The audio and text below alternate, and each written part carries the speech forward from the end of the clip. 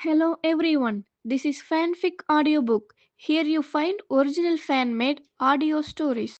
Demon Slayer. I can cosplay Yoriichi Tsugikuni. Part 1. Madam, you wouldn't want to wake the children, would you? Lin Yoriichi looked at Kamado Kai, who was full of fear and wariness, and quietly shifted a few steps back. He was well aware of Madame Kamado's combat prowess.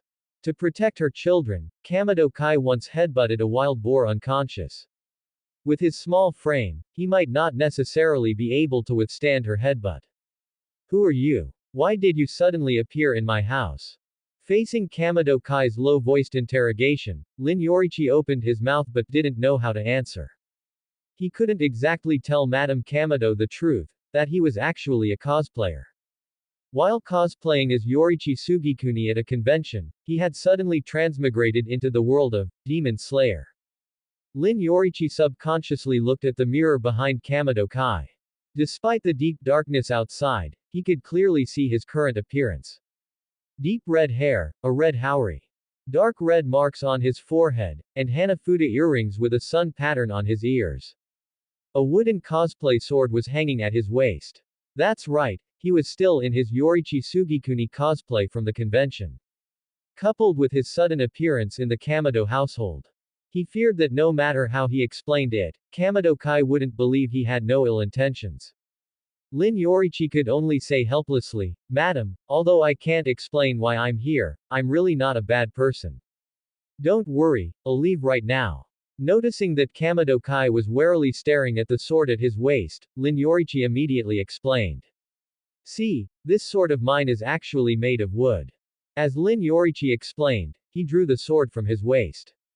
However, the heavy weight in his hand and the sharp blade made him freeze on the spot. Wait, isn't this thing a wooden sword for cosplaying?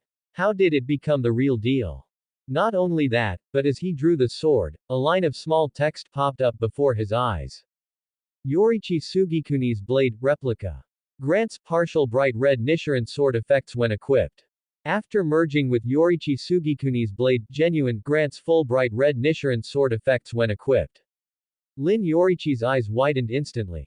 Refusing to believe it, he grabbed his own hair. A few deep red strands of hair fell into his hand, and he felt a tug on his scalp. He raised his hand again and rubbed the mark on his forehead vigorously. However, not a single trace of pigment stained his fingers. Lin Yoriichi was stunned. The sword, the mark, and the hair, these were clearly his makeup and props. How did they become real after transmigrating? As if sensing Lin Yoriichi's bewilderment, another line of small text popped up before him. Current cosplay character, Yoriichi Tsugikuni. Current synchronization, 10%. Preliminary mastery of Yoriichi Tsugikuni's various abilities. Holy cow, is this a cosplay to reality system? If the synchronization reaches 100%, wouldn't he truly be able to replicate the strongest combat power in the Demon Slayer world, Yoriichi Tsugikuni? While Lin Yoriichi was still thinking, he heard Kamado Kai shout in a low voice. Please leave immediately. As she spoke, Kamado Kai had already assumed a stance as if she were about to headbutt him. Lin Yoriichi understood that his sudden drawing of the sword just now clearly signaled danger in Kamado Kai's eyes. And his actions, pulling his hair, rubbing his forehead, and then bowing his head in deep thought, suggested he was mentally unstable. Taken together, in Madame Kamado's eyes, he was a dangerous lunatic. He could only move slowly toward the door with gestures that hopefully wouldn't cause a misunderstanding, whispering, I'm leaving now. However, the moment Lin Yoriichi opened the door, he locked eyes with a man wearing a black suit and a white fedora. At this moment, Lin Yoriichi had only one thought in his mind. Holy crap, I've seen a ghost. Muzan Kibutsuji walked along the path of Mt. Kumotori. The deep snow on the road was enough to make walking difficult for ordinary people, but for him, the Demon King, it had no effect at all. He looked at a small wooden hut nearby and muttered to himself. An old man, and a child. TCH, utterly boring. For an ordinary demon, this would definitely be a good hunting target. But as the Demon King, he was no longer interested in hunting humans, instead, he was obsessed with experiments. For 1,000 years, he had been unable to find the blue spider lily that would allow him to no longer fear sunlight. So, Muzan Kibutsuji changed his approach. He bestowed his blood upon humans to see if they could evolve the ability to withstand sunlight. If one did, he would devour that demon to finally become a perfect creature. But humans were simply weak, fragile creatures. Most humans who received his blood would only turn into a puddle of flesh. Muzan Kibutsuji looked casually toward the mountaintop. The vibrant aura of life coming from there actually piqued his interest. 5 children and 1 adult woman. I might as well do one last experiment. As he drew closer, Muzan Kibutsuji suddenly stopped in his tracks. He vaguely sensed that in that house, there were not only children and a woman but also a presence that had mastered a breathing style. TCH, a swordsman from the Demon Slayer Corps. Muzan Kibutsuji stopped, his eyes filled with mockery. Another one of those overconfident fools, but they do make for interesting experimental material. These Demon Slayer Corps swordsmen might be a threat to ordinary demons. But in his eyes, they were nothing more than a group of interesting experimental materials. After all, for over 1,000 years, only. His face suddenly became exceptionally gloomy, and veins even bulged on his forehead. He remembered that man again. Yoriichi Tsugikuni. A mere human had actually forced him to flee in pathetic disgrace. Muzan Kibutsuji strode toward the house, still muttering to himself. I was originally going to use you for an experiment. But since you made me remember that man, I can only torture you to death. I almost forgot, I can't let those children see you being tortured, it would scare them. How about I kill those children first? At this thought, Muzan Kibutsuji's face was filled with a joyful smile. He could almost see the swordsman wailing in despair under his torture. However, just as he approached, he found that the door had been opened. Muzan Kibutsuji looked up and instantly saw a head of long, deep red hair. Shifting his gaze downward, he saw the dark red marks on the other person's forehead. In an instant, Muzan Kibutsuji's breathing stopped. Even his pupils were trembling. Long deep red hair, the marks on the forehead. The pathetic scene from 300 years ago surged back like a flood. Muzan Kibutsuji's gaze continued to move. He clearly saw the pair of Hanafuda earrings with the sun pattern. Finally, Muzan Kibutsuji's gaze froze on the other person's entire face. That face was actually identical to the Yoriichi Tsugikuni in Muzan Kibutsuji's memory. The 7 hearts inside his body stopped beating at the same time. And his 5 brains gave birth to the same thought. Holy crap, I've seen a ghost. Lin Yoriichi was stunned. The man in front of him, wearing a suit and a fedora with curly hair, looking remarkably like Michael Jackson, was undoubtedly Muzan Kibutsuji. He never expected that the point in time he transmigrated to would be the very night Muzan Kibutsuji slaughtered the Kamado family. If he had 100% synchronization, no, even just 50%, he would have the confidence to protect the Kamado family and escape unscathed from Muzan Kibutsuji. But with only 10% synchronization in a Yoriichi Tsugikuni's blade fake, even self-preservation was a problem. This feeling of encountering the final boss right at the start reminded Lin Yoriichi of when he first played Sekiro. This is attack, this is defense, and this is Genichiro Ashina. Lin Yoriichi really wanted to point at himself and ask the system. Me. Fight Muzan. Facing this, opening kill, Lin Yoriichi only had one thing to say. Muzan, I really didn't expect to run into you here. Eek. An unconscious wail escaped the corner of Muzan Kibutsuji's mouth, and all 5 of his brains were trembling violently. Originally, only 2 of his brains thought he had encountered Yoriichi Tsugikuni again. 3 other brains were barely managing to stay calm. Yoriichi Tsugikuni has been dead for hundreds of years. It's absolutely impossible for him to appear here again. But those words shattered his remaining composure. This guy recognized him. He hadn't appeared much in hundreds of years. How could this person recognize him at first glance? There was only one explanation. The man in front of him was very likely Yoriichi Tsugikuni. Muzan Kibutsuji stared at the man before him, his eyes widening involuntarily. Aren't you dead? Hearing this, Lin Yoriichi immediately realized that Muzan Kibutsuji had misunderstood his words. Moreover, the other was even more nervous and terrified than he was. The demon was frozen in place, his entire body trembling slightly.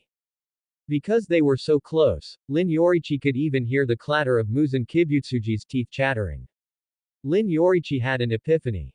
Right. Only he knew he only had 10% synchronization, but Muzan Kibutsuji didn't.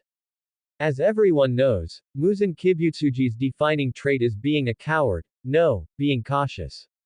And the reason he was so cautious was because he had encountered Yoriichi Tsugikuni 300 years ago. Because Lin Yoriichi had cosplayed as Yoriichi Tsugikuni, he was very familiar with the original Demon Slayer series. He clearly remembered that in the original work, when Muzan Kibutsuji encountered Yoriichi Tsugikuni, he split himself into over 1,800 pieces to escape. But Yoriichi Tsugikuni still managed to slash over 1,500 of them. He even left scars on Muzan Kibutsuji's body that have yet to fade. When he first saw Muzan Kibutsuji, his first reaction was, holy crap, a demon.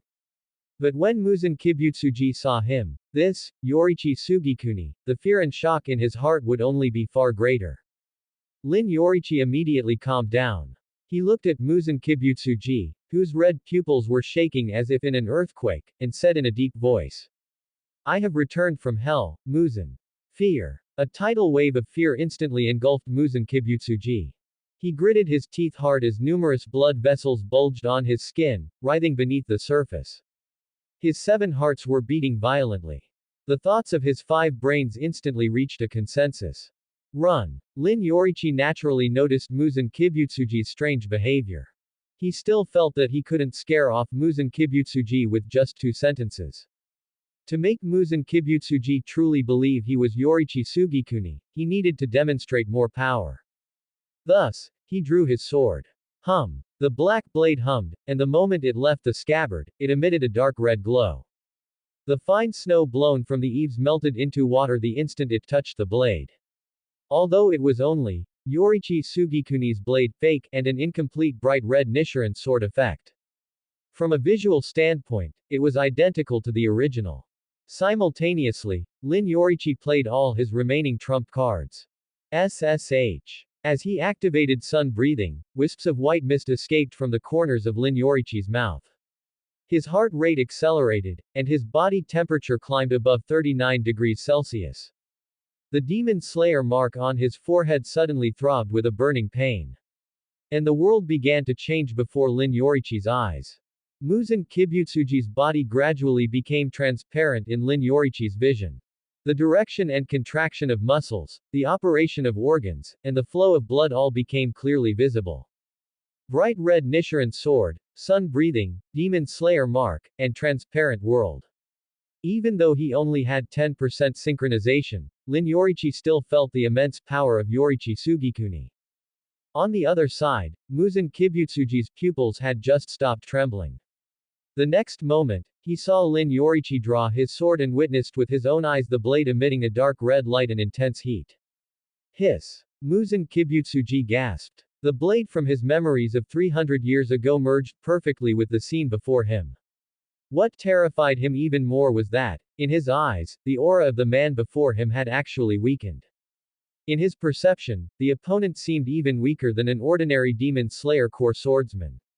This unusual situation immediately reminded Muzan Kibutsuji of his pathetic past. 300 years ago, when he first saw Yoriichi Tsugikuni, he had also mistaken him for an ordinary demon slayer core swordsman. And then, Muzan Kibutsuji didn't dare to think any further.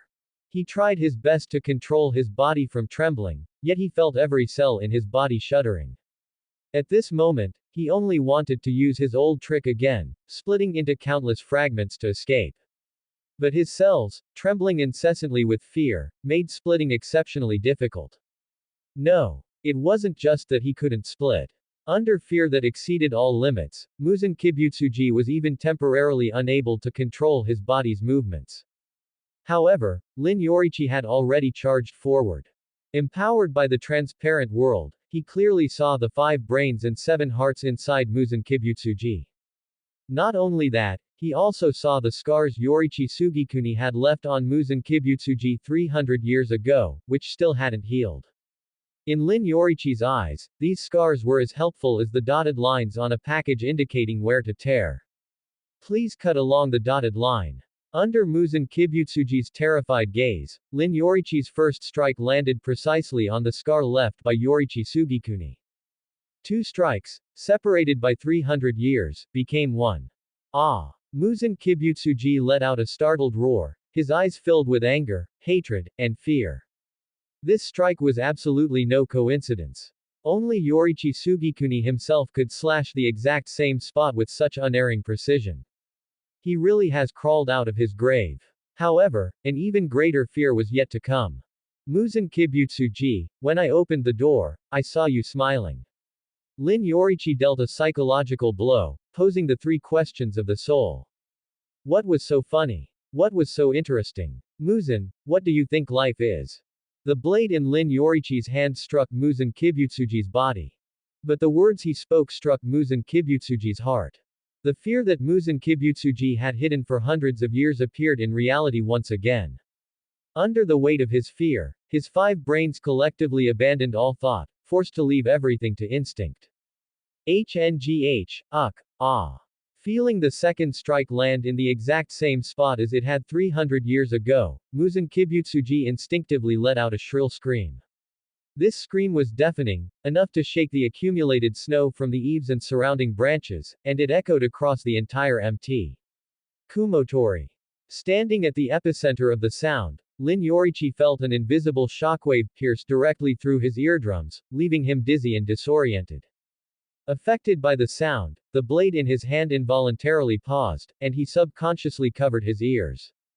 Although he knew this wasn't the right time, Lin Yoriichi still couldn't help but complain internally. This is the Demon King, yet why does his scream sound like Beast Senpai? This scream interrupted Lin Yoriichi's attack and allowed Muzan Kibutsuji to regain a bit of clarity. But he had no time to compare the injuries he was suffering now to those from back then, he only knew he had to escape immediately. Split. I must split immediately. Only by splitting can I escape from this guy. PFFT, PFFT, PFFT. A series of eerie sounds emanated from within Muzan Kibutsuji's body. Before Lin Yoriichi's eyes, Muzan Kibutsuji instantly shriveled up, just like a deflating balloon. Countless chunks of flesh, covered in tiny tentacle-like appendages, crawled out from beneath Muzan Kibutsuji's clothes and scattered in all directions with astonishing speed. Immediately after, that layer of Muzan Kibutsuji's skin swelled up once more. Finally, with a bang, it burst apart, erupting into a massive cloud of blood mist and shredded flesh that obscured the surrounding space. Facing such a bizarre and disgusting scene, Lin Yoriichi breathed a sigh of relief. This time, Muzan Kibutsuji had genuinely been scared off by him. Lin Yoriichi did not immediately let his guard down, he kept his blade raised, occasionally striking at the escaping chunks of flesh. Only when the last bit of flesh disappeared from his transparent world vision, leaving behind nothing but the suit and fedora, did Lin Yoriichi completely relax. His mind was now filled with an overwhelming urge to complain. With only 10% restoration, he had scared such a demon king into self-destructing just to run away. He didn't even want his clothes anymore. Just how much fear does this Muzan Kibutsuji hold in his heart for Yoriichi Tsugikuni? No wonder Muzan Kibutsuji hid for so many years in the original work, only daring to come out and act once Yoriichi Tsugikuni had passed away. If his restoration reached 100%, wouldn't Muzan Kibutsuji treat him like a new generation of Supreme Master? When that time comes, if he asks Muzan Kibutsuji, what do you consider life to be? He would probably rush to answer. I consider it a treasure. I truly consider it a treasure. While complaining internally, Lin Yoriichi didn't neglect to take care of other matters. His current body, due to the restoration level, was not as frail as he had imagined. Even after taking the full force of Muzan Kibutsuji's scream, he had already recovered. However, the Kamado family had all collectively fallen unconscious from the impact of the sound. In particular, Kamado Kai had fainted the moment the sound rang out, collapsing crookedly onto the ground. Lin Yoriichi stepped forward to help her up and settled her beside the rest of her family. While settling the Kamado family, Lin Yoriichi confirmed that he did not see Tanjiro Kamado. According to the original plot, he should still be resting at Grandpa Saburo's house right now. Thinking of this, a thought couldn't help but arise in Lin Yoriichi's mind. Because of his transmigration, the Kamado family had already deviated from their original fate. In this situation, would Tanjiro still join the Demon Slayer Corps? While pondering, Lin Yoriichi didn't forget to close the door to prevent the Kamado family from freezing. Based on the medical knowledge he possessed, the family shouldn't be in any serious danger, but they likely wouldn't wake up anytime soon. It wasn't that Lin Yoriichi hadn't considered sending the Kamado family to the Butterfly Mansion. But the awkward thing was, as a transmigrator, although he knew of the Butterfly Mansion's existence, he had absolutely no idea how to get there. Furthermore, he couldn't transport the entire unconscious Kamado family by himself. Fortunately, such a huge commotion had been made here, and Giyu Tomioka, who wasn't far away in the original story, should arrive immediately. When that happened, having him summon the Kakushi, in charge of logistics to handle these matters would be much safer than him handling it himself. Just at this moment, Lin Yoriichi heard footsteps coming from outside. The night gradually faded, and a glimmer of light had already appeared in the sky. In such an environment, those man-eating demons should have already ceased their activities. But Giyu Tomioka did not let his guard down, instead, he increased his speed. Although he was some distance away, Giyu Tomioka still heard that scream, which was loud enough to echo across Mt. Kumotori. When he heard the noise, his heart tightened. Only those demons could cause such a commotion. This handsome, refined-looking swordsman, wearing a two-toned haori, rushed toward the summit of Mt. Kumotori like a gust of wind.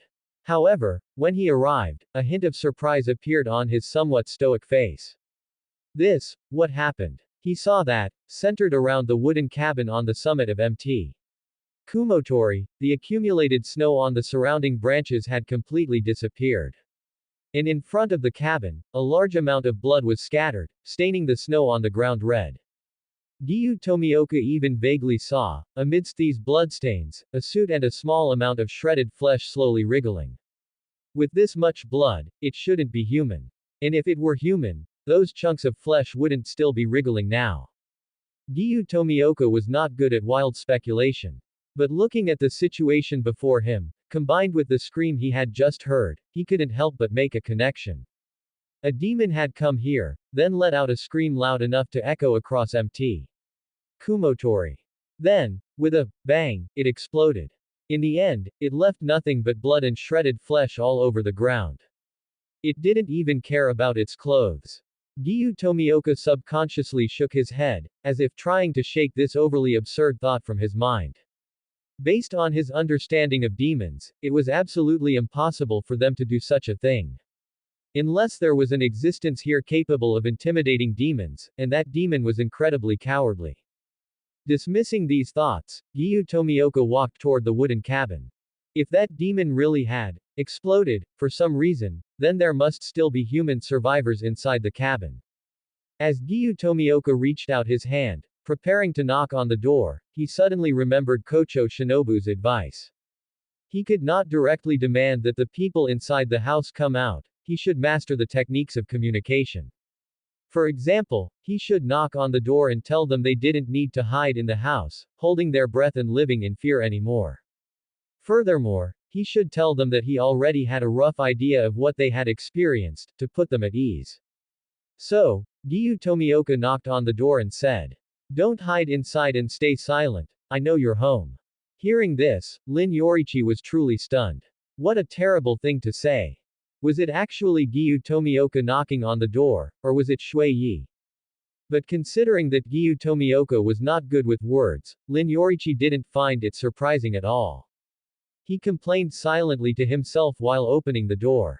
Seeing the door open, Giyu Tomioka said in a deep voice, "I am Giyu Tomioka of the Demon Slayer Corps. Please tell me what happened here."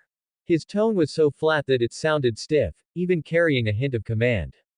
Even though Lin Yoriichi understood Giyu Tomioka's quirks very well, he still felt a bit displeased at this moment. That's right, Giyu Tomioka just had that peculiar talent. He could annoy others even when speaking normally. Fortunately, this situation didn't last long, as another set of footsteps approached from outside. A person dressed in black, wearing a white mask with thick black stripes, ran over, panting. When Gyu Tomioka heard the scream on the summit of Mt. Kumotori, he had already used his Kasugai crow to send the message out. A demon whose scream could echo across the entire Mt. Kumotori was definitely not an ordinary one. Therefore, the Kasugai crow not only passed the news to the nearest Kakushi but also relayed it all the way back to headquarters. As the Kakushi closest to Mt. Kumotori, she was the first to arrive. However, when she saw Gyu Tomioka, confronting a swordsman with deep red hair and a red haori, she immediately thought, oh no. During the Hashira meetings at headquarters, she had seen more than once how Mr. Tomioka would say just one sentence and end up surrounded by the Wind Hashira and Serpent Hashira, looking like a conflict was about to break out. Even Kocho Shinobu, who was usually smiling at everyone, had to take deep breaths whenever she spoke to Mr. Tomioka just to barely maintain the smile on her face. In such a situation, letting Mr. Tomioka communicate with others was definitely not a wise move. She ran over, blocked Gyu Tomioka, and said helplessly, Mr. Tomioka, please let me explain. Gyu Tomioka looked at her and nodded slightly. Go ahead if you want to. As soon as these words came out, Lin Yoriichi could clearly perceive it even without using the transparent world. This Kakushi, whose features clearly marked her as female, had veins bulging on her forehead after hearing Gyu Tomioka's words. She took a deep breath and smiled at Lin Yoriichi. Hello, I am a Kakushi in charge of logistics for the Demon Slayer Corps. You can call me Haruko Momoki. The Demon Slayer Corps is an organization dedicated to slaying demons. After introducing the Demon Slayer Corps, Haruko Momoki's gaze went past Lin Yoriichi and looked into the room. As a Kakushi, I am responsible for aftermath cleanup and emergency aid. You can tell me the details when it is convenient. But the people inside seem to have fainted. May I go check on their condition first? It must be said that this female Kakushi's communication skills were far better than Gyu Tomioka's. Moreover, looking at her dark green eyes, Lin Yoriichi felt they were somewhat familiar. It seemed that in the original story, this Kakushi was the one responsible for the first leg of transporting Tanjiro from the Butterfly Mansion to the Swordsmith Village. Was she able to introduce herself now because she wasn't responsible for guide work yet? These thoughts flashed through Lin Yoriichi's mind. He looked at Haruko Momoki and said, just call me Yoriichi. I am, well, a swordsman for the sake of interest. When I passed by here, I scared off the demon and protected this family. Haruko Momoki was stunned for a moment, assuming the other party didn't want to reveal his surname, so she didn't press for it. She nodded. Although she still had many questions in her mind, the most important thing right now was to check on the condition of the family inside. But after she went inside to check, Gyu Tomioka and Lin Yoriichi were left staring at each other. For a moment, the atmosphere at the door became awkward. Lin Yoriichi could only lower his head to check his restoration system. Although he only swung his sword twice in this battle, his restoration rate had risen to 17%. One can only say, as expected of Muzan Kibutsuji. Although this demon king was cowardly and trashy, cutting him really increased experience fast. Of course, Lin Yoriichi had considered fleeing thousands of miles away immediately after resolving this crisis. After all, in the original story, Muzan Kibutsuji had lived for 1,000 years without ever leaving Japan. As long as he was far enough away, he wouldn't have to worry about Muzan Kibutsuji coming after him. But before he transmigrated, he could only put a figure of Muzan Kibutsuji in the sun to bake. Now that he had transmigrated, wouldn't it be a pity if he couldn't expose the real Muzan Kibutsuji to the sun? Furthermore, the character he was cosplaying was Muzan Kibutsuji's living daddy, Yoriichi Tsugikuni. If for others, the difficulty in eliminating Muzan Kibutsuji was finding him and eliminating him. Then for Lin Yoriichi, after increasing his restoration rate, there was likely only one difficulty left. Finding him, Lin Yoriichi was still pondering when he saw that Haruko Momoki had finished checking on the Kamado family and was looking at him and Giyu Tomioka. This family is not in serious condition, but it seems they suffered a shock and will need some time to wake up. But there are signs that a demon has been here, so it is not safe. Therefore, I suggest contacting other nearby Kakushi and the nearest wisteria house to get this family out of here first.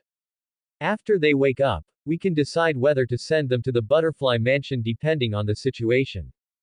Haruko Momoki's suggestion was very reasonable. Giyu Tomioka also summoned his Kasugai crow again and relayed everything he had seen and heard since coming up the mountain. Lin Yoriichi interjected, "Wait a moment, there should be another member of this family down the mountain, and he will likely return early in the morning." Hearing this, Haruko Momoki was stunned for a moment, and new doubts arose in her heart. But she still didn't say much and just said, "No problem. After the other Kakushi arrive, someone will go look for him. And then send him to Wisteria House together." Lin Yoriichi nodded and said nothing more. He had considered following Giyu Tomioka or Haruko Momoki, establishing a relationship with the Demon Slayer Corps, or even joining the Demon Slayer Corps. After all, whether it was going to the swordsmith village to get Yoriichi Tsugikuni's Nichiren sword, or preparing some little surprises for Muzan Kibutsuji and Kokushibo, both required the cooperation of the Demon Slayer Corps. Furthermore, he had transmigrated with absolutely no money in his pocket, and even eating was a problem. The only high-paying job he knew of currently was being a swordsman in the Demon Slayer Corps. But thinking about the things he couldn't easily explain, Lin Yoriichi hadn't figured out how to bring it up yet. Flap! Flap! Just then, the sound of flapping wings suddenly came from the sky. Message. Message. A message from headquarters. Hashira Giyu Tomioka, please invite the swordsman from Mt. Kumotori back to headquarters. Lin Yoriichi was instantly stunned. Could the Kasugai crow deliver messages this fast? Nakame sat on the central platform of the Infinity Castle, plucking the biwa in her hands. Clang! The strings rang out, and a square portal suddenly appeared above the Infinity Castle. Splash! A massive amount of minced flesh, accompanied by viscous blood, poured down from the portal and landed all over the platform in front of Nakame. Nakame had never seen such a scene before. She wanted to ask what had happened, but her subconscious was desperately trying to stop her. If she really asked, her life would definitely be forfeit. Sure enough, the next moment, the viscous blood and the large amount of minced flesh began to converge, gradually forming a human shape. However, several sword marks that appeared on it caused the figure to collapse back into a pile of minced flesh. The minced flesh tried several times in succession until it finally managed to pull itself together into a human shape. Then, the figure slowly revealed its true appearance. It was none other than Muzan Kibutsuji. Throughout the whole process, Nakame kept her gaze and senses constrained, not daring to make a single sound. The resonance from the blood within her body not only allowed her to perceive Muzan Kibutsuji's current wretched state, but it also allowed her to feel his intense fear and hatred. Yet Nakame dared not even harbor any unnecessary thoughts. She could only keep her head bowed low, terrified of angering Muzan Kibutsuji and becoming the target of his venting. Muzan Kibutsuji had just regained his human form. Because he had split into numerous chunks of flesh to escape, his suit and fedora were still left on Mt. Kumotori. He was completely naked, without even a single piece of clothing to cover himself. Gurgle. Muzan Kibutsuji suddenly doubled over like a shrimp and violently vomited a large mouthful of blood. When he lifted his head again, his appearance and hairstyle had changed. He, who had originally appeared as a male, had now turned into a female with her hair tied up at the back of her head. Having changed like this, that guy shouldn't be able to recognize me again, right? He slowly stood up, ignoring the blood still spilling from the corners of his mouth, and stared fixedly at Nakame. HMPH, you know your place. Not sensing any thoughts in Nakime's mind, Muzan Kibutsuji nodded in satisfaction. But the next moment, he reached out his hand. His outstretched arm instantly swelled up, its surface turning crimson and covered in numerous yellow eyeballs. Where his palm had been, it transformed into a large mouth filled with countless sharp fangs, dripping with viscous liquid, and it bit fiercely into Nakim's body. But, I am very angry right now. A hair-raising sound of devouring echoed through the air. When Muzan Kibutsuji released his arm, only Nakim's head, neck, half of her shoulder, and one arm remained. The rest of her had vanished. Even though she had become a demon, such injuries and the intense pain of being devoured were far beyond Nakim's ability to endure. Yet she dared not make a sound, terrified that Muzan Kibutsuji would punish her further. How boring. Muzan Kibutsuji tossed the mangled Nakame aside as if she were a discarded ragdoll. He casually picked up Nakim's black kimono and draped it over himself. Having returned to the Infinity Castle where he felt most secure, changed his appearance, and abused his subordinate. The hatred and fear in his heart dissipated slightly, and now Muzan Kibutsuji finally regained some of his reason. Summon Kokushibo to me, he ordered coldly. Nakame struggled to move her mangled body with her only remaining arm, reaching the side of her biwa. Then, she played a note. Clang. On the ground in front of Muzan Kibutsuji, a square portal suddenly appeared. A man appeared from the portal, wearing a purple-based garment with a black patterned haori, a katana made of flesh and blood at his waist, and overall appearing like a samurai. On this man's face, there were similarly dark red demon slayer mark. However, what was astonishing, or even disgusting and terrifying, was that he actually had 6 eyes. On the 2 middle eyes, the characters for upper rank and 1 were clearly visible. Upper rank 1, Kokushibo. Kokushibo did not seem surprised by his sudden appearance in the Infinity Castle. But when he slowly raised his head and saw Muzan Kibutsuji's current appearance, his face was filled with shock. Of course, what Kokushibo was surprised by was not why Muzan Kibutsuji had turned into a woman and was wearing Nakim's clothes. His 6 eyes were fixed tightly on the wounds on Muzan Kibutsuji's body that were not covered by clothing.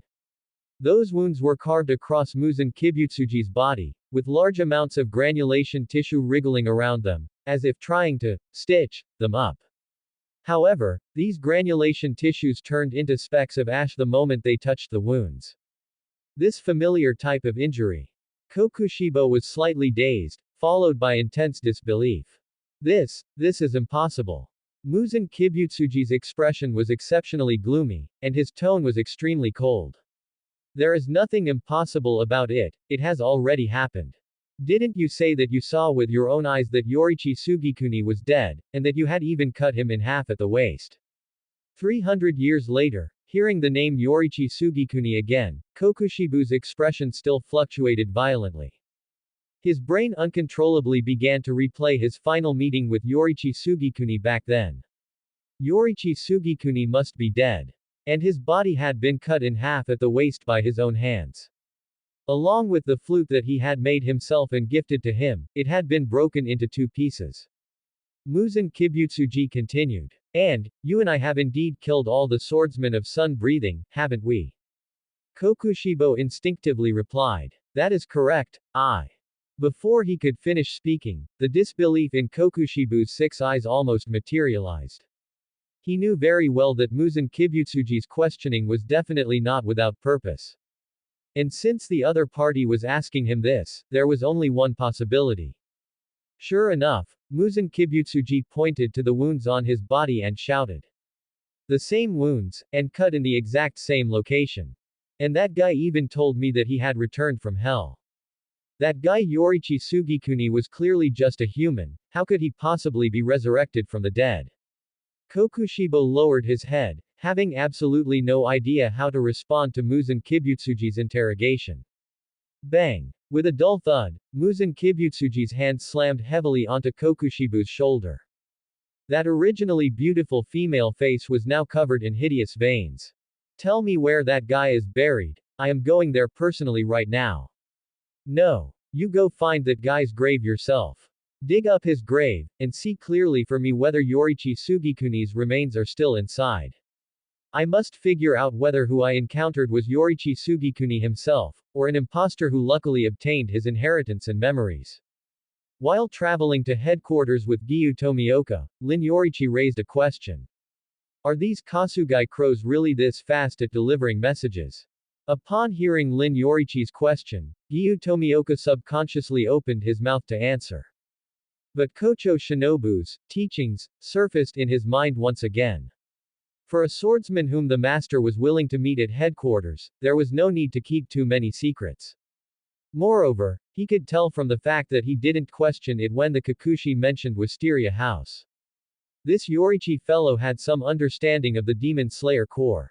Therefore, even though the other party called out the name, Kasugai Crow, directly, Gyu Tomioka didn't find it strange. It was just that Lin Yoriichi clearly didn't know that, besides using Kasugai crows, the Demon Slayer Corps also used telegraphs to transmit information. Note 1. Kasugai crows could deliver messages from telegraph offices to Demon Slayer Corps swordsmen. Naturally, it worked both ways. They could have a Kasugai crow deliver a message to a telegraph office to be sent to the master. Thus, Gyu Tomioka spoke up. You only know about Kasugai crows, but not about telegraphs. Lin Yoriichi was momentarily speechless. Fine, fine, fine. This way of speaking, truly worthy of Gyu Tomioka. However, Gyu Tomioka's words also made Lin Yoriichi realize the limitations of his own thinking. When watching the original work, Lin Yoriichi would always forget that the setting was the Taisho era. By this time, electric lights, telegraphs, and even telephones were already starting to become popular in Japan. To say something even more amazing, as long as he took out Muzan Kibutsuji and ensured the survival of the entire Demon Slayer Corps. Then in a dozen years or so, Lin Yoriichi would be able to invite the members of the Demon Slayer Corps to watch the classic animation Tom and Jerry. So, could it be that Muzan Kibutsuji, because he had been hiding for too long, didn't understand some emerging technologies? Could he use this to find him? While pondering, Lin Yoriichi noticed Gyu Tomioka's gaze fixed on him. He suddenly said, Gyu Tomioka, you actually have been hated by people all along, right? As soon as these words were spoken, Gyu Tomioka's eyes widened slightly. His face, which usually appeared somewhat stiff due to being overly calm, now displayed a surprisingly vivid expression. But the next moment, Gyu Tomioka said in a deep voice. I am not hated. Lin Yoriichi wore a strange smile and coaxed him. In the Demon Slayer Corps, have you ever had the experience where, as soon as you started speaking, someone suddenly got angry, or even surrounded you? He was, of course, referring to the serpent Hashira Obanai Iguro and the wind Hashira Sanemi Shinazugawa. These two people were often annoyed with Gyu Tomioka. It even spawned a term to describe this situation. See Gyu, surround him. Gyu Tomioka suddenly fell silent. Lin Yoriichi continued. In the Demon Slayer Corps, is there anyone who is often willing to talk to you? Gyu Tomioka immediately thought of Kocho Shinobu. With Lin Yoriichi bringing it up, Gyu Tomioka suddenly realized that it seemed like, in the entire Demon Slayer Corps, only Kocho Shinobu was willing to talk to him on her own initiative. However, Lin Yoriichi's next sentence was. Then, does this person's expression suddenly become unpleasant? Gyu Tomioka fell silent once again. Lin Yoriichi's smile became increasingly strange. Is it because you have had some special experiences in the past that you always feel your abilities don't quite match your position? Gyu Tomioka nodded subconsciously. Lin Yoriichi spoke again. Then, in the process of interacting with others, do you try to express this thought of yours using words? Gyu Tomioka nodded again. That's right, his situation was exactly as this Mr. Yoriichi said. Wait, why did he subconsciously address the other person as Mr.? Gyu Tomioka frowned slightly, feeling that something was not quite right. However, the next moment, Lin Yoriichi's words made his eyes widen completely. Gyu Tomioka, the sentence you use to express your thoughts is likely, I am not the same as you, isn't it? Bullseye. Gyu Tomioka looked at Lin Yoriichi with suspicion and uncertainty. Mr. Lin Yoriichi had only spent a little while with him, so why could he understand his thoughts so well? Following that, a thought suddenly surfaced in Gyu Tomioka's mind. So, was he really hated? Gyu Tomioka wanted to speak several times. But in the end, he fell into silence. Lin Yoriichi looked at the silent Gyu Tomioka and suddenly remembered that lyric. Your silence is deafening. For the rest of the journey, Giyu Tomioka did not speak again. Even when Lin Yoriichi asked something, Giyu Tomioka only answered with simple nods and shakes of his head. Seeing this, Lin Yoriichi felt a bit embarrassed. He didn't just talk Giyu Tomioka into a shell, did he? When Lin Yoriichi and Giyu Tomioka set off from Mt. Kumotori, it was nearly dawn. And after traveling for a whole day, night shrouded the sky once again. Giyu Tomioka finally spoke. After the sun sets, those evil demons will begin to stir. We, the swordsmen of the Demon Slayer Corps, usually travel and search for the whereabouts of demons during the day. Now, we can rest at a wisteria house or some other place. But if a Kasugai crow brings news, or if we discover traces of evil demons, we will act immediately. Lin Yoriichi looked at Giyu Tomioka with some surprise. So you can actually communicate normally without being insufferable. Just then, a Kasugai crow suddenly flew over. Ka. South-southeast. South-southeast. Kano rank swordsman Murata has encountered an evil demon. Requesting backup. Requesting backup. Upon hearing the Kasugai crow's plea for help, Giyu Tomioka's eyes narrowed instantly. Wisps of white mist escaped from the corners of his mouth. The next moment, he charged toward Murata's location at an astonishing speed.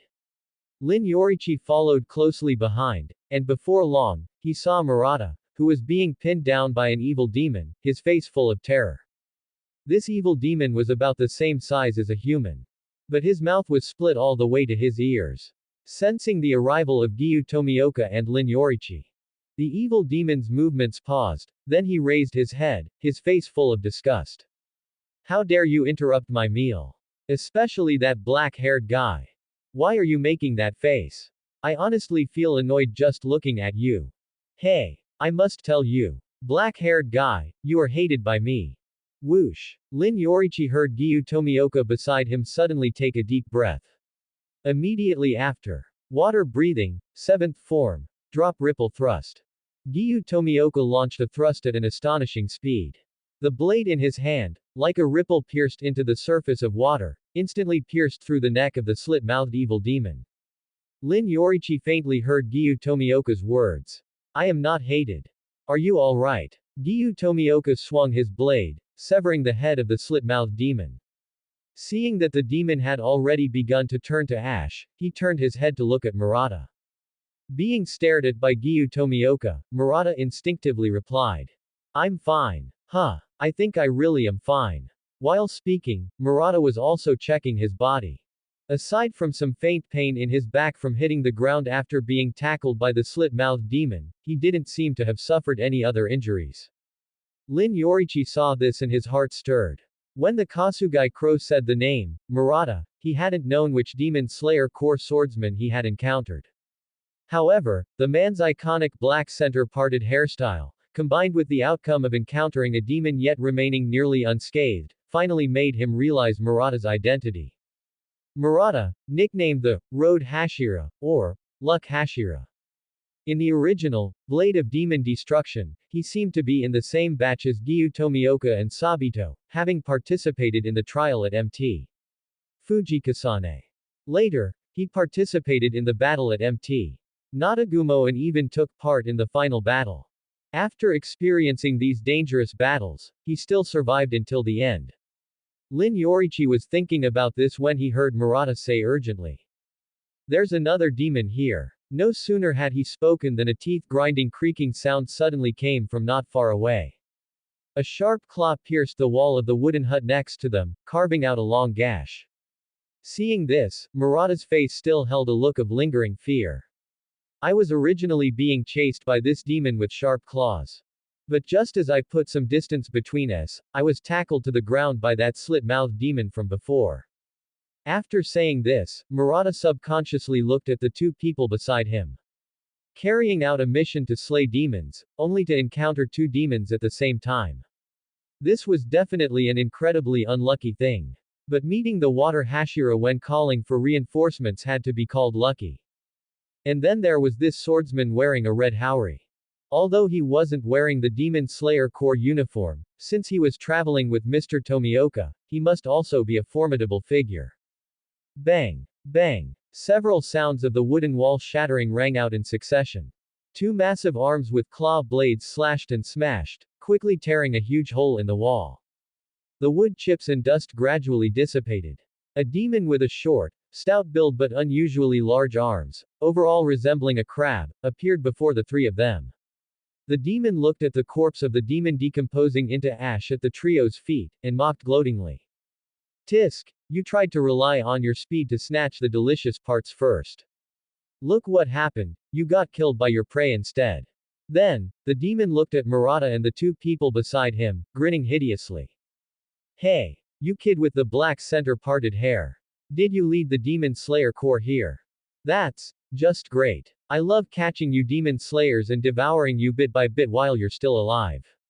You demon slayers are all high-quality food. I have the strength I do now because I've eaten many demon slayers. Before the demon could finish speaking, it suddenly moved. Blood demon art. Piercing tongue. Even though it had already used its blood demon art, the demon held its two massive arms in front of itself, adopting a charging stance.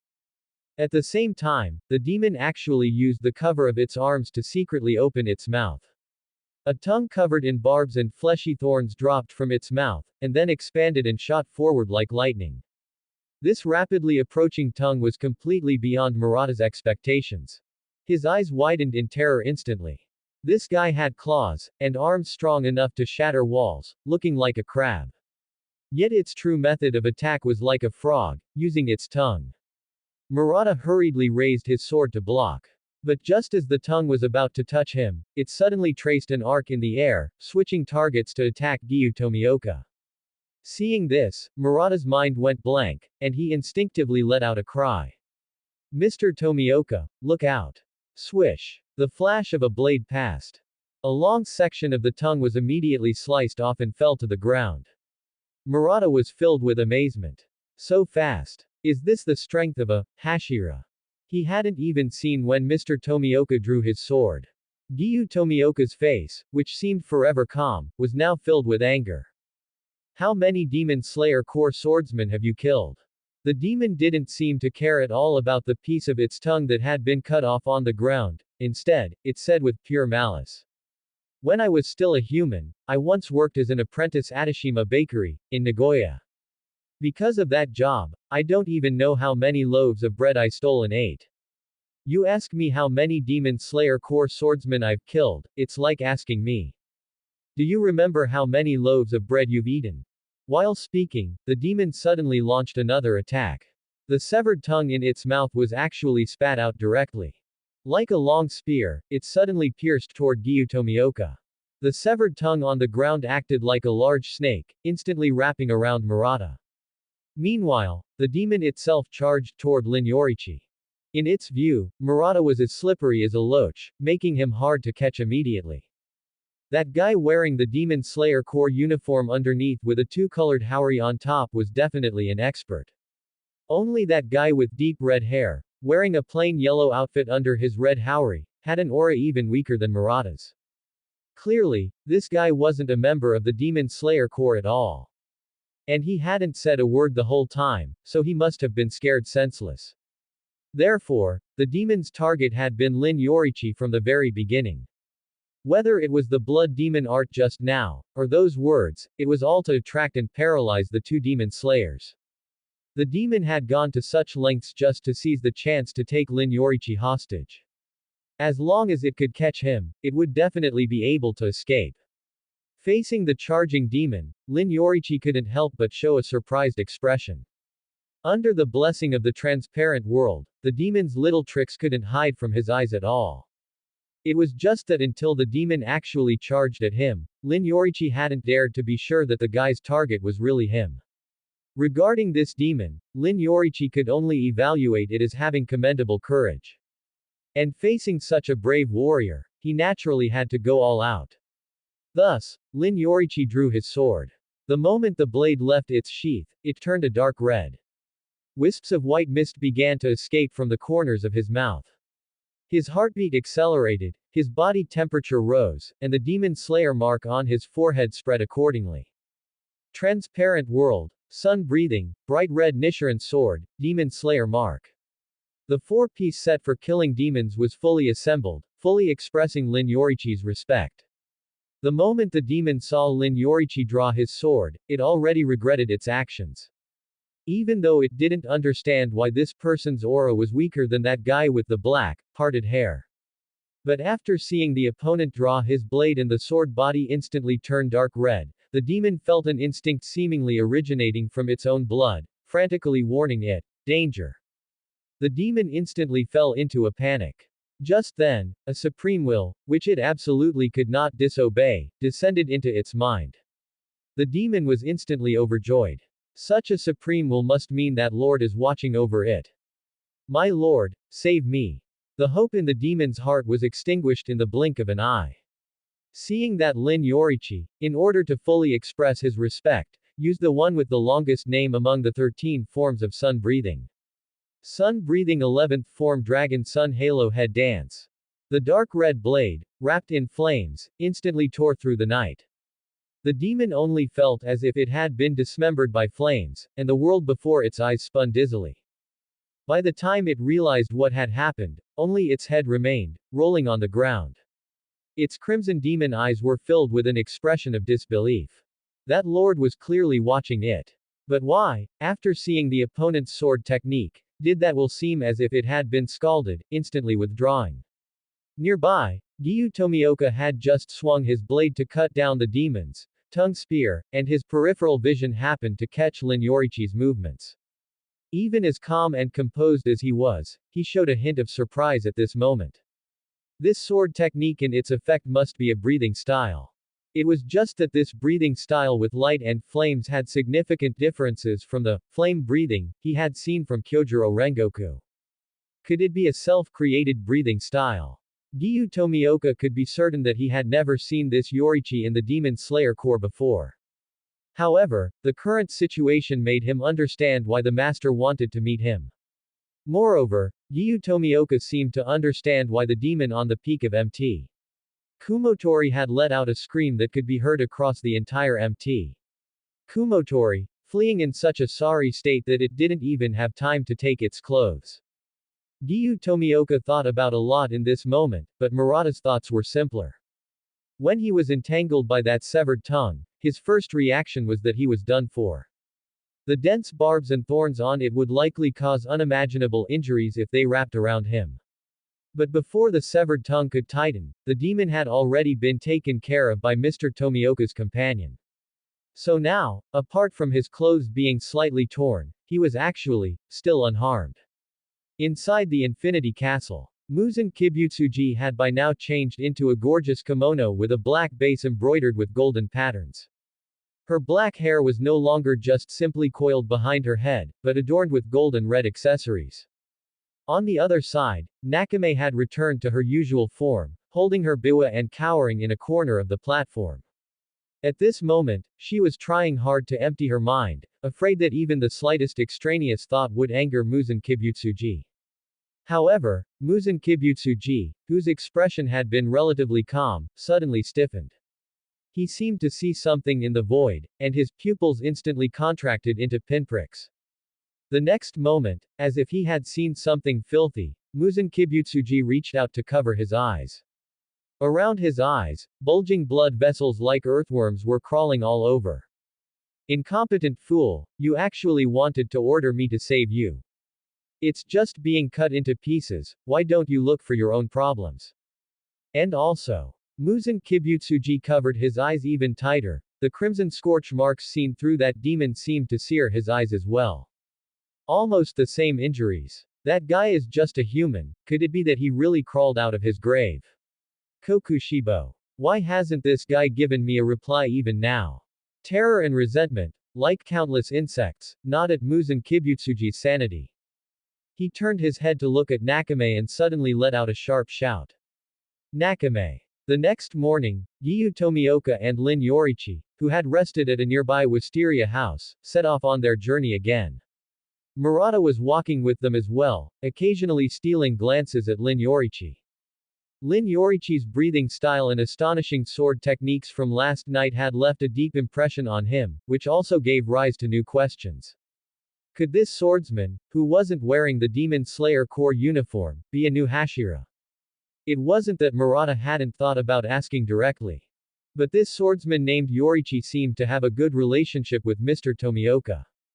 Being able to get along well with Mr. Tomioka, then Lin Yoriichi's personality must be quite strange too, right?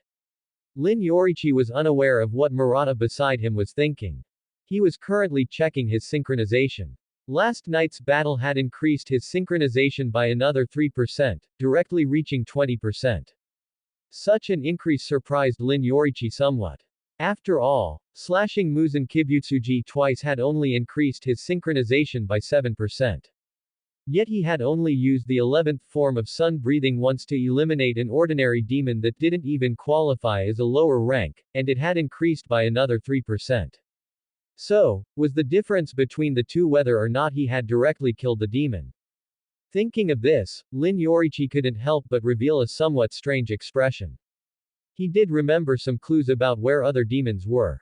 If he went to hunt them down one by one, would that cause his synchronization to skyrocket?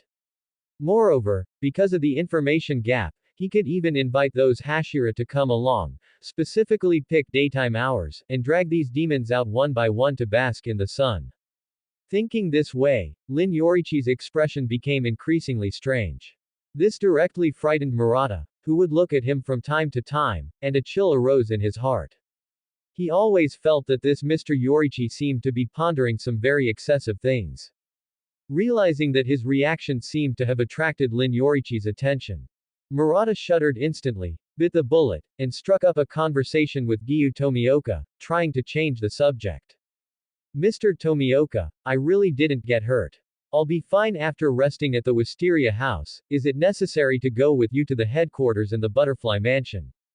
Gyu Tomioka said seriously. Demons generally do not gather. It is very rare for two demons to appear in the same area. I suspect there are other secrets hidden there. Having you go to the Butterfly Mansion is just to prevent you from having sustained other hidden injuries. What's more important is going to the headquarters to report this matter to the master. Upon hearing this, Murata's eyes widened instantly. As expected of a Hashira. He thinks much more than an ordinary swordsman like me, and sees much further. But, wait, isn't Mr. Tomioka famous for not knowing how to communicate? Why is he speaking so normally now? Just as Murata was puzzled, Gyu Tomioka suddenly quickened his pace. The headquarters is just ahead. Hearing this, Lin Yoriichi subconsciously looked up. A reasonably large estate had appeared ahead, surrounded by wisteria flowers, looking as if it were wrapped in a sea of flowers.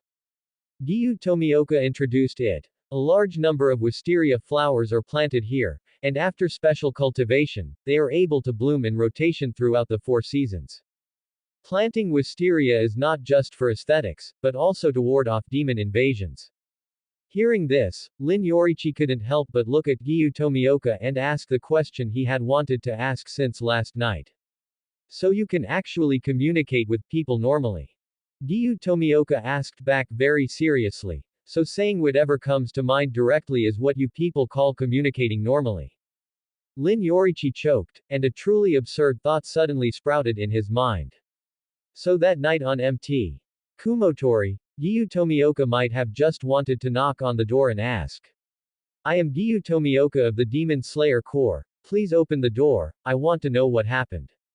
But someone had specifically instructed him to think more before speaking. As a result, after much deliberation, Gyu Tomioka decided to express his thoughts concisely. Don't hide inside and stay silent, I know you're home. And after being told by him, you must be hated by people often, Gyu Tomioka started stating his thoughts directly. This actually made it seem like he could communicate with people, normally. Murata, who had been standing on the side the whole time, had no idea what the two were communicating about.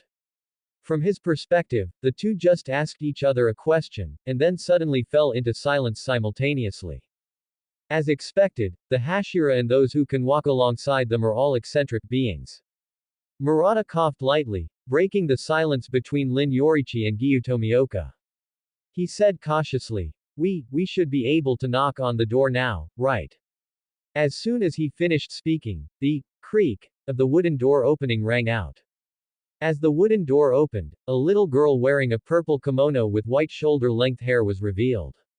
Lin Yoriichi, who was very familiar with the original work, immediately recognized the identity of this little girl, Hinaki Ubuyashiki.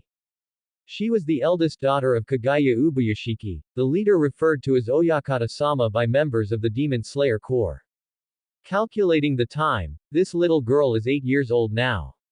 While Lin Yoriichi was pondering, Hinaki Ubuyashiki had already opened the wooden door wide enough for them to pass through. She said to Lin Yoriichi in an unusually steady tone, "Hello, nice to meet you." Because her tone was too steady, it didn't sound like a child at all. Lin Yoriichi was a bit stunned, thinking to himself, this is 8 years old. Hinaki Ubuyashiki didn't pay attention to Lin Yoriichi's surprise, only continuing calmly. Please follow me inside. Murata was originally still curiously poking his head around, wanting to see the situation inside clearly. However, the next moment, he jumped back a step as if he had been scalded. So scary. The other Hashira are actually all here too. Could today be a Hashira meeting? Giyu Tomioka didn't speak, simply following Hinaki Ubuyashiki inside first. Lin Yoriichi didn't feel surprised by this and followed him inside. After hesitating for a long time, Murata finally summoned his courage, gritted his teeth, and walked through the door. Hinaki Ubuyashiki raised her voice. Hashira Giyu Tomioka, Kano rank swordsman Murata, and. At this moment, Hinaki Ubuyashiki uncharacteristically stumbled, her face showing the confusion appropriate for a child. And the swordsman by hobby, Mr. Yoriichi, has arrived. Hearing this, Lin Yoriichi really wanted to cover his face, he was even so embarrassed he wanted to dig into the ground with his toes. When he introduced himself to the Kikushi Haruko Momoki, he had called himself a swordsman by hobby. Who knew that when Giyu Tomioka used the Kasugai crow to pass on the message, he actually reported that phrase verbatim. What he didn't expect even more was that this, Oyakata-sama, actually really let Hinaki Ubuyashiki introduce him that way. Ahem. Ahem. Lin Yoriichi coughed dryly, then straightened his back and walked straight ahead. It's okay, as long as I'm not embarrassed, the embarrassed one is the other person. The moment Lin Yoriichi walked through the wooden door and stepped into the courtyard, many eyes immediately looked over. Giyu Tomioka was unmoved, seemingly accustomed to being surrounded by numerous gazes. As for Murata, his body stiffened, and his walking motion even became awkward, moving the same arm and leg together. As expected of Hashira, they actually have such an astonishing aura.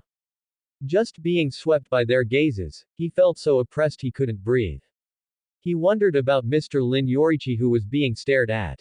Lin Yoriichi didn't care about the gazes of the crowd. Even a title like swordsman by hobby had been called out in public, he had nothing left to care about. Therefore, he very calmly found an empty spot beside Giyu Tomioka and stood there nonchalantly. Lin Yoriichi even had the mood to listen to what these people were discussing. A very handsome man with many dazzling gemstone accessories on his head was sizing up Lin Yoriichi. He was saying with some surprise right now. He looks about the same age as me, and his build is quite tall, just a bit thin. I thought it would be a burly guy like the stone Hashira. But this demon slayer mark on his forehead is not bad, it could barely count as flashy. Lin Yoriichi smiled and nodded at the other person. This flashy attire had already allowed him to recognize the other person's identity. Sound Hashira, Tengen Uzui. Beside Tengen Uzui, a petite girl with purple hair and a butterfly hairpin poked her head out. I really didn't expect this swordsman by hobby to look like this. Well, traveling with Mr. Tomioka must have been very hard. Lin Yoriichi not only saw the girl's butterfly hairpin but also saw the gorgeous haori on her body that looked like butterfly wings. As well as the sympathy that welled up beneath her smile after realizing he had traveled with Giyu Tomioka. Obviously, this is the insect Hashira, Kocho Shinobu. However, before Lin Yoriichi could greet Kocho Shinobu, he heard a very irritable voice ring out. This guy neither joined the Demon Slayer Corps, nor did he undergo the selection, and his title is even some swordsman by hobby. To put it bluntly, he simply has no combat record at all. Our Demon Slayer Corps doesn't need weak people without combat records. Rather than hearing one day that this guy suddenly died at the hands of a demon, I'd rather chase him away myself. Irritable voice, white hair, a fierce face full of scars. Obviously, this is the Wind Hashira, Tsunemi Shinazugawa. Perhaps because he had spent time with Giyu Tomioka, Lin Yoriichi actually felt he could understand the other party's true intention. Not wanting him to encounter danger because his strength was insufficient. While speaking, Tsunemi Shinazugawa had already strode toward Lin Yoriichi. At the same time, a figure suddenly jumped down from a tree. Bandages wrapped around his mouth, a small snake coiled around his neck, and a pair of heterochromatic eyes. It was the serpent Hashira, Obanai Iguro. His voice sounded as if it had the coldness of a snake, and his tone was very low. I have read Giyu Tomioka's report. According to him, he seems to think this Lin Yoriichi is very strong. I just don't know if Giyu Tomioka made a judgment error. While speaking, Obanai Iguro also slowly walked toward Lin Yoriichi. It's just that Lin Yoriichi always felt that Obanai Iguro and Tsunemi Shinazugawa, these two people, looked like they were walking towards him. But in reality, they were vaguely surrounding Giyu Tomioka. Seeing this scene, Lin Yoriichi widened his eyes slightly. Participating in the Hashira meeting for the first time, seeing Tomioka surrounded, really lived up to its reputation. Tsunemi, and Obanai. You two, don't be rude. Lin Yoriichi looked in the direction of the voice and saw an exceptionally tall and robust man. His eyes were covered with a layer of white film, clearly unable to see anything. Wearing monk's robes, holding prayer beads, yet not having shaved his head, and having a full scar across his forehead. It was the stone Hashira, Gyome Himahima. At this moment, he was speaking seriously. Everything will naturally be judged by Oyakata-sama. Clatter, clatter. Lin Yoriichi heard the sound of small pebbles rattling. He looked along the sound and indeed, behind Gyome Himahima, saw a figure with black hair who looked very thin and small. This figure was currently squatting on the ground, focused on fiddling with the stones on the ground, seemingly not caring at all about what was happening in the courtyard. Lin Yoriichi knew that this person was the Mist Hashira, Muichiro Tokito. His heart suddenly stirred. He had already met the Stone Hashira, Mist Hashira, Wind Hashira, Water Hashira, Insect Hashira, Sound Hashira, and Serpent Hashira. Then the remaining one is. Lin Yoriichi felt something, looked in one direction, and his eyes suddenly lit up. That's right, it was a literal brightening of his eyes. Blonde hair with red tips shone brilliantly under the sunlight. Beneath very thick black eyebrows, a pair of eyes that made one feel very energetic were staring. The whole person looked simply like an owl. You must be Mr. Yoriichi. It is a great honor to meet you. I really look forward to having the chance to work with you in the future. An incredibly loud voice, as if every sentence ended with an exclamation mark. If this isn't the Flame Hashira, Kyojuro Rengoku, who else could it be? Lin Yoriichi smiled at him in a friendly manner, then discovered a figure with pink hair peeking out from behind Kyojuro Rengoku. Mr. Yoriichi, you are unexpectedly handsome. Lin Yoriichi subconsciously lowered his head, vaguely noticing that Obanai Iguro beside him had his breathing stop for a split second. It's no wonder Lin Yoriichi would react this way. It was really because the attire of this love Hashira, Mitsuri Kanroji, was truly rich and generous. This kind of bountiful assets, Lin Yoriichi had truly never seen before. No, that Kikuchi, with the covered face, Haruko Momoki, might be able to compete with Mitsuri Kanroji. After all, that Kikuchi, despite wearing a thick uniform, could still show the astonishing specifications of her bountiful assets. Stop. Quickly stop. Absolutely cannot continue thinking like this. If he were in a novel, the readers would definitely not like to see plots discussing the scale of bountiful assets, right? He desperately tried to think of something else to dismiss the thoughts in his heart. In his previous life, he had seen many timelines of the original work, and there had always been controversy regarding the joining time of the three Hashira, Mist, Love, and Flame. Some say that before Muzan Kibutsuji's night raid on Mt. Kumotori, which started the main storyline, some of the three mentioned above had not joined the Demon Slayer Corps, and some had not yet become Hashira.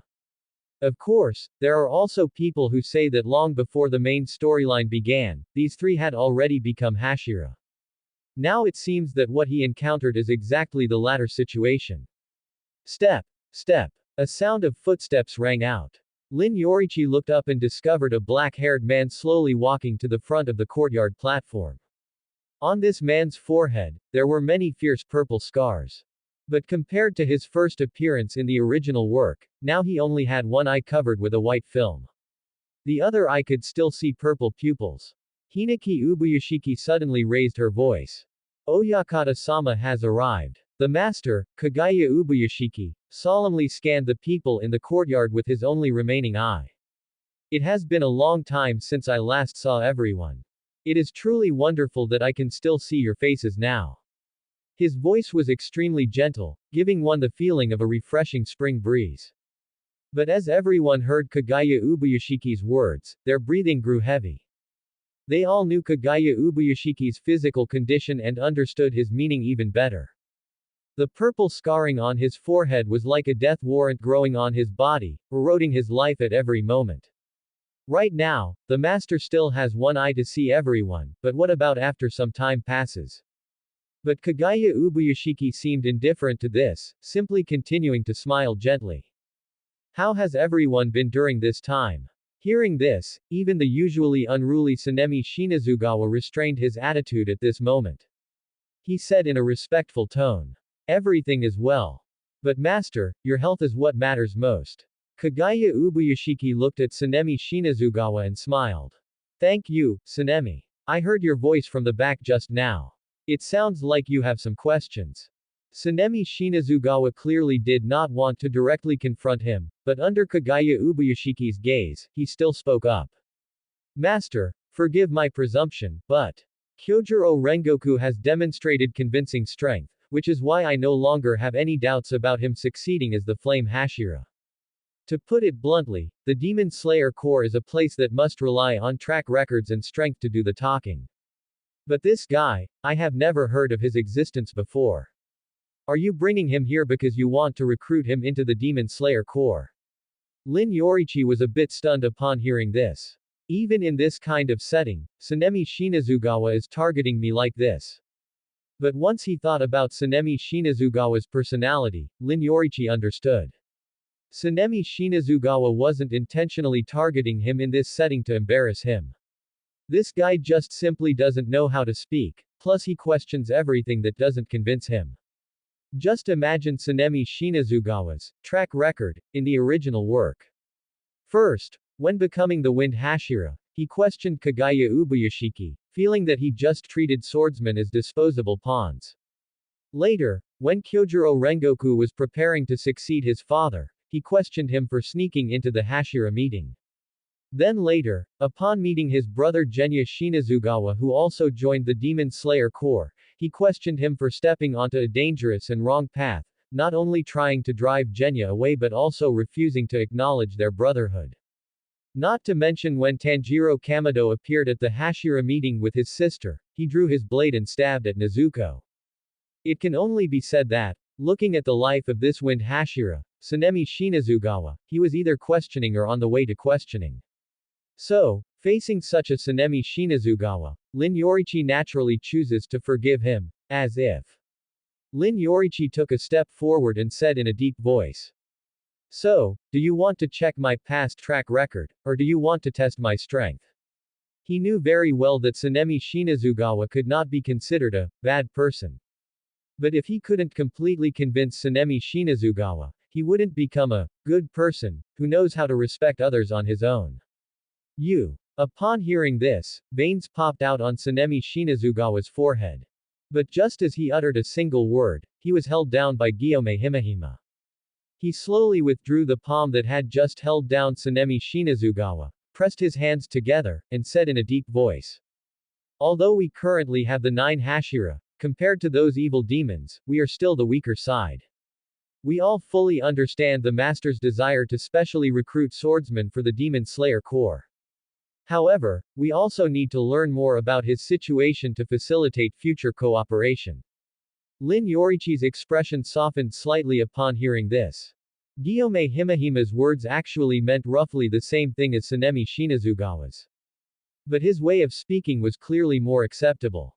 Kagaya Ubuyashiki listened to everyone's conversation with a constant smile on his face. At this moment, he turned his head to look at Giyu Tomioka and said softly. Giyu, you and Mr. Yoriichi provided support to Murata. Why don't you briefly introduce Mr. Yoriichi's strength to everyone? Giyu Tomioka was silent for a long moment, then said, very strong. Then, Giyu Tomioka fell silent. After a long while, everyone realized that Giyu Tomioka had finished speaking. At this, not only Sanemi Shinazugawa and Obanai Iguro, but even Kocho Shinobu beside them had veins popping out on her forehead. Lin Yoriichi just wanted to cover his face and sigh. Seriously, man, I asked you to introduce my strength, and you spent all that time just to say 2 words. Even the corners of Kagaya Ubuyashiki's mouth couldn't help but curl up, and he turned to look at Murata. Murata, why don't you add to that? Being suddenly named by the master, Murata was instantly stunned. The rumor that the master can remember the name of every person in the Demon Slayer Corps is actually true. He raised his hand in surprise, trembling as he pointed to himself. Ah, me. Kagaya Ubuyashiki revealed an encouraging smile. That's right, please tell everyone about Mr. Yoriichi's strength. Feeling the gazes of the master and the many Hashira focused on him, Murata's body was trembling slightly. But he still mustered the courage to say. I saw Mr. Lin Yoriichi in action with my own eyes. He uses a breathing style that is very similar to flame breathing. The evil demon we encountered together was very cunning. It would use its blood demon art to pretend to attack Mr. Tomioka and me, and then secretly ambush Mr. Yoriichi. But Mr. Yoriichi instantly slew that evil demon. After saying these words, Murata seemed to have used up all his strength and immediately lowered his head. And because of this, he missed the astonishment of the Hashira upon hearing this news. Guillaume Himehima pressed his hands together, and 2 streams of hot tears suddenly rolled down. Being able to use a blood demon art indicates that the demon's strength was not insignificant. Being able to instantly slay an evil demon shows that Yoriichi's strength is sufficient to join the Demon Slayer Corps, at least enough to be rated as a Hinoto-level swordsman. I approve of him joining the Demon Slayer Corps. Lin Yoriichi watched Guillaume Himehima, a bit stunned. He almost forgot that this Guillaume Himehima is very fond of shedding tears. Sanemi Shinazugawa didn't speak any further upon hearing this. To be able to instantly slay an evil demon possessing a blood demon art, and it sounded like he might have even created a breathing style similar to flame breathing. The master wants to recruit such a person into the Demon Slayer Corps. Naturally, he would not continue to question it. Kagaya Ubuyashiki suddenly looked at Lin Yoriichi, then said in a deep voice. Actually, Mr. Yoriichi has another truly astonishing track record. A few days ago, on the summit of Mt. Kumotori, he encountered Muzan Kibutsuji head-on. Not only did he escape unscathed, but he also protected a family on the summit of Mt. Kumotori. This sentence was like dropping a massive boulder onto a calm water surface. The Hashira present were stunned for a moment, and then their faces were filled with shock. It was actually Muzan Kibutsuji. How is that possible? No, I should say, to think that it was like this. Giyu Tomioka, standing beside Lin Yoriichi, turned his head sharply, his face filled with an expression of disbelief, yet also relief. You actually experienced a battle like that. On the other side, Kyojuro Rengoku had recovered somewhat from his shock and was now exclaiming loudly. To be able to survive under that guy's hands and even protect a family, Mr. Lin, you are truly amazing. The volume was so loud that it made Lin Yoriichi's eardrums buzz. He instinctively looked up, intending to face Kyojuro Rengoku, but halfway through, he met Kagaya Ubuyashiki's smile. Lin Yoriichi's heart suddenly stirred. So that was it. When he had entered the courtyard and discovered that a meeting of the Hashira seemed to be taking place, it wasn't that he hadn't had other thoughts. Perhaps Kagaya Ubuyashiki wanted to meet him and specifically chose this place to give him a show of dominance. Yet the truth was, Kagaya Ubuyashiki had arranged for him to show off in front of the Hashira. It had to be said, this arrangement was really incredibly satisfying. But the question followed. How did Kagaya Ubuyashiki determine that he had encountered Muzan Kibutsuji? Could it be a special ability passed down through the Ubuyashiki family? Guillaume Himahima suddenly reached out and held back Tengen Uzui, who had almost charged forward. Don't be so agitated. Tengen Uzui still shouted loudly. How could I not be agitated? That is Muzan Kibutsuji. We have been fighting demons for so long, and I don't know how many people have sacrificed their lives, yet we don't even know what he looks like. Now, someone has finally encountered him and survived. Of course I have to seize the opportunity and ask for clarity. Then, Tengen Uzui looked at Lin Yoriichi with an excited face, not even caring that the jewelry on his head had fallen to the ground. What exactly does that guy look like? What kind of abilities does that guy have? Guillaume Himahima tightened his arm, pulling Tengen Uzui back even more firmly. But he also couldn't help but chant a Buddhist phrase. Namu Amida Butsu. 2 lines of hot tears rolled down once again. For nearly 100 years, the Demon Slayer Corps had not obtained any information about Muzan Kibutsuji. There were only countless excellent swordsmen who fought demons again and again in the disadvantageous darkness, sacrificing their lives time after time.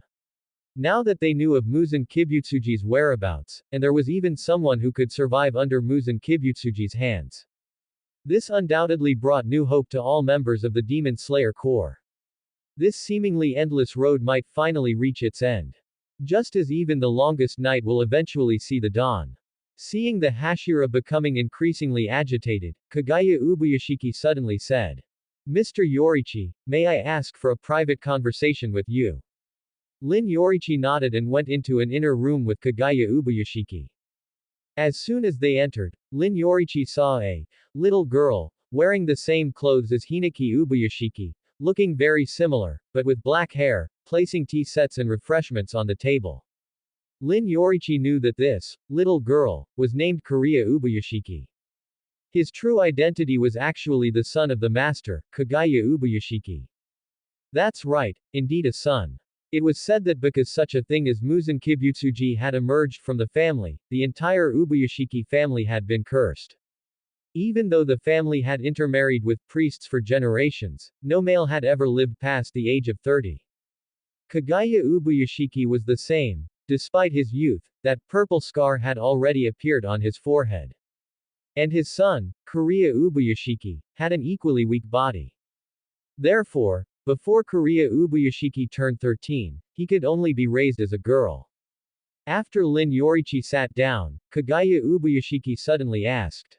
Should I continue to call you Yoriichi, or should I call you Yoriichi Tsugikuni? Hearing this, Lin Yoriichi was instantly startled. He had, of course, thought that Kagaya Ubuyashiki would be curious about his identity.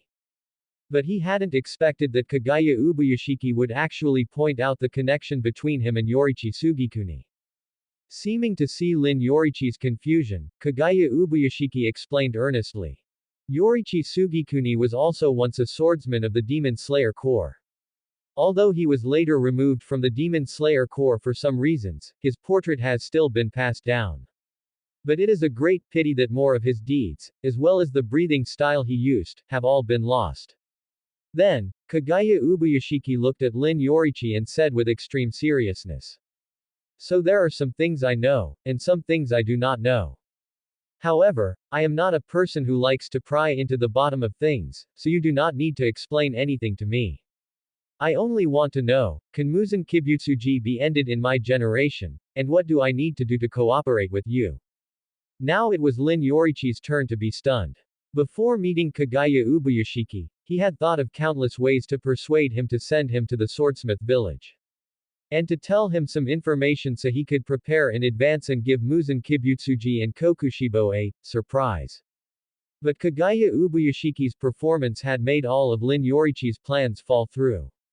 He had actually chosen to trust him directly, and even asked what kind of cooperation he needed. This was indeed beyond Lin Yoriichi's expectations, but upon careful thought, it was within reason. For the Ubuyashiki family, which had been passed down to this day, eliminating Muzan Kibutsuji was their mission.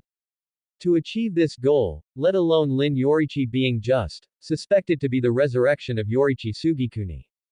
Even if Lin Yoriichi's true identity was a visitor from Nebula M78 whose purpose in coming to Japan was to find a lost spaceship. As long as he could help eliminate Muzan Kibutsuji, Kagaya Ubuyashiki wouldn't mind mobilizing manpower to help him find the spaceship. Lin Yoriichi wanted to laugh a little, but he couldn't laugh at all. In a trance, the Kagaya Ubuyashiki before him merged with the master he had seen in the original work, the one on his sickbed who was still imposing and ready to face death without fear. Lin Yoriichi nodded and said equally seriously. Muzan Kibutsuji will be ended in this generation. Since things had been laid out, Lin Yoriichi now had fewer scruples. I have two things I need your help with right now. The first matter is quite urgent. I need to find the grave of Yoriichi Tsugikuni immediately. Muzan Kibutsuji will definitely suspect whether I am a faker if Yoriichi Tsugikuni has truly been resurrected. I need to appear there in advance to give whoever might come to investigate a surprise. Additionally, I need to head to the swordsmith village to recover the sword that Yoriichi Tsugikuni once carried. Hearing this, a look of guilt actually appeared on Kagaya Ubuyashiki's face. I can agree to the matter of the swordsmith village right now. It is just that after Yoriichi Tsugikuni left the Demon Slayer Corps back then, there were no records of him left in the family. This is absolutely a dereliction of duty by the Ubuyashiki family. However, perhaps you could go to Asakusa and find someone. Upon hearing this, Lin Yoriichi felt a stir in his heart. He knew who Kagaya Ubuyashiki was referring to. The one living in Asakusa, Tokyo, who had interacted with Yoriichi Tsugikuni was naturally Lady Tamayo. She had witnessed with her own eyes how Yoriichi Tsugikuni had become the living nightmare of Muzan Kibutsuji. Furthermore, one of the reasons Yoriichi Tsugikuni was expelled from the Demon Slayer Corps was precisely because he let Lady Tamayo go. Perhaps Lady Tamayo really did know the burial place of Yoriichi Tsugikuni. While he was pondering, Lin Yoriichi heard Kagaya Ubuyashiki say, "You may go to Asakusa, Tokyo, to visit Lady Tamayo." After saying this, Lin Yoriichi and Kagaya Ubuyashiki exchanged a look of mutual understanding. Kagaya Ubuyashiki understood that Lin Yoriichi knew of Lady Tamayo's existence and was aware that he himself had a connection with her. Of course, just as mentioned before, Kagaya Ubuyashiki would absolutely not press for details on why Lin Yoriichi knew these things. He simply continued in a firm tone. I will communicate with Lady Tamayo in advance and make arrangements for how you two can meet. Although it may be somewhat difficult, I will certainly make this happen. Lin Yoriichi naturally understood why Kagaya Ubuyashiki said this matter was somewhat difficult. Lady Tamayo was a demon, whereas Kagaya Ubuyashiki represented the Demon Slayer Corps. Even though they had maintained contact, arranging a meeting still meant significant risk for Lady Tamayo. After all, no one could guarantee 100% that this meeting would not be a trap set by the Demon Slayer Corps for Lady Tamayo. Kagaya Ubuyashiki seemed to read Lin Yoriichi's thoughts and smiled. Mr. Yoriichi, how to persuade Lady Tamayo is my concern. Whatever you need my help with, I will certainly do it. After speaking, Kagaya Ubuyashiki had his son bring over a leather bag. He took the initiative to open the bag, which was filled with silver coins and banknotes from the Taisho era. Please accept this modest sum for your expenses on the road, Mr. Yoriichi.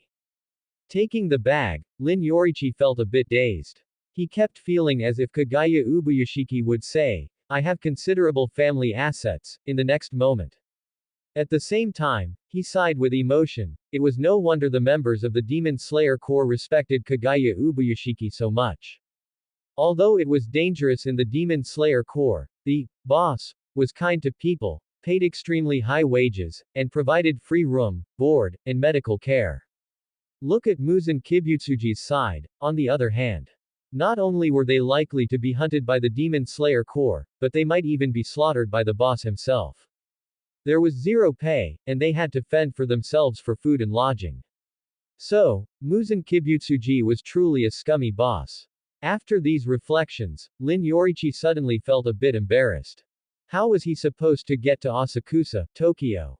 Kagaya Ubuyashiki noticed Lin Yoriichi's embarrassment and smiled. I can arrange for Kyojuro Rengoku to accompany you. Additionally, I will arrange for the support staff to handle logistics for you. Lin Yoriichi certainly had no objections to such an arrangement. His current synchronization was at 20%, which was enough to instantly kill any demon below the 12 Kazuki with a single slash. However, if he were to suddenly encounter an upper rank, or be besieged by several lower ranks, there would still be some risk. Furthermore, at Yoriichi Tsugikuni's burial place, he was very likely to face Kokushibo, the upper rank one, head-on. With Kyojuro Rengoku accompanying him, Lin Yoriichi was confident that even if they couldn't win, they could retreat unscathed. Kagaya Ubuyashiki patiently waited for Lin Yoriichi to finish thinking before speaking. If there are no issues, let us go out together. Lin Yoriichi nodded and left the room with Kagaya Ubuyashiki. On the way to the courtyard, Lin Yoriichi asked. Speaking of which, how is the Kamado family doing? Kagaya Ubuyashiki smiled gently. I had the support staff take them directly to the Butterfly Mansion for a very detailed check-up, and confirmed that they are all fine. I originally intended for them to just stay at the Butterfly Mansion with peace of mind. But Madame Kamado insisted on bringing the children to work at the Butterfly Mansion, saying that this was the only way she could feel at ease. There is a child in the Kamado family named Tanjiro, who is very hardworking, everyone likes him very much. Oh, by the way, Madame Kamado already knows what happened, and she asked when you would return to the Butterfly Mansion, as she wants to thank you in person. Lin Yoriichi smiled upon hearing this, but quickly became a bit awkward. Why did his brain short-circuit back then, causing him to say that line? Madam, surely you wouldn't want to. After walking to the courtyard, Kagaya Ubuyashiki looked around at everyone and said. Giyu, I have read your report. You are quite right, demons usually do not gather together. It is very likely that there is something there attracting them. Therefore, I need you and Murata to continue patrolling here. Is that acceptable? Giyu Tomioka immediately replied. Yes. Murata also said excitedly. Master, of course, no problem. Watching the two accept their orders, Lin Yoriichi recalled the location where he had encountered the demons, and suddenly had a strange sense of déjà vu. Demons gathering, and the architectural style over there, seemed to fit a plot point from the first part of the original work. He just didn't know which demon that appeared in the first part would be unlucky enough to run into Giyu Tomioka. Just then, Kagaya Ubuyashiki looked at Lin Yoriichi. I have another special mission here that requires Mr. Lin to undertake.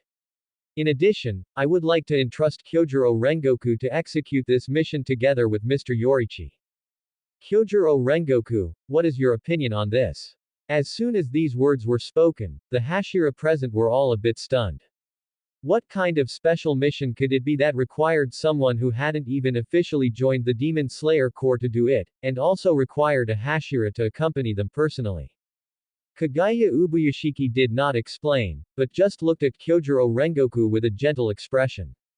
The latter sensed Kagaya Ubuyashiki's gaze, immediately straightened his posture, and responded loudly and cheerfully. I have no problem with that. That dazzling golden red hair swayed slightly in the sunlight, making him look just like an owl calling out loudly. Although he also realized that something was amiss, the fact that the master chose him among all the Hashira was undoubtedly a sign of trust in him. He certainly could not let down the master's trust. Lin Yoriichi suddenly sensed a gaze directed at him. He activated the transparent world and sure enough, discovered that Tsunemi Shinazugawa was staring fixedly in his direction. Lin Yoriichi couldn't help but sigh. Fine, if there were no surprises, Tsunemi Shinazugawa was going to question him again. However, Tsunemi Shinazugawa's words caught Lin Yoriichi by surprise. Master, I am very sorry, but I must finish saying these few words. Tsunemi Shinazugawa's tone was serious. Although you, Master, have not explained the specific details of the mission, since one of the candidates is a Hashira, it implies that there is significant risk. To let an outsider, who hasn't officially joined the Demon Slayer Corps execute such a special mission. Since you, Master, are willing to trust this guy, I will not question it too much. However, in order to ensure the mission goes smoothly, I request to participate in this mission. Lin Yoriichi had even thought that Tsunemi Shinazugawa might take the opportunity to ambush him to test his strength. But he truly hadn't expected that Tsunemi Shinazugawa would actually choose to join.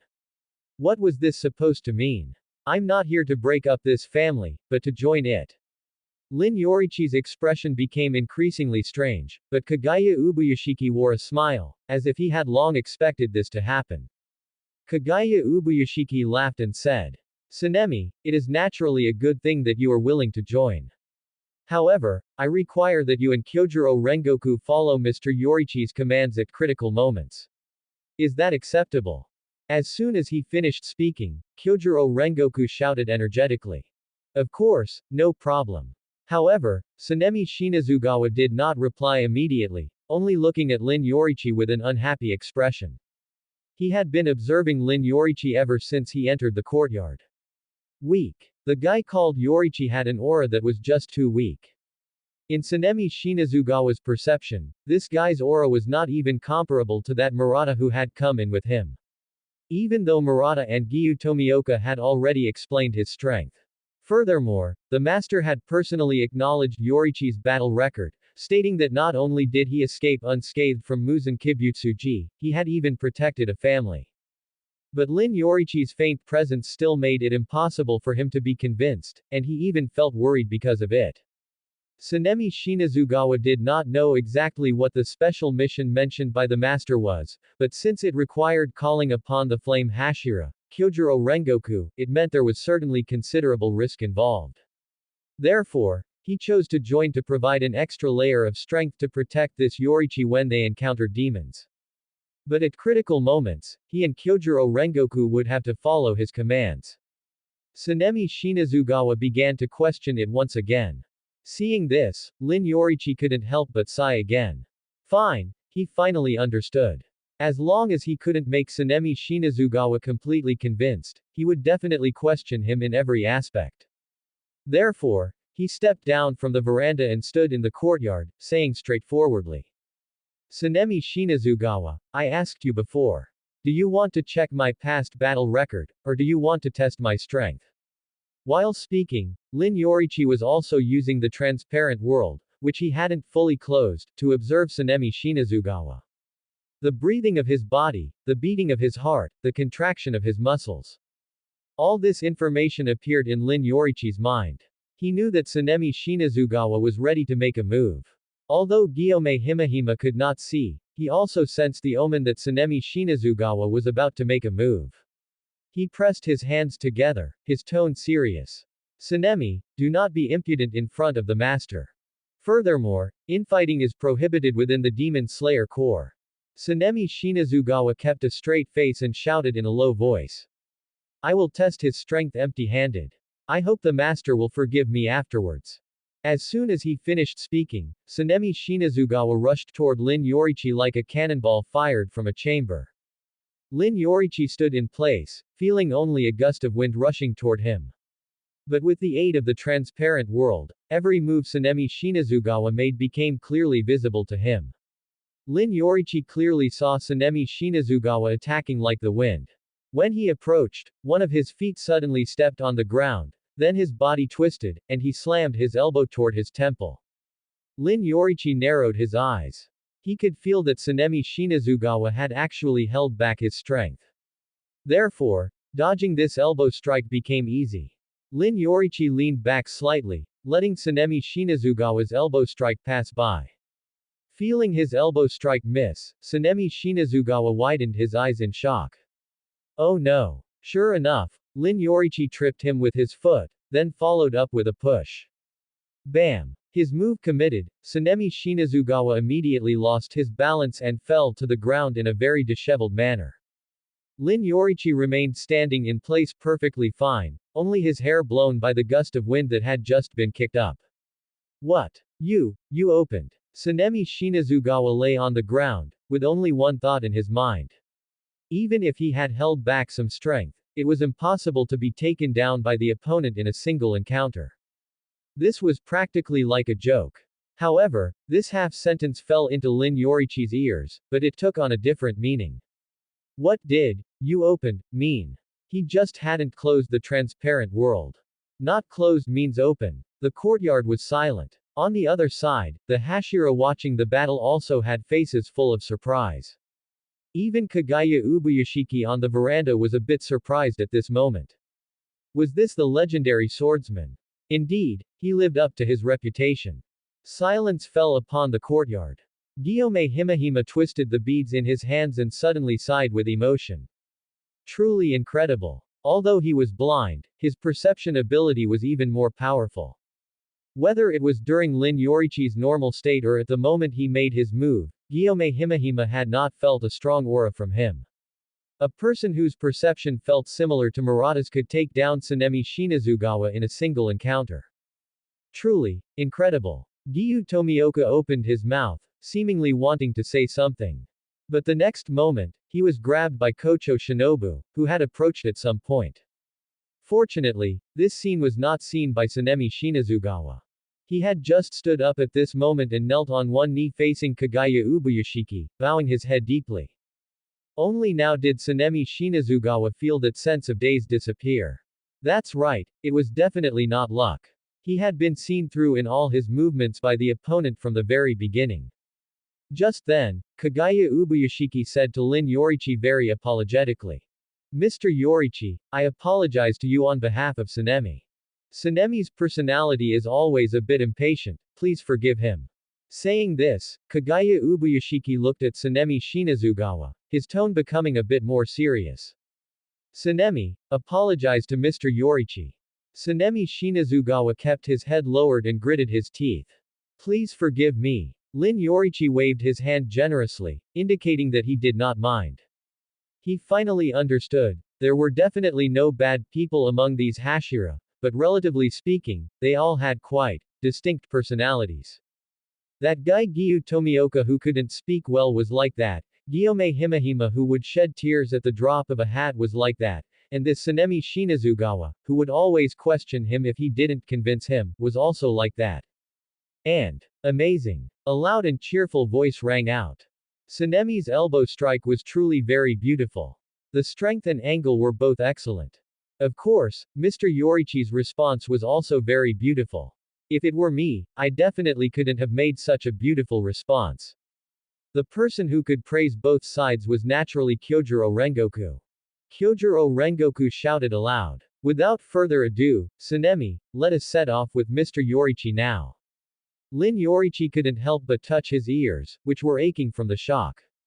He suddenly felt that his trip to Asakusa, Tokyo, would definitely not be lonely. Lin Yoriichi stood on the streets of Tokyo Prefecture during the Taisho era, feeling the unique atmosphere of this time. Wooden utility poles were visible everywhere, and electric lights adorned these semi-modern streets. Nowadays, not only were there traditional Japanese houses, but many Western-style buildings could also be seen. People walking on the streets still wore traditional clothing. But Lin Yoriichi also saw female students wearing sailor uniforms, just like in Taisho baseball girls, chatting and walking down the street. Not only that, he even saw maid outfits. Sailor uniforms and maid outfits in this era. Lin Yoriichi actually wanted to exercise his academic spirit and delve into the characteristics of the sailor uniforms and maid outfits of this era. But as the saying goes, if this were a novel, surely the readers wouldn't want to see plots discussing sailor uniforms and maid outfits. Of course, there was another reason why Lin Yoriichi didn't want to discuss these. Yumai. The ramen you made is truly excellent. Please, another bowl. Yumai. Lin Yoriichi looked speechlessly at Kyojuro Rengoku, who was at the ramen stall next to him, devouring the food while loudly praising its deliciousness. Right, with him around, he would definitely never feel lonely. On the other side, veins were already bulging on Tsunemi Shinazugawa's forehead. You guy, even if it's good, there's no need to shout after every bite. He stopped mid-sentence. Several people dressed as doctors walked out of a nearby clinic, all looking exhausted. Mr. Fujino, still no leads. A younger-looking doctor sat at the ramen stall and let out a deep sigh. There have been so many patients with fevers and comas recently. Do we still not know how to treat them? I heard from friends in other places that only we have similar situations. Is there a possibility that this isn't a disease at all, but some evil entity at work? Slap. The man called Mr. Fujino looked serious and slammed his chopsticks onto the table. Kame no Suke. What nonsense are you spouting? Instead of being suspicious here, you'd better think more about how to cure them. On the other side of the ramen stall, Lin Yoriichi, Kyojuro Rengoku, and Tsunemi Shinazugawa looked at each other. Night, in a small alley. In a dark corner, a large number of cysts made of flesh were growing. Gurgle, gurgle. These flesh-based cysts were slowly wriggling, occasionally splitting open a small mouth to spray dark red spores into the air. A figure with short black hair and 3X-shaped scars on his face was admiring the wriggling cysts. He reached out and pinched a cyst, muttering to himself. I thought I could only continue to stay in some remote places and quietly spread some spores. Or, like that brat, only be able to occupy a mountain and play house games. But His Excellency actually showed mercy and allowed me to come to such a prosperous place, hee hee. His laughter stopped abruptly as a will suddenly descended into his mind. I didn't let you come to Tokyo Prefecture for you to play these disgusting tricks. Go find a guy with deep red hair and sun-pattern Hanafuda earrings on his ears.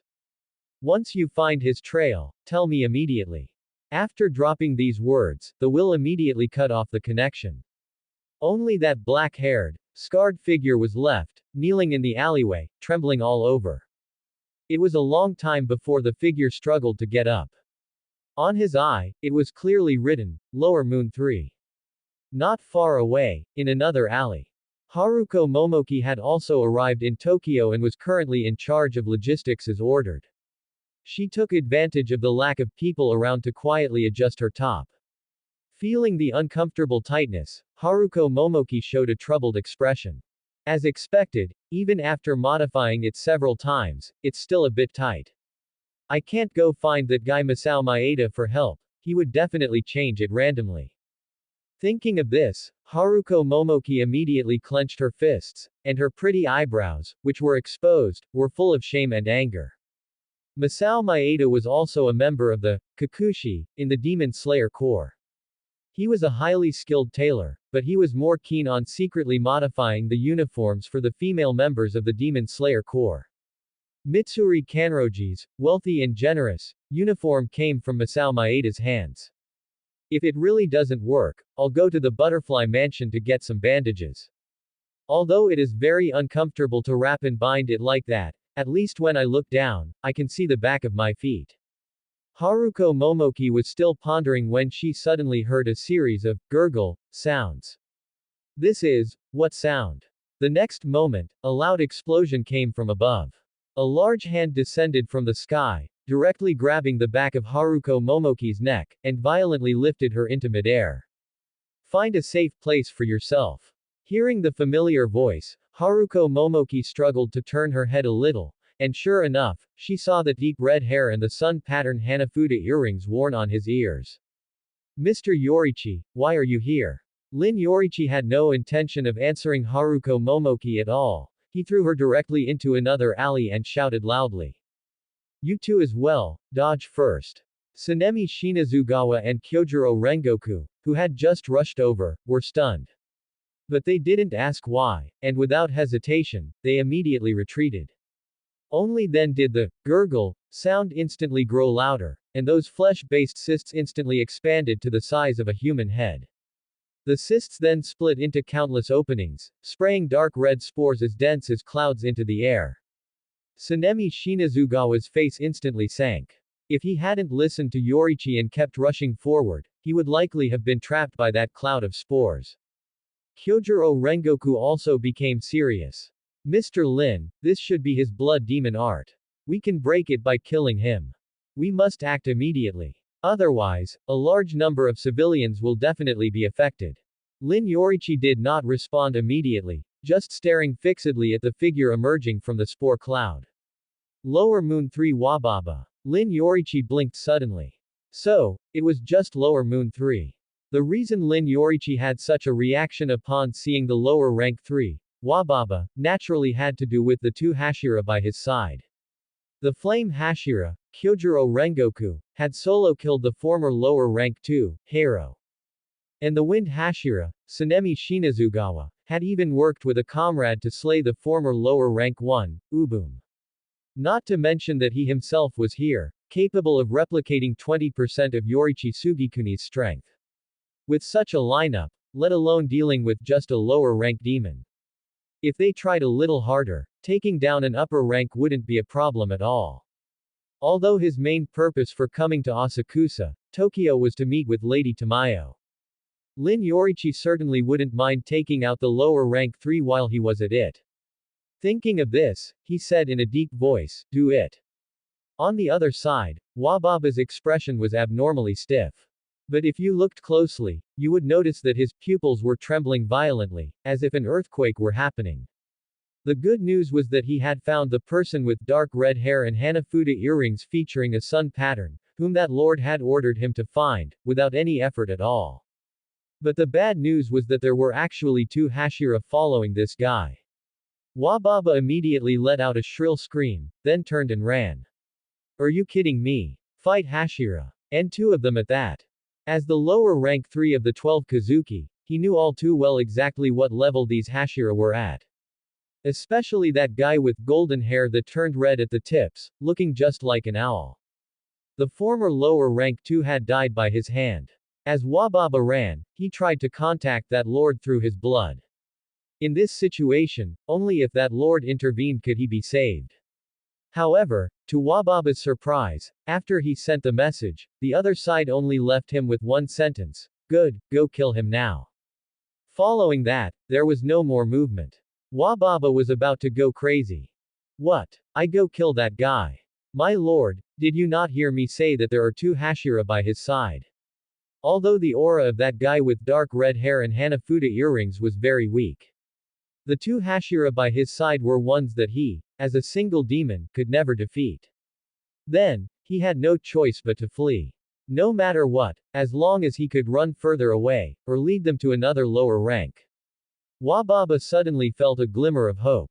Although that lord prohibited demons from acting together, and even more so from gathering in large numbers, and had even said that demons would kill their own kind.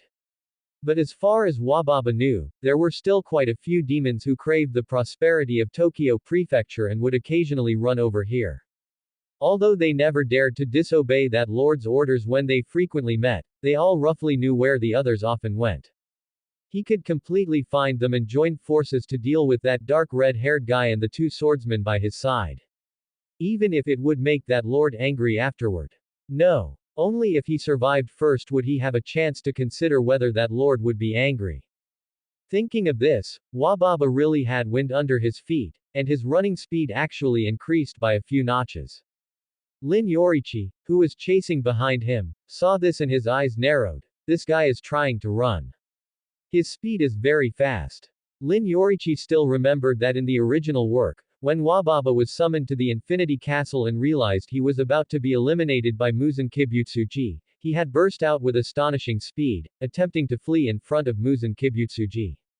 Although he eventually split up, the fact that he could make such a move undoubtedly showed he had great confidence in his own speed. Kyojuro Rengoku shouted heartily, "Don't worry, I definitely won't let him get away." The next moment, wisps of white mist escaped from the corners of his mouth, and the frequency with which his feet struck the ground began to increase. In Lin Yoriichi's perception, it was as if a sheet of flames was rising from Kyojuro Rengoku's body. He had practically transformed into a streak of fire, pursuing Wababa at an astonishing speed. I won't let him get away. At the same time, Tsunemi Shinazugawa also took a deep breath and leaned his body forward. It was as if wind was wrapped around his body, and he shot off like a cannonball enveloped by a gale. Wababa, running in front, clearly perceived that the 2 Hashira chasing him had increased their speed. He immediately let out a shrill cry. Blood demon art, pathogenic spore poison. Everywhere Wababa ran, a large number of spore cysts made of flesh and blood immediately sprouted. Under his control, these cysts writhed crazily, matured in the blink of an eye, and split open one after another. Dark red spores, like clouds of mist, blocked the space behind Wababa. Seeing this, Tsunemi Shinazugawa and Kyojuro Rengoku had no choice but to hold their breath, and their speed slowed down a bit. Wababa perceived the situation behind him, but still dared not relax. Not only did he not give up thinking, but he was also forcing his brain to operate at high speed. No, this blood demon art could only temporarily stop those Hashira. If they really risked being infected by the spores and accelerated to chase me, that would be bad. I must first inflict some injuries on one of them, forcing them to slow down. Thinking of this, Wababa suddenly turned his head. He stared fixedly at Lin Yoriichi, who was half a step behind Tsunemi Shinazugawa and Kyojuro Rengoku. That's it, he had to severely injure this guy. Although he didn't know why that lord wanted him to find this guy. But since this guy could be protected at close range by two Hashira, he was definitely an important person. As long as he severely injured him, he would definitely be able to delay the other two Hashira. Wababa suddenly turned around, and then stomped his feet hard on the ground. This sudden change in direction caused his leg bones to make a teeth-grinding creaking sound. But he still kept his face expressionless, and by relying on this method, he forced himself to dash backward. Wababa suddenly raised both his hands. Blood demon art, cross sickle.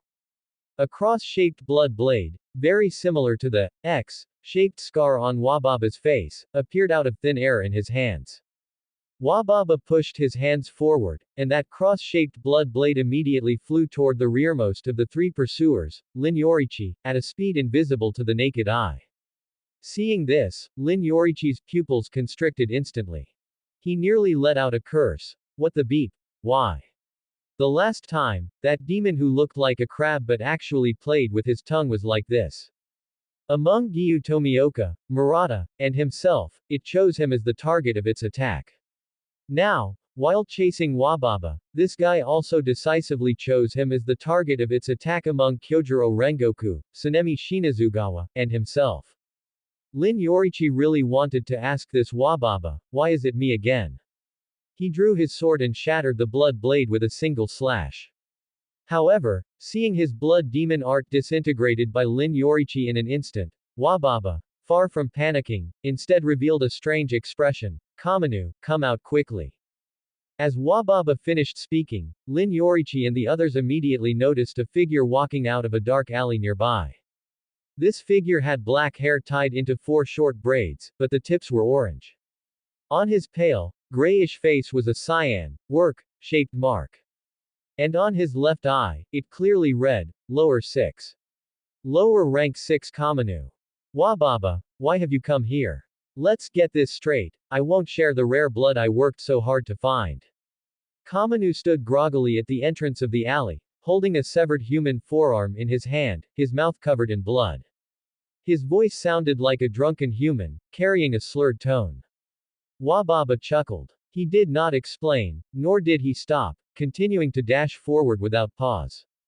For Wababa, encountering lower rank 6 Kamanu here was definitely an unexpected delight. An even bigger surprise was that Kamanu was eating a human, and it was a rare blood human at that. With this kind of rare blood human, eating just one could grant power nearly equivalent to eating 50 ordinary people. Furthermore, some people's rare blood would cause demons to enter a state similar to human drunkenness. Both judgment and reaction speed would drop significantly. Clearly, this guy Kamanu had encountered such a rare blood human. Wababa knew that, according to the habits of the Demon Slayer Corps, they would definitely prioritize exterminating the demon currently eating humans. Compared to him, Kamanu would definitely be their primary target for pursuit. As long as he threw Kamanu under the bus, he could escape while the Demon Slayer Corps was busy dealing with him. As for failing the mission and incurring the wrath of that lord, that was a problem for after he had escaped.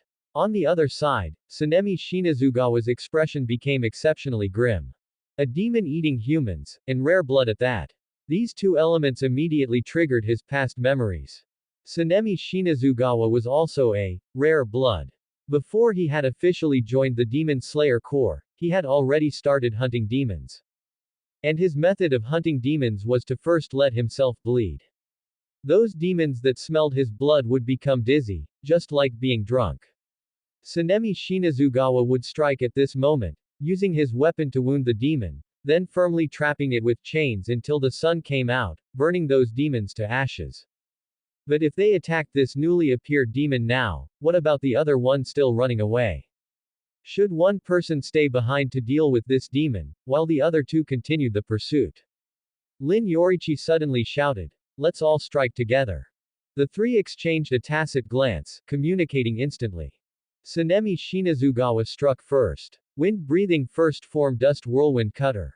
His body lunged forward instantly, his blade whipping up a spiral wind blade.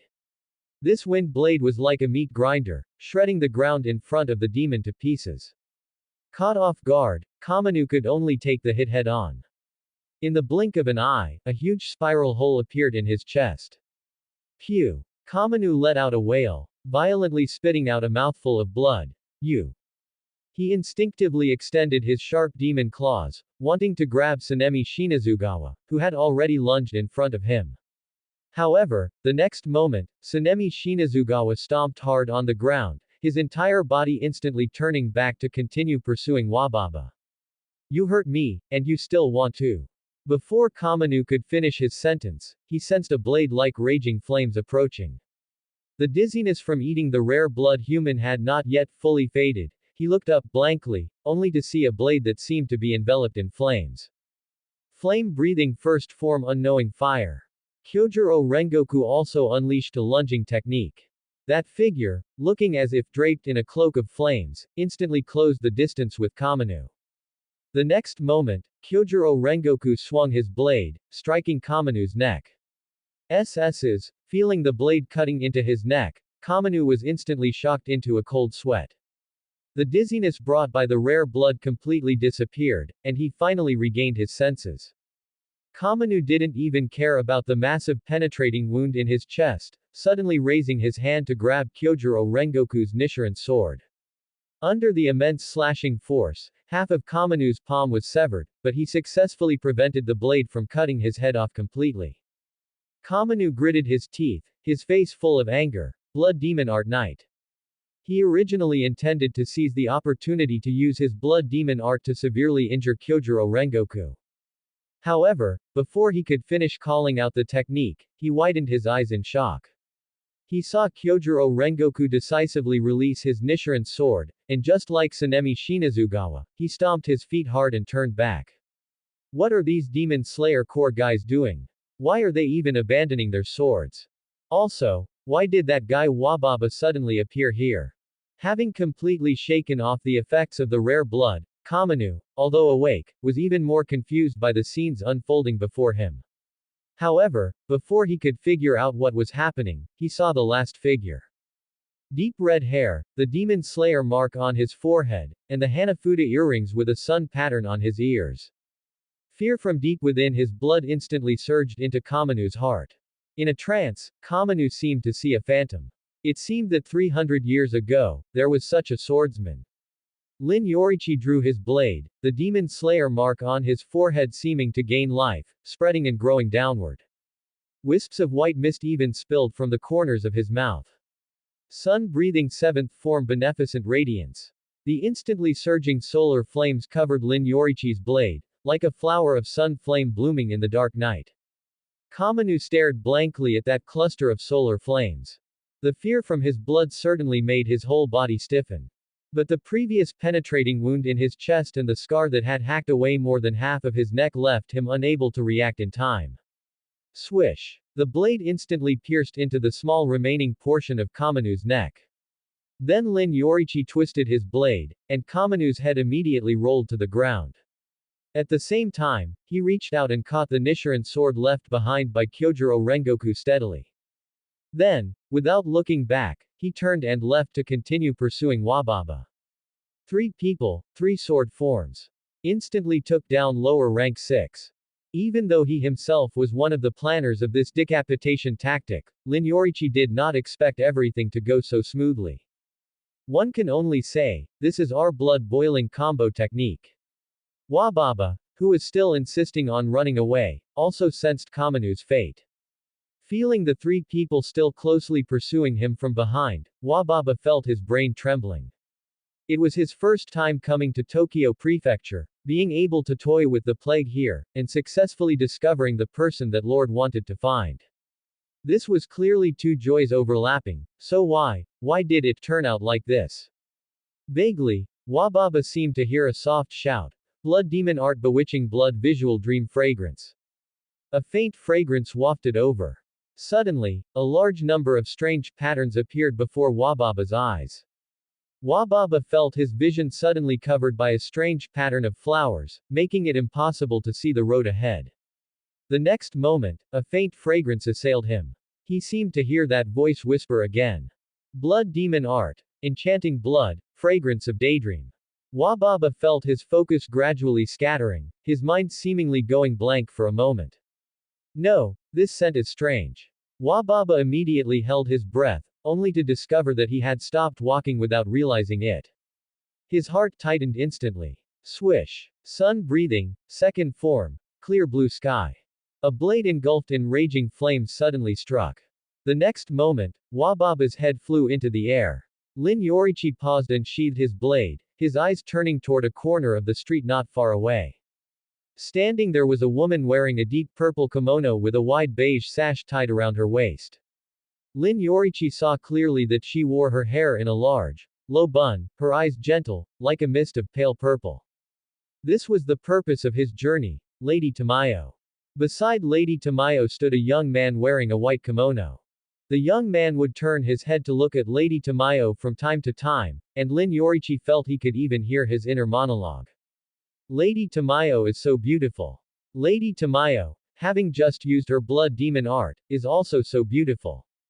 On the other side, Lady Tamayo watched as Lin Yoriichi slowly walked toward her, an expression of disbelief slowly appearing in her eyes. Alike. So incredibly alike. No, one could even say he is Yoriichi Tsugikuni himself.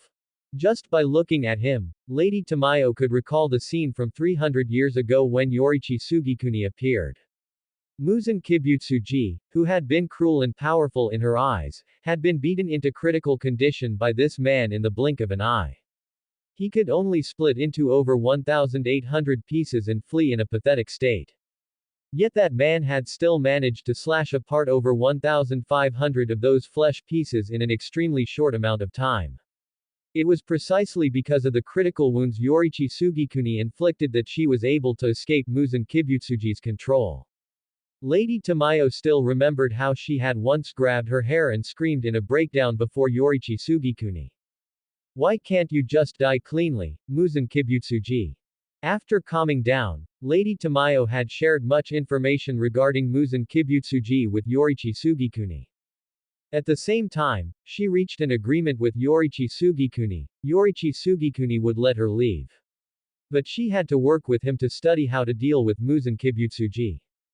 Seeing Lin Yoriichi slowly walk up to her, Lady Tamayo revealed a very complex smile. Greetings. How should I address you now? Lin Yoriichi smiled. Just call me Yoriichi, Lady Tamayo. Lady Tamayo's expression grew even more complex, but she didn't say anything more either. She made a gesture of invitation and whispered, "This is not a place for conversation. Why not accompany me to my humble abode?" Lin Yoriichi naturally nodded and agreed. But at the same time, Yushiro's eyes widened instantly. Wait, let this guy come to our house. How can this be allowed? Especially since there are two people following behind that guy. What Yushiro was referring to, naturally, were Sanemi Shinazugawa and Kyojuro Rengoku following behind Lin Yoriichi. Because Kagaya Ubuyashiki had not explained the mission details to them in detail, and Lin Yoriichi had not said much on the road either. The two of them only knew that the purpose of Lin Yoriichi coming to Asakusa, Tokyo Prefecture was to meet a very special person. But they never expected that whom Lin Yoriichi wanted to meet was not a person, but a demon. Although they didn't immediately attack upon seeing Lady Tamayo and Yushiro, they did not sheath their blades either. They continued to stare at Yushiro and Lady Tamayo very vigilantly. Lin Yoriichi realized that what Kagaya Ubuyashiki had said about following his orders at critical moments was exactly what was needed now. So he said in a deep voice, "Please wait here for now. I have some matters to discuss with this lady." Hearing this, Tsunemi Shinazugawa's eyes widened instantly. Hey! That thing is a demon. You. Kyojuro Rengoku, however, replied heartily and boldly, understood, Mr. Yoriichi. Before we came, the master instructed us to follow your lead at critical moments. I presume now is the time to follow your orders. But Mr. Yoriichi, I would still like to add one thing. Even for a swordsman as powerful as you, when interacting with such a beautiful woman, you need to be careful. Additionally, we will summon the Kikuchi in time to handle the aftermath. Lin Yoriichi subconsciously rubbed his ears. It was that volume again, capable of shattering eardrums, along with that speaking style of praising two people at once the moment he opened his mouth. As the saying goes, he is truly Kyojuro Rengoku. Lin Yoriichi would bet that every sentence Kyojuro Rengoku spoke ended with an exclamation mark. However, after pacifying the two Hashira, there was still one obstacle to Lin Yoriichi following Lady Tamayo to her residence. No. Lady Tamayo, absolutely not. Yushiro stared fixedly at Lin Yoriichi, his arms trembling involuntarily. He had seen clearly just now that this man was someone capable of decapitating a lower rank with a single slash. To let such a dangerous guy be in the same room as the beautiful Lady Tamayo. That is absolutely not allowed. Lin Yoriichi couldn't help but look at Yushiro, feeling that he had once again heard the other's inner thoughts. This guy with the Demon Slayer mark on his head is simply an ugly and violent lunatic. If the beautiful Lady Tamayo were to be in the same room with him, it would be too dangerous. I must stop him. Oh, Lady Tamayo is looking at me, she is truly so beautiful. Lady Tamayo smiled. Rest assured, Yushiro. As she spoke, she took a small wooden box from her bosom, opened it in front of Lin Yoriichi, and displayed the several syringes inside. Then, Lady Tamayo said to Yushiro gently, I have a task for you now that only you can complete. 2 of the 12 Kazuki died tonight, and their blood is extremely precious. You need to collect blood from their bodies before their corpses completely dissipate. Upon hearing this, Yushiro immediately perked up. No problem, leave it to me. Watching Yushiro leave, Lady Tamayo led Lin Yoriichi to an alley that appeared ordinary. Upon walking up to a wall, she suddenly reached out her hand, and her arm passed straight through the wall. Although Lin Yoriichi had long anticipated this, seeing it with his own eyes still left him somewhat surprised. Passing through this wall, a magnificent mansion suddenly appeared before Lin Yoriichi. Lady Tamayo suddenly stopped in her tracks and asked, Mr. Yoriichi, are you, really him? That's the end of part 1. Part 2 is coming soon. Thanks for watching. Please subscribe and support our channel for more stories. Hello everyone, this is Fanfic Audiobook. Here you find original fan-made audio stories. Demon Slayer. I can cosplay Yoriichi Tsugikuni. Part 2. After asking this question, Tamayo did not wait for Lin Yoriichi to answer, but instead showed a relieved smile. It was presumptuous of me. Actually, whether you or him is not important, but eliminating Muzan Kibutsuji is very important. Upon hearing this, Lin Yoriichi felt a wave of emotion. As expected, Tamayo, like Kagaya Ubuyashiki, was a very gentle and very intelligent person. Moreover, they both had very clear goals. As long as Muzan Kibutsuji could be killed, they would not care whether he was Yoriichi or Yoriichi Tsugikuni. Thinking of this, Lin Yoriichi no longer dwelled on the issue of his own identity. He looked into Tamayo's eyes and asked with utmost seriousness. Tamayo, do you know the burial place of Yoriichi Tsugikuni? Although she had already understood the purpose of Lin Yoriichi's trip from Kagaya Ubuyashiki's letter and had some guesses of her own, still, looking at the person in front of her who looked exactly like Yoriichi Tsugikuni, asking her if she knew Yoriichi Tsugikuni's burial place, left Tamayo somewhat dazed. It was as if the deceased himself was asking in all seriousness, do you know where I was buried after I died? After coming back to her senses, Tamayo nodded solemnly. Of course. Receiving Tamayo's affirmative reply, Lin Yoriichi breathed a sigh of relief. Back on the summit of Mt. Kumotori, after scaring off Muzan Kibutsuji, Lin Yoriichi had been repeatedly pondering what else he could do besides going to the swordsmith village to retrieve the sword left behind by Yoriichi Tsugikuni. The answer he arrived at was that he could absolutely find Yoriichi Tsugikuni's burial place in advance and give Muzan Kibutsuji and Kokushibo a surprise. This surprise would surely cause his synchronization to soar. However, in the original story, only the ending of Yoriichi Tsugikuni was explained. It did not clearly state where his burial place was. He had originally thought that Kagaya Ubuyashiki would have information, but he did not expect that Kagaya Ubuyashiki would actually recommend Tamayo to him. But after thinking about it, Lin Yoriichi was not surprised that Tamayo knew about this.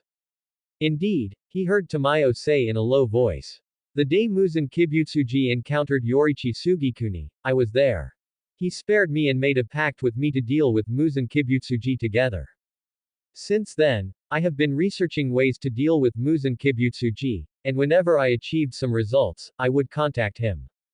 I just hoped he would know that I have not given up on dealing with Muzan Kibutsuji. This can also be considered atonement for myself." Lin Yoriichi remained silent upon hearing this. He understood exactly what Tamayo meant by atonement. Hundreds of years ago, when Tamayo was still human, she suffered from a terminal illness. In order to see her children grow up, she listened to Muzan Kibutsuji and turned into a demon. Under those circumstances, Tamayo could not control her instincts as a demon and killed her own husband and children. And after that, Tamayo continued to kill people due to her demon instincts. Speaking of this, Tamayo suddenly clenched her fists, and her body trembled slightly. "Mr. Yoriichi, do you know of a person named Kokushibo?" Lin Yoriichi nodded. He not only knew Kokushibo, but he also knew that before becoming a demon, Kokushibo's real name was Mikikatsu Tsugikuni, and he was the twin brother of Yoriichi Tsugikuni. In the original story, the reason Yoriichi Tsugikuni was expelled from the Demon Slayer Corps was not only because he spared Tamayo, but also because Kokushibo had murdered the then leader of the Demon Slayer Corps. Furthermore, Lin Yoriichi remembered that when Yoriichi Tsugikuni reached the end of his life, he encountered Kokushibo once again. He only used one strike to severely wound Kokushibo. If there could have been another strike, it would have surely ended Kokushibo's life. But that one strike exhausted Yoriichi Tsugikuni's life. In the end, Kokushibo cut Yoriichi Tsugikuni, who had died standing, in half to vent his anger. It was precisely because of this that Lin Yoriichi thought of finding Yoriichi Tsugikuni's burial place in advance to give Kokushibo and Muzan Kibutsuji some heavy material. After all, given Muzan Kibutsuji's cowardly nature, after meeting him, his first reaction would be to go and see whether Yoriichi Tsugikuni was still lying in his grave or had truly been resurrected. Even if nearly 300 years had passed and Yoriichi Tsugikuni's remains had likely turned to dust, Muzan Kibutsuji would still need to see it with his own eyes to be at ease. However, also because of his cowardice, Muzan Kibutsuji would absolutely not go to inspect Yoriichi Tsugikuni's burial place in person. He would only send Kokushibo to investigate this matter. Lin Yoriichi went through the entire plan in his mind again, and then heard Tamayo continue. "When Yoriichi Tsugikuni was old, our communication had decreased significantly. But out of concern, I still secretly went to see him a few times, and then I saw." Tamayo suddenly paused, and after a long while, she said softly, "I was very far away at the time, and Kokushibo was severely injured and agitated, so he did not notice me. He picked up something from Yoriichi Tsugikuni's body, and then stood there stunned for a long time. In the end, Kokushibo seemed not to dare to look at Yoriichi Tsugikuni's corpse again and hurried away. After confirming that Kokushibo had completely left, I retrieved Yoriichi Tsugikuni's body and built a grave for him." Speaking of this, Tamayo's eyes lowered, and there was a faint glimmer of tears. "Several hundred years have passed, and I have persisted in maintaining that grave. Because I thought that when my research yielded results, I would always have to go and tell Mr. Tsugikuni." Lin Yoriichi fell silent. In the original story, it was only mentioned that Kokushibo found the handmade flute he had once given to the other person on Yoriichi Tsugikuni's body. Even though Kokushibo had already turned into a demon, he shed tears after seeing that flute, which had been cut in half along with Yoriichi Tsugikuni. But he really did not expect that Kokushibo would not dare to look at Yoriichi Tsugikuni's corpse again and left just like that. And he never expected that in the end, it was Tamayo who collected Yoriichi Tsugikuni's remains and persisted in maintaining that grave. Moreover, this information from Tamayo gave Lin Yoriichi a deeper understanding of his role-playing. Muzan Kibutsuji must think that Yoriichi Tsugikuni has crawled out of the grave and is coming to take his life again. And Tamayo, or Kagaya Ubuyashiki, both regarded him as the reincarnation of Yoriichi Tsugikuni. Thinking this, Lin Yoriichi checked his synchronization again. After slaying 2 lower moons, his synchronization had reached 30%. But after the conversation with Tamayo, his current synchronization had actually reached 32%.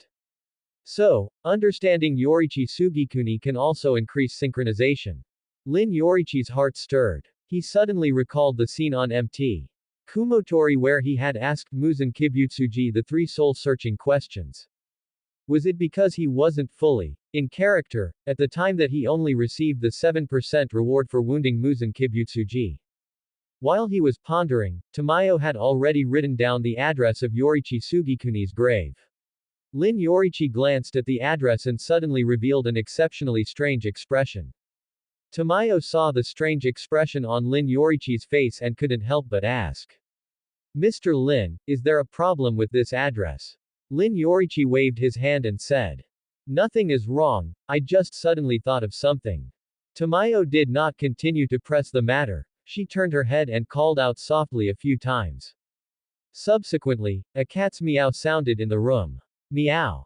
Under Lin Yoriichi's gaze, a small cat with black, white, and yellow fur suddenly appeared out of thin air. A talisman was hung around the cat's neck. And on the cat's back, a small parcel was strapped. Tamayo picked up the cat and smiled at Lin Yoriichi. This is the cat I keep, called Chachimaru. It has Yushiro's blood demon art on it, so it cannot be seen directly with the naked eye until it makes a sound. But once it meows again, it will disappear. When Lin Yoriichi saw this cat named Chachimaru, he already understood Tamayo's intention. Sure enough, Tamayo turned around and took out a wooden box. After opening it, inside lay a small knife with a hollowed-out hilt and tiny tubes on the blade. This was also made by that child. It is a knife that can automatically collect blood. Mr. Yoriichi, I would like to ask a favor of you. When you encounter demons in the future, I hope that after you slay them, you can use this knife to collect blood from their bodies. After using this knife, Chachimaru will naturally appear by your side. At that time, you just need to place the knife into the small bag on Chachimaru's back, and the blood samples can be delivered to me. Lin Yoriichi nodded and put the knife away. He had already prepared to get up and leave, but suddenly paused. Then, Lin Yoriichi pointed to the demon slayer mark on his forehead and said. Speaking of which, do you know anything about the demon slayer mark? Hearing this, Tamayo looked somewhat bewildered. Are you referring to the mark on your forehead? So Tamayo was unaware of the existence of the demon slayer mark. But that made sense. In the original story, she was always dedicated to researching medicine to turn demons back into humans and worked with Kocho Shinobu to develop poison for Doma, as well as subsequent drugs against Muzan Kibutsuji. Tamayo really hadn't had much opportunity to study the demon slayer mark. Thinking of this, Lin Yoriichi explained the situation of the demon slayer mark to Tamayo in detail, and at the same time, voiced his own concerns. The demon slayer mark is the sort of thing where, as long as one swordsman awakens it, other swordsmen will also awaken it like a resonance. I am considered to have been born with the demon slayer mark, so I won't be too greatly affected. But I am worried that if I continue to stay in the Demon Slayer Corps, it will cause other swordsmen to awaken the Demon Slayer mark as well. And it is rumored that any swordsman who awakens the Demon Slayer mark later in life cannot live past the age of 25. Lin Yoriichi was not a person who liked to keep secrets to himself.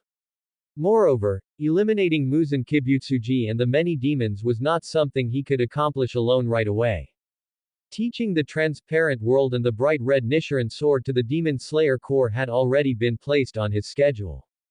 But whether to teach them about the Demon Slayer mark was something he had been hesitating about. Even though he was very clear that even if he told the swordsmen of the Demon Slayer Corps that they were destined not to live past 25 after awakening the Demon Slayer mark, they would absolutely not hesitate in the slightest in order to eliminate the demons. Tamayo took a new syringe, disinfected it, and said, I understand what you mean. However, for the sake of research, I need to draw some blood from you. Lin Yoriichi extended his arm upon hearing this and watched Tamayo draw blood for him, but heard her say in a low voice. I am very sorry, but I would still like to ask one more thing. Is there any problem with the address I wrote down? Lin Yoriichi shook his head, unable to keep a straight face. You will know when the time comes. Murata gripped his Nichiren sword tightly, looking in terror at the large, obese demon with horns on its forehead before him. He and Mr. Tomioka had been investigating for several days and finally discovered this strange mansion. However, just after entering the mansion, Murata realized he had been separated from Mr. Tomioka. Immediately following that, Murata encountered a demon that crawled on the ground and could spit out a long tongue. While dodging the other party's long tongue attack, Murata inadvertently turned into a corridor. As a result, the moment he looked up, he saw this large demon. Bang! The large demon suddenly slapped at Murata. Murata narrowly dodged the slap, only to hear the demon sneer. You dodged it, huh? You really are a spirited human. Murata gritted his teeth, raised his Nichiren sword, and slashed toward the demon. He clearly saw his Nichiren sword almost sever the demon's arm, yet the blade became tightly stuck in it. The large demon flicked its arm violently, like it was shooing away a fly. The immense force sent Murata flying backward, even knocking over the sliding door of a room. Murata, are you alright? Hearing Gyu Tomioka's voice, it was like hearing the music of the heavens to Murata. I seem to be okay. Murata checked himself once again. That's right, he only had some pain on his body and no serious injuries. He subconsciously turned to look at Gyu Tomioka, only to discover that standing in front of the latter was a demon with drums embedded in its body. Murata's pupils shrank instantly. Although it was just a glance, he clearly saw that the demon standing before Gyu Tomioka had characters written on its eyeball, lower rank 6. Although Murata did not know why there was a cross-shaped scar on the other party's eyeball. But the two characters, lower rank 6, undoubtedly proved the other party's identity. Murata's heart instantly leapt into his throat. And that demon with drums embedded in its body was staring at the Nichiren sword in Gyu Tomioka's hand. Engraved with, Destroyer of Demons, I didn't expect you brat to actually be a Hashira. As long as I eat you, I will definitely be able to obtain greater power and prove my strength to that lord. Although the strength of a Hashira is a bit troublesome, if it's only you, a single Hashira. Before his words could finish, a deafening crashing sound suddenly came from the wall outside the room. A meat grinder-like storm of blades instantly pierced through the wall of the room. Murata's eyes widened instantly. Amidst the swirling dust, he actually saw Sanemi Shinazugawa holding his sword, looking at the demon with an irritable expression. And that demon with drums embedded in its body, upon seeing the Nichiren sword in Sanemi Shinazugawa's hand, which also had the words, Destroyer of Demons, engraved on it, likewise widened its eyes. Two Hashira. Immediately following, a loud and heroic voice rang out. Whoa! Tomioka, you are here too. Although Kyojuro Rengoku had not drawn his sword, the demon clearly saw the Haori on the other party. The demon's voice trembled. Three Hashira. Kyogai, the demon with drums embedded in his body, felt as if his very brain were trembling. Looking at the 3 Hashira who had appeared before him, only one thought remained in his mind. Are you Demon Slayer Corps members incapable of playing fair? 3 Hashira ganging up on me, a discarded former lower rank 6. Is that really necessary? Kyogai quietly shifted his feet backward. Although the hope was slim, he still tried to find a chance to escape. However, the next moment, Kyogai heard a thunderous shout. Sun breathing, 7th form, beneficent radiance. Kyogai turned his head in a daze, only to see a blaze of light as dazzling and blinding as the sun. The next moment, he felt the world before his eyes flip and spin. It wasn't until he saw the floor up close that Kyogai realized what had happened. He had actually been decapitated with a single strike by another swordsman who had suddenly appeared. Before his consciousness faded, a thought vaguely surfaced in Kyogai's mind. There's another expert. Seeing the demon with drums embedded in his body decapitated by his own hand, Yoriichi did not sheath his blade. He turned abruptly and launched another strike at the room's wall. Sun breathing, first form, flash dance. Outside the room, that tall demon hadn't even reacted before he saw the wall suddenly burst open. A dazzling flash of fire suddenly struck, and the dark red blade could be vaguely seen within it. Seeing this, the tall demon immediately turned to flee. However, the next moment, he felt his perspective getting lower and lower, even seeing his own headless body running at full speed. It was only when he sensed himself beginning to dissipate that the tall demon realized what had actually happened. So he had already been decapitated. That wasn't the end of it. Yoriichi turned again, pivoted in another direction, and then violently threw the blade in his hand. Although this move still utilized sun breathing, it did not belong to any specific sword form. Yet the blade still erupted with a burst of solar flames, then pierced through layers of walls. Immediately after, a scream belonging to a demon rang out from outside. Murata's face was filled with shock. 3 moves. Mr. Yoriichi had killed 3 demons using only 3 moves. But after the shock, Murata couldn't help but feel that Mr. Yoriichi's actions were somewhat subtle. It was almost as if Mr. Yoriichi was afraid the other 3 Hashira would steal the demons from him, so he hurried to act. In fact, Murata was right, Yoriichi was indeed stealing kills. He was about to face Kokushibo, so of course he had to take the opportunity to farm another wave of synchronization. However, after checking his synchronization, Yoriichi was somewhat stunned. According to his deductions, killing a lower-rank demon could increase his synchronization by 5%, while ordinary demons were around 3%. But now, after killing the former lower-rank 6 and 2 ordinary demons, he had only gained a total of 6%. Were these demons too weak, so killing them wouldn't increase his synchronization much? Or was it that as synchronization increased, the effect of simply killing demons would gradually diminish, and he should shift his focus to understanding Yoriichi Tsugikuni? As Yoriichi was still pondering, he heard Kyojuro Rengoku say in a bold and hearty manner. That was a truly beautiful 3 moves. You killed 3 demons directly. I was completely unable to help. This truly makes me feel ashamed. However, Tsunemi Shinazugawa had a gloomy face and said. It's not that we were completely unable to help, it's that Mr. Yoriichi didn't give us a chance to intervene at all. So, does Mr. Yoriichi feel that our strength is insufficient, that even dealing with demons like these, we are of no use? Yoriichi sighed helplessly. After the trip to Asakusa, Tokyo, Tsunemi Shinazugawa had completely acknowledged his strength, and his way of addressing him had changed too, Mr. Yoriichi. But this guy's irritable personality still hadn't improved at all. Yoriichi could tell that Tsunemi Shinazugawa and Kyojuro Rengoku were actually expressing the same meaning. But somehow, once it passed through his mouth, it immediately changed its tone. However, although Yoriichi couldn't directly explain his kill-stealing behavior, he could explain it tactfully.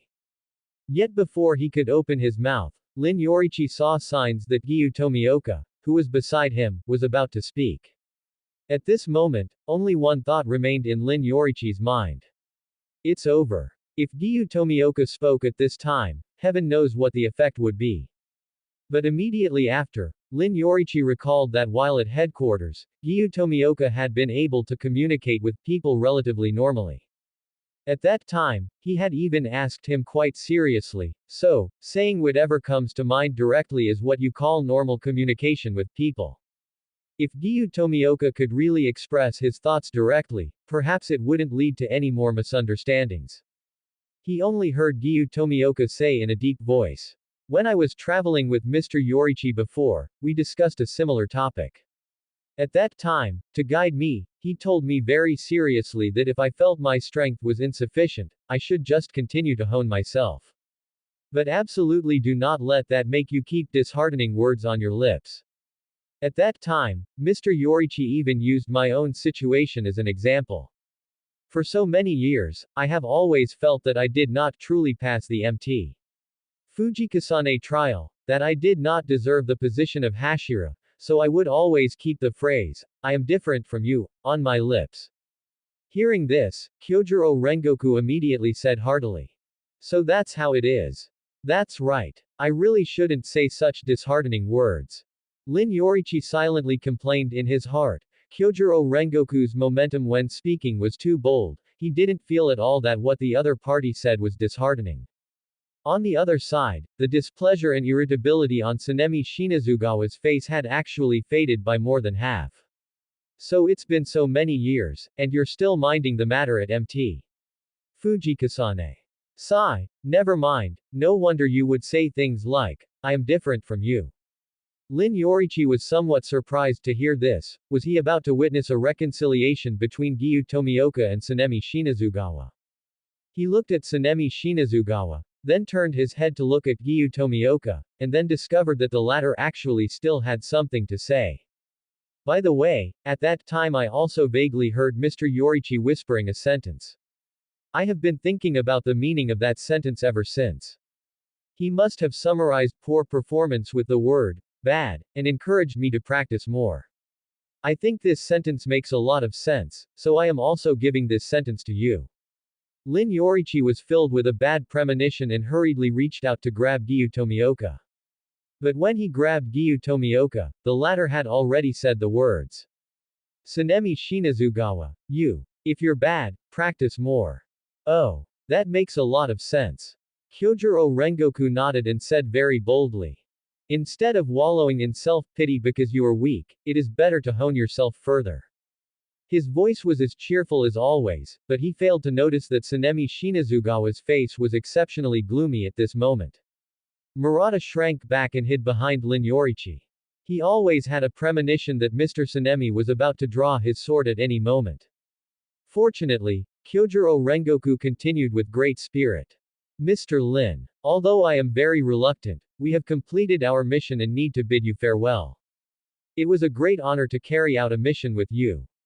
I will report to the master that you slew 2 lower-ranked demons. I am sure the master will be very happy to receive this news. Tsunemi, let's go. Hearing this, Murata's eyes widened instantly. He actually slew 2 lower-ranked demons. Mr. Yoriichi is just too strong. On the other side, Lin Yoriichi also breathed a sigh of relief upon hearing this. Fortunately, Kyojuro Rengoku called Tsunemi Shinazugawa away, otherwise, he would have had to witness the infamous scene of Giyu Tomioka being ostracized again. After seeing off Kyojuro Rengoku and Tsunemi Shinazugawa, Lin Yoriichi, Giyu Tomioka, and Murata walked out of the mansion.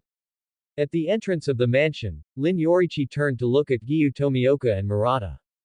You should have finished your investigation as well. Go attend to your business, I still need to stay here for a while.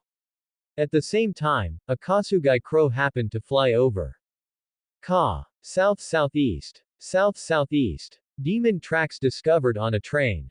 Hashira Giyu Tomioka and Kano rank swordsman Murata are requested to proceed to the investigation immediately. Upon receiving the message, the two exchanged greetings and hurried away. Lin Yoriichi let out a soft breath and began to search for Yoriichi Tsugikuni's grave, following the instructions of Lady Tamayo. Not long after, Lin Yoriichi found a grave that, while looking ancient, still had a clearly legible inscription on the tombstone. Grave of Yoriichi Tsugikuni. Lin Yoriichi stood in front of the grave, fell silent for a moment, and began to clear the weeds around it. At the same time, the past events of Yoriichi Tsugikuni, which he had seen in the original work, slowly welled up in his heart. He did not know how much time had passed before Lin Yoriichi snapped back to reality. His heart stirred, and with a sense of intuition, he checked the synchronization, discovering that it had indeed increased once again. It had now reached 42%. Just then, an incredibly powerful sound of something breaking through the air arrived. Lin Yoriichi turned his head and discovered that a muffled thud had followed on the open ground not far away. A shockwave mixed with soil and grass debris instantly kicked up there. When the shockwave dissipated, Lin Yoriichi clearly saw that a figure had appeared there. He saw clearly that the person had a very upright posture and was wearing a kimono with purple snake patterns and black patches. At his waist was a katana made of flesh and blood, looking like a living thing. Lin Yoriichi looked up and, as expected, saw 6 terrifying golden eyes on the other person's face. On the central pair of eyes, Lin Yoriichi saw the characters for upper rank and 1. Upper rank 1, Kokushibo. Kokushibo's 6 eyes were all locked firmly onto Lin Yoriichi. When Muzan Kibutsuji ordered him to find Yoriichi Tsugikuni's grave, Kokushibo had not held any expectations. He still remembered that back then, after he had cut down Yoriichi Tsugikuni's corpse, he had picked up that flute he had made by hand. At that time, he had regained his lingering human emotions, and tears had flowed from his eyes. He did not want to face Yoriichi Tsugikuni's broken corpse again, so he had left directly. Given the state of the world at that time, even if Yoriichi Tsugikuni's body had not been left exposed in the wilderness, it would only have been buried hastily. And after nearly 300 years of change, even if someone had truly laid Yoriichi Tsugikuni to rest, he should have long since turned to dust, leaving not even bones behind. But what Muzan Kibutsuji had seen with his own eyes, as well as the wounds on his body, forced Kokushibo to face this possibility. Yoriichi Tsugikuni had been resurrected. He had crawled out of his grave. Following his memories from back then, Kokushibo first found the place where he had last encountered Yoriichi Tsugikuni. But after searching for several days in a row, he could not find any traces. Kokushibo had originally been prepared to give up and return to the Infinity Castle to report to Muzan Kibutsuji. But just before he was about to leave, he heard from demons nearby that there was a strange grave in the forest nearby, which seemed to have existed for hundreds of years. And it was said that over these few hundred years, every so often, a beautiful woman would appear to pay her respects at the grave. After listening to the accounts of the nearby demons, an exceptionally strong premonition suddenly arose in Kokushibo's heart. The so-called strange grave was the burial place of Yoriichi Tsugikuni. Kokushibo did not hesitate any longer and rushed toward the location of the grave mentioned by the demons. As a result, just after arriving here, he saw deep red hair, a red haori, a dark red demon slayer mark on his forehead, an appearance that was exactly the same as the Yoriichi Tsugikuni in his memory, and the pair of Hanafuda earrings with the sun pattern that his mother had left him. The person before him was slowly overlapping with the Yoriichi Tsugikuni in his memory.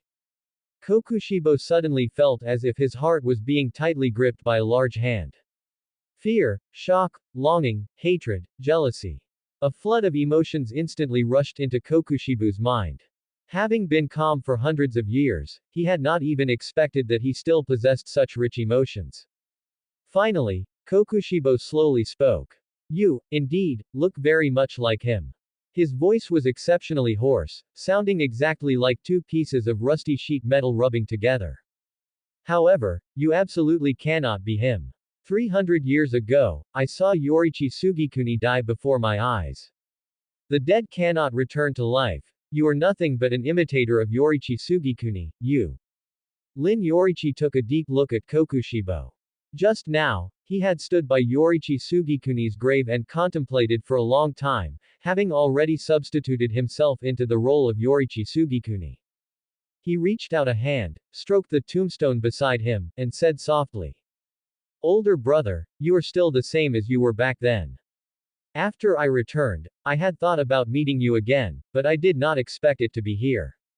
Kokushibo seemed to be enraged by Lin Yoriichi's words. All 6 eyes simultaneously revealed emotions of anger. Stop putting on an act. You absolutely cannot be Yoriichi Tsugikuni. You might be able to deceive that lord, but a base imitator like you absolutely cannot. Lin Yoriichi looked up at Kokushibo and slowly said that sentence. How pitiful, older brother. How pathetic, brother. Upon hearing these words, Kokushibo was left with only one thought. Hell. Could Yoriichi Tsugikuni have truly returned from the dead? No. Impossible. He had personally seen Yoriichi Tsugikuni die before his very eyes, he had even bisected his corpse. The dead absolutely cannot return to life. Standing before him was merely a vile impostor of Yoriichi Tsugikuni. Kokushibo felt his brain trembling, as if it had split into two factions in an instant. One faction was frantically denying the scene before him, while the other was constantly telling him something else. If a person looked like Yoriichi Tsugikuni, dressed like Yoriichi Tsugikuni, and even knew the conversations that had taken place between himself and Yoriichi Tsugikuni, then, no matter how impossible it seemed, he probably had to accept the fact. Yoriichi Tsugikuni had truly returned from the dead. He had appeared before him once again. Kokushibo subconsciously drew his sword, yet felt a wave of helplessness. A long-buried, intense emotion suddenly welled up in his heart. Looking at the Yoriichi Tsugikuni before him, a sudden realization dawned on him. Kokushibo knew what this emotion was: jealousy. How is it that even after becoming a demon, I still could not defeat you when you were at the end of your life? How is it that even after hundreds of years, you can return from the dead and appear before me again in human form? If people can truly return from the dead, then why did I have to become a demon? After Lin Yoriichi finished speaking, he clearly sensed that Kokushibo had undergone a change. The other 6 eyes were filled with jealousy and confusion. To Lin Yoriichi, it looked as if all 6 of Kokushibo's eyes had turned into lemons. He was sour. But if that was all, Lin Yoriichi would only end up in a fight with Kokushibo. And with his synchronization having risen to 45% after saying that, he might not necessarily be able to finish off Kokushibo. This was far from achieving the surprise effect Lin Yoriichi wanted to give Kokushibo and Muzan Kibutsuji. So Lin Yoriichi decided to add more fuel to the fire. Seeing Kokushibo draw that katana made of flesh and blood, Lin Yoriichi did not follow suit. He lowered his gaze, slowly extended a hand, and said in a low voice, "Brother, have you seen that flute? I have always cherished that flute as if it were you, brother." Kokushibo was stunned. He also possessed the transparent world, so he could clearly perceive every move the other made. From his perspective, Yoriichi Tsugikuni had no intention of fighting at all. He actually just extended his hand to ask for that flute. Kokushibo felt the broken flute beneath his clothes pressing against him, making his heart ache. The young child who had happily accepted the flute back then, the old man at the end of his life who still carried the flute with him, and the young man before him reaching out to ask for it back. The 3 images finally merged into one. At this moment, no matter how unwilling Kokushibo was to accept the fact, he had to admit it. Yoriichi Tsugikuni had truly come back to life. In the Infinity Castle, Nakame sat on the platform, slowly playing the instrument in her hands. Accompanied by the ringing of the strings, the numerous rooms in the Infinity Castle were slowly moving. After finishing a song, Nakame placed a hand over her heart, silently sensing her body's condition. On the surface, her body seemed to have been repaired once again. But only Nakame knew that after becoming the object of that lord's venting twice in a row, she had lost a considerable amount of blood from that lord. Under these circumstances, not only had her strength regressed, but the wounds on her body were also healing very slowly. She wondered when that lord would grant her some more. Nakame suddenly paused, trying hard to clear such thoughts from her mind. That lord could read every demon's thoughts. Some things, even just thinking about them in one's mind, were considered unforgivable sins by that lord. Nakame. Why did you stop? A gloomy voice suddenly sounded. Nakame shuddered and hurriedly began playing the biwa again. However, the next moment, the voice said with extreme impatience, "Stop the biwa. You are disturbing my thinking." Nakame was somewhat at a loss, but could only blankly put down the biwa again. Muzan Kibutsuji had originally been reclining on a platform not far away, but now he stood up irritably and paced back and forth. It has been so many days, why hasn't Kokushibo sent back any news? Didn't he see Yoriichi Tsugikuni die with his own eyes and even bisect him? It is just a matter of returning to that place, finding Yoriichi Tsugikuni's grave, and opening it to see if that guy's remains are still there. It is such a simple task, why hasn't Kokushibo? His muttering suddenly stopped. Muzan Kibutsuji very clearly sensed an unusually strong emotional fluctuation coming from Kokushibo. Why is there such a strong emotional fluctuation? It has been hundreds of years. When was the last time Kokushibo had such intense emotional fluctuations? Muzan Kibutsuji tried to retrieve memories from back then from his 5 brains. However, when he actually remembered, he froze in place. He remembered that the last time Kokushibo had such intense emotional fluctuations was because he had encountered the elderly Yoriichi Tsugikuni. Muzan Kibutsuji's pupils suddenly trembled abnormally. So, Kokushibo, you encountered that guy too. Is that guy really the resurrected Yoriichi Tsugikuni? Calm. I must calm down. Muzan Kibutsuji continued to pace anxiously, trying to convince himself. After all, Kokushibo has undergone hundreds of years of arduous training since then. He should be able to last one more strike now. He had his reasons for speculating this way. He himself could only escape in embarrassment before Yoriichi Tsugikuni in the past. When Kokushibo, who had become a demon, faced the elderly Yoriichi Tsugikuni, the other party had only struck once, and he had suffered extremely serious injuries. Afterwards, Kokushibo admitted to him that he absolutely could not withstand a second strike. Thinking of this, Muzan Kibutsuji became even more irritable. But this makes even less sense. If that guy is not Yoriichi Tsugikuni, Kokushibo could kill him in an instant. But if that guy really is, he could kill Kokushibo in an instant. But it has been so long, why can I still sense Kokushibo's emotional fluctuations? Is it only possible to? Muzan Kibutsuji took a few deep breaths, a look of hesitation appearing on his face. It seems that if I want to clarify the situation, I can only connect my vision to Kokushibo. Yoriichi Tsugikuni, it really is you. Kokushibo's 6 eyes widened simultaneously, yet the jealousy within them was rapidly dissipating. In its place was an even more intense fury. Moon breathing, first form. Dark moon, evening palace. A lightning-fast IAI slash, resembling a crescent moon, struck toward Lin Yoriichi at an astonishing speed. The latter instantly reined in his performance, abruptly shifting his body to dodge the incredibly swift strike. Lin Yoriichi's eyes narrowed slightly. It must be said, he is worthy of being upper rank 1. Kokushibo's strength was truly far superior to those ordinary lower-rank demons.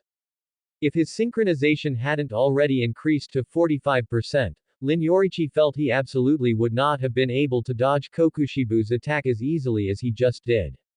If the opponent hadn't been mentally rattled by him first, and if his dodging movements just now had been any more clumsy, then Lin Yoriichi dared to guarantee that Kokushibo would absolutely have discovered the inconsistencies in this, Yoriichi Tsugikuni. And if that happened, he wouldn't be able to deliver any more surprises to Muzan Kibutsuji and Kokushibo. Moon breathing, second form. Pearl flowers moongazing. Kokushibo twisted his body, unexpectedly unleashing 2 blade winds simultaneously. Lin Yoriichi drew his blade, and his dark red bright red Nichiren sword successfully blocked Kokushibo's next attack. However, only Lin Yoriichi himself knew. After taking those 2 attacks head-on, the webbing between his thumb and index finger was already beginning to go numb. But this did not exceed Lin Yoriichi's expectations.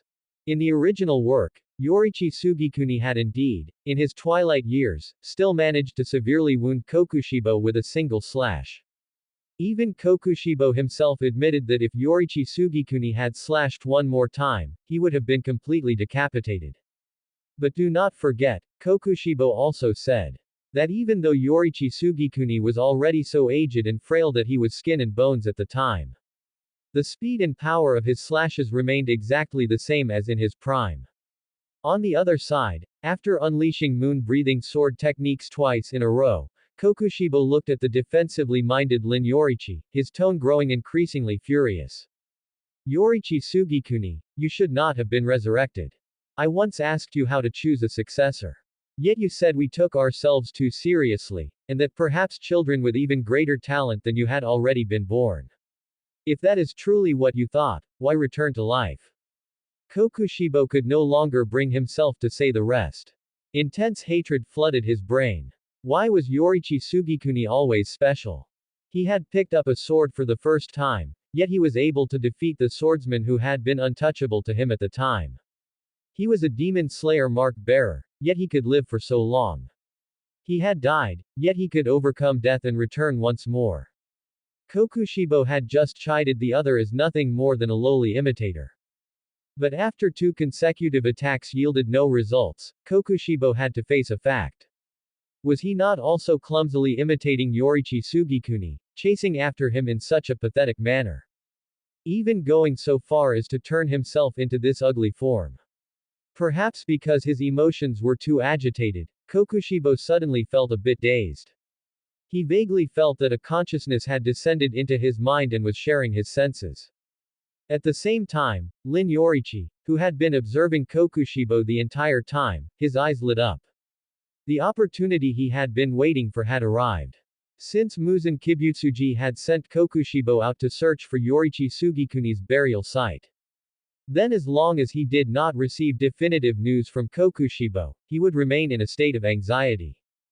The reason Lin Yoriichi said, "How pathetic, brother," and asked Kokushibo for that flute, was all to cause Kokushibo's emotions to fluctuate.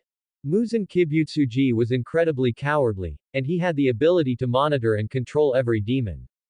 Upon sensing Kokushibo's intense emotional fluctuations, he would surely be unable to resist, remotely logging in, to take over the account to check. And this was the moment to deliver a surprise to Kokushibo and Muzan Kibutsuji. Lin Yoriichi once again immersed himself into the role of Yoriichi Tsugikuni and said in a deep voice. When I first encountered Muzan Kibutsuji, I had a feeling. My mission for being born into this world was to eliminate him. Since I failed to complete my mission back then, even if I have to overcome death, I will return once more.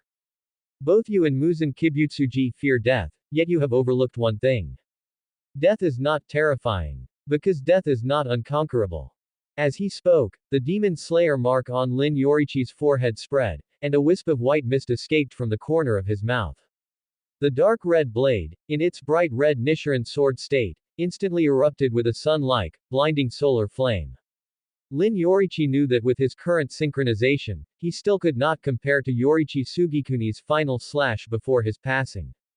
But he knew his advantage even better.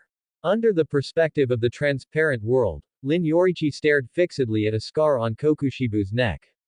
That was the mark left by Yoriichi Tsugikuni hundreds of years ago. The true Yoriichi Tsugikuni had of course already died, but he had left behind a mark that even death could not erase. Whether it was the 13 scars on Muzan Kibutsuji's body or the wound on Kokushibo's neck, they were all signposts left by Yoriichi Tsugikuni for those who would come after. On the other side, the Infinity Castle. After a fierce internal struggle, Muzan Kibutsuji finally made up his mind and prepared to connect with Kokushibo. Although he also knew that suddenly descending his consciousness into Kokushibo's mind and connecting with him would have a significant impact on Kokushibo. But Muzan Kibutsuji, who had been anxious for several days, could no longer care about that.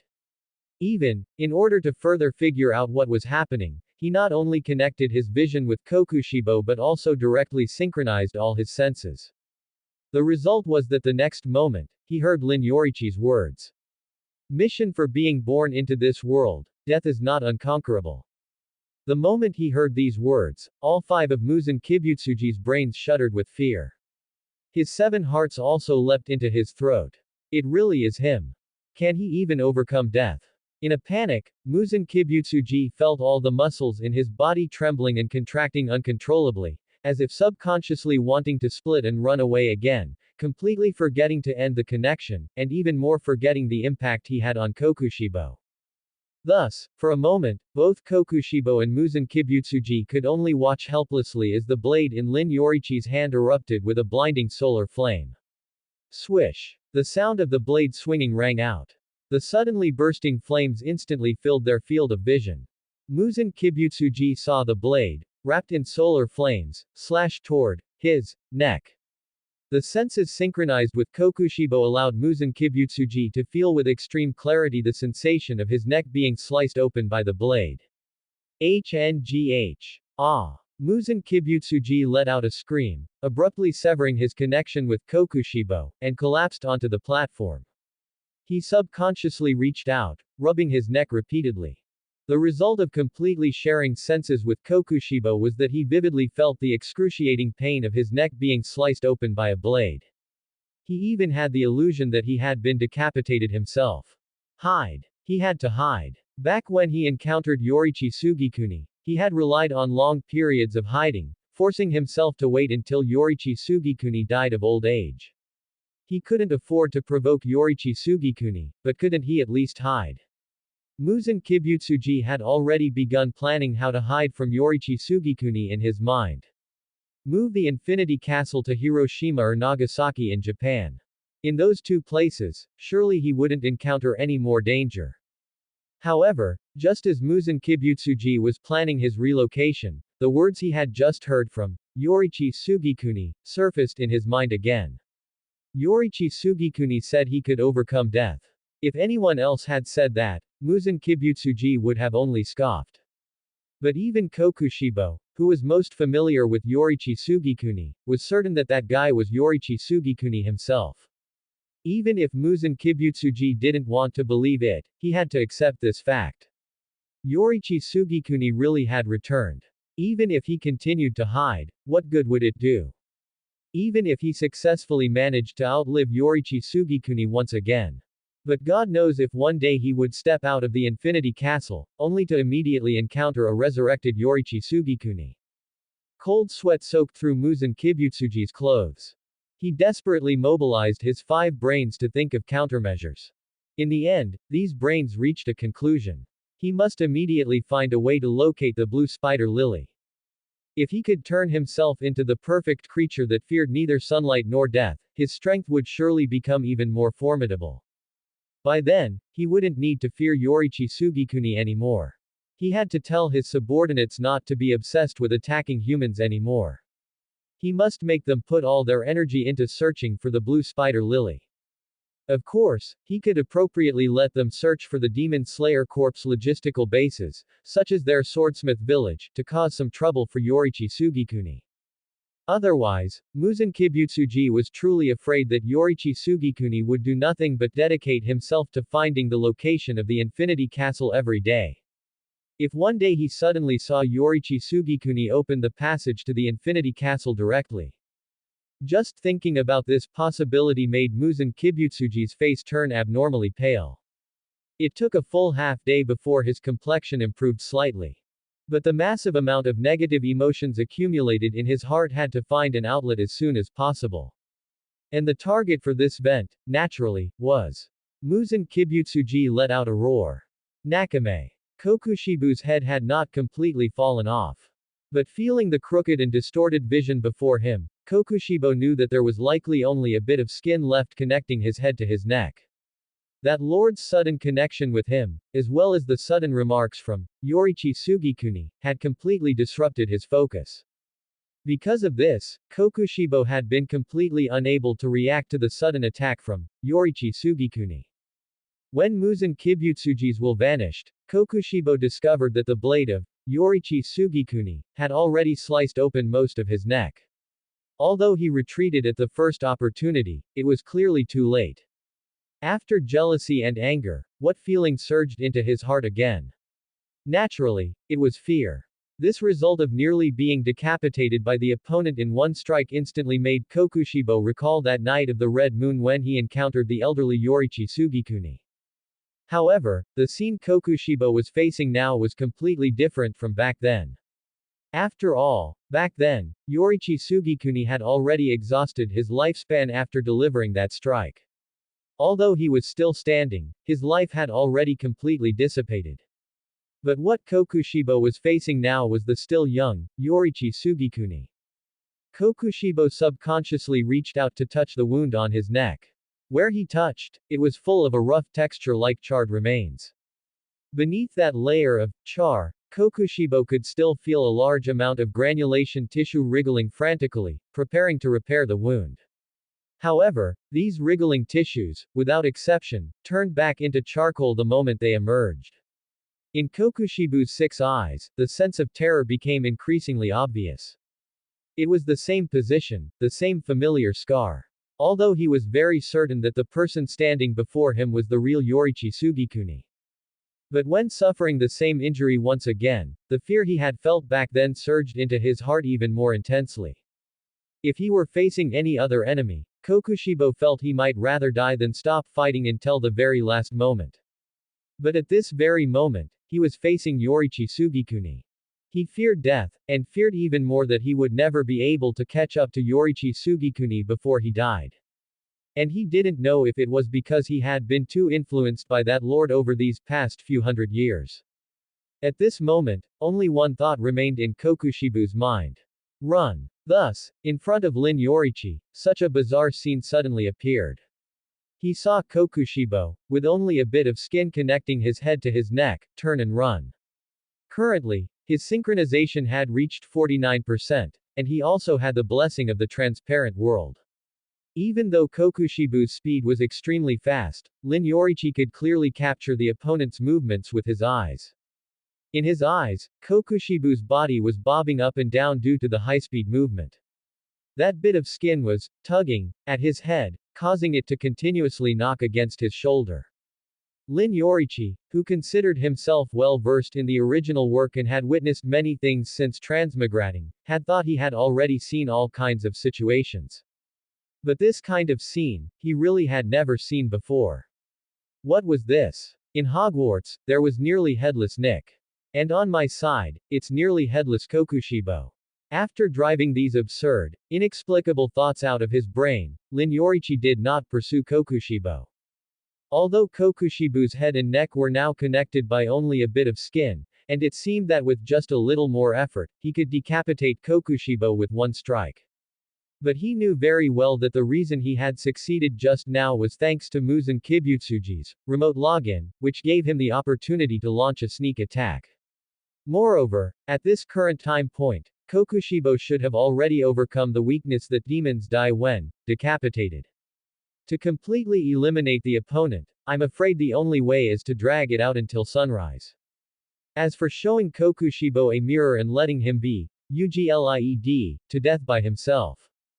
Don't forget, a very important reason why Kokushibo was UGLIED to death by himself in the original work was that he remembered the late Yoriichi Tsugikuni.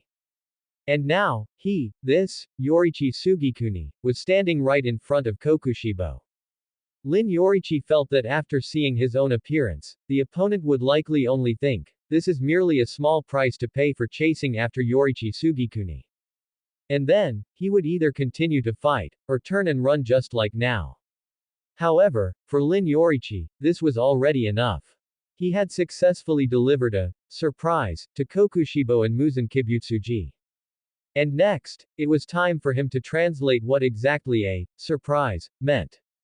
Lin Yoriichi returned to headquarters and saw Kagaya Ubuyashiki once again. Although it had only been a few days, Lin Yoriichi noticed that the purple scars on Kagaya Ubuyashiki's face showed signs of further spreading. If things continued this way, he feared it wouldn't be long before his other eye also went permanently blind. Lin Yoriichi couldn't help but sigh. The will of this world was simply bullying the weak and fearing the strong. A monster like Muzan Kibutsuji, who defied the laws of nature, had appeared within their family, yet the heavenly Tao dared not target Muzan Kibutsuji directly, instead placing a curse upon the Ubuyashiki family. What kind of logic was this? Acting timid and submissive in the face of Muzan Kibutsuji, but landing heavy blows against the Ubuyashiki family. Sensing Lin Yoriichi's gaze, Kagaya Ubuyashiki waved his hand and said with calm indifference.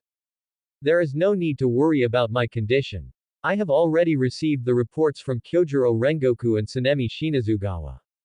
You truly did a wonderful job killing lower rank 3 and lower rank 6 in Tokyo Prefecture. Having said this, Kagaya Ubuyashiki looked at Lin Yoriichi again, paused for a moment to gather his thoughts, and asked. As for that matter you mentioned, what was the outcome? Lin Yoriichi recounted both, Muzan Kibutsuji logging in from a different location, and Kokushibo almost losing his head. Kagaya Ubuyashiki's emotions suddenly became agitated. Mr. Lin, you really did it. For me and the Demon Slayer Corps, this is truly a monumental surprise. Repelling upper rank 1. Never in the last 100 years of the Demon Slayer Corps has there been such an astonishing feat. Lin Yoriichi smiled and shook his head. A surprise is not just repelling upper rank 1. Facing Kagaya Ubuyashiki, Lin Yoriichi didn't need to be as tense as he was with Kokushibo, and many memes came easily to him. Let me translate for you what a real surprise is. The surprise is that Muzan Kibutsuji has been scared like this, and he definitely won't dare to appear again for a short time. The frequency with which his underling demons attack humans will also be greatly reduced.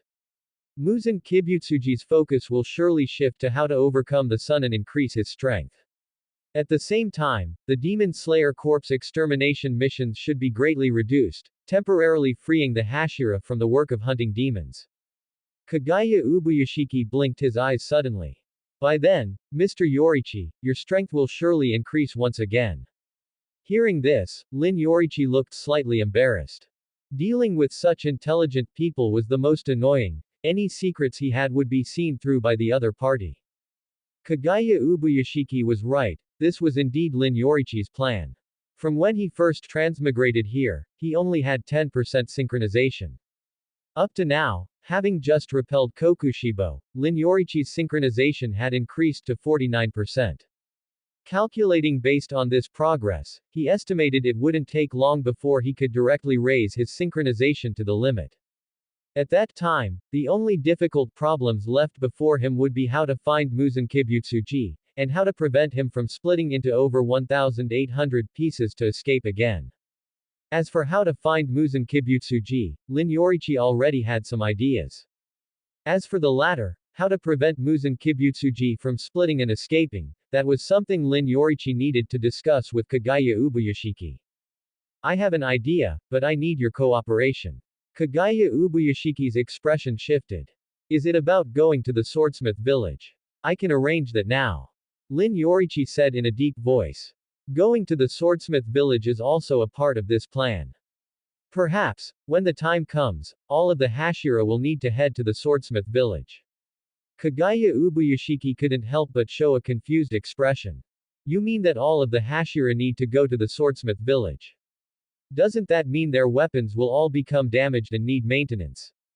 Kagaya Ubuyashiki suddenly stopped. Just now, Lin Yoriichi had mentioned that the Hashira of the Demon Slayer Corps could be temporarily freed from demon hunting work, and now he had mentioned that perhaps the Hashira would collectively head to the swordsmith village.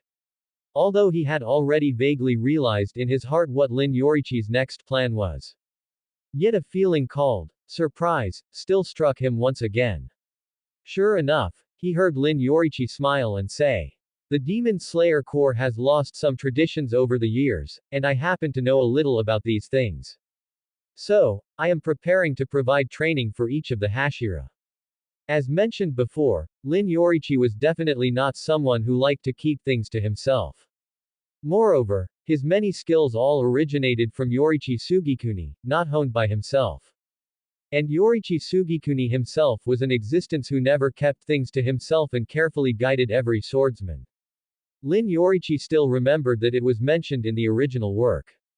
No matter who it was, Yoriichi Tsugikuni would teach his sword techniques and breathing style without reservation. Even the reason why there were other derivations of breathing style had to do with Yoriichi Tsugikuni guiding the swordsmen of that time, helping them improve according to their own areas of expertise. Passing these skills on to the Demon Slayer Corps once again. Lin Yoriichi believed that if Yoriichi Tsugikuni himself were here, he would make the same choice. Thinking of this, Lin Yoriichi's heart suddenly stirred. He checked his synchronization, only to find that just from this thought, it had risen to 50%. Kagaya Ubuyashiki couldn't help but ask. So, what are you preparing to teach them? Lin Yoriichi had long considered this question. Breathing style, transparent world, demon slayer mark, and bright red Nichiren sword, known as the 4-piece set for killing demons in the demon slayer world. Among them, the one that was relatively easy to master and could rapidly increase combat power was the bright red Nichiren sword. In the original work, there were theoretically 4 ways to activate the bright red Nichiren sword. Mastering sun breathing, Nezuko's blood demon art, grip strength, and weapon collision.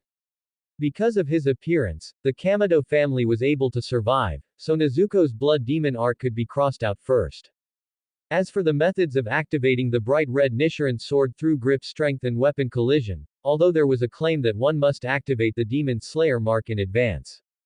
But Lin Yoriichi felt that they could try it first even if the Hashira did not yet have the Demon Slayer mark. If they could successfully activate the bright red Nichiren sword, that would certainly be a good thing. Even if they couldn't activate it, Lin Yoriichi had a fallback method for activating the bright red Nichiren sword. He would first find Yoriichi Tsugikuni's sword, and after fusing it, obtain the complete bright red Nichiren sword effect.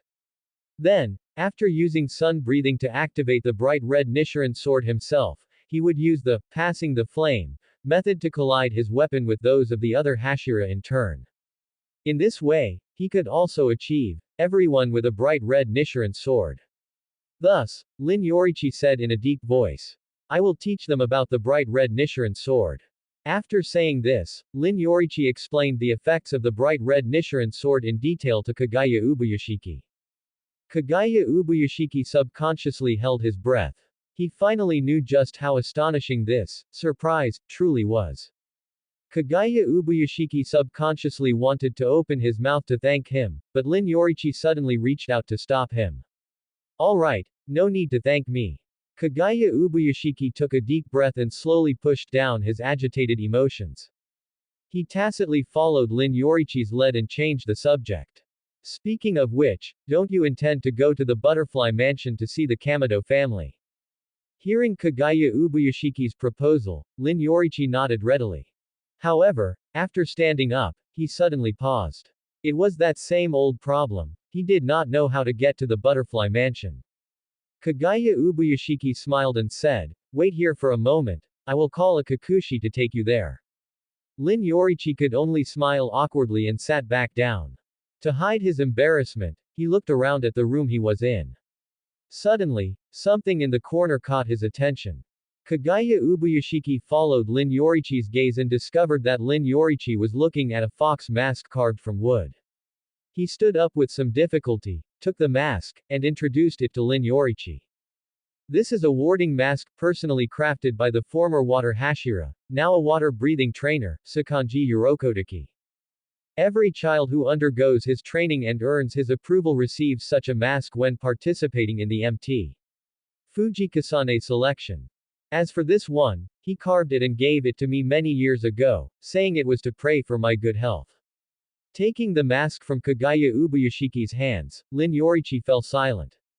This thing was called a warding mask, but judging from the original plot, it was practically a calamity-inviting mask. Almost every child who wore this mask to participate in the Mt. Fujikasane selection met a bad end. Sabito, Makomo. It wasn't until Tanjiro appeared and slew the hand demon on Mt. Fujikasane that this tragedy was finally broken. Thinking of this, Lin Yoriichi said to Kagaya Ubuyashiki, "May I take this mask?"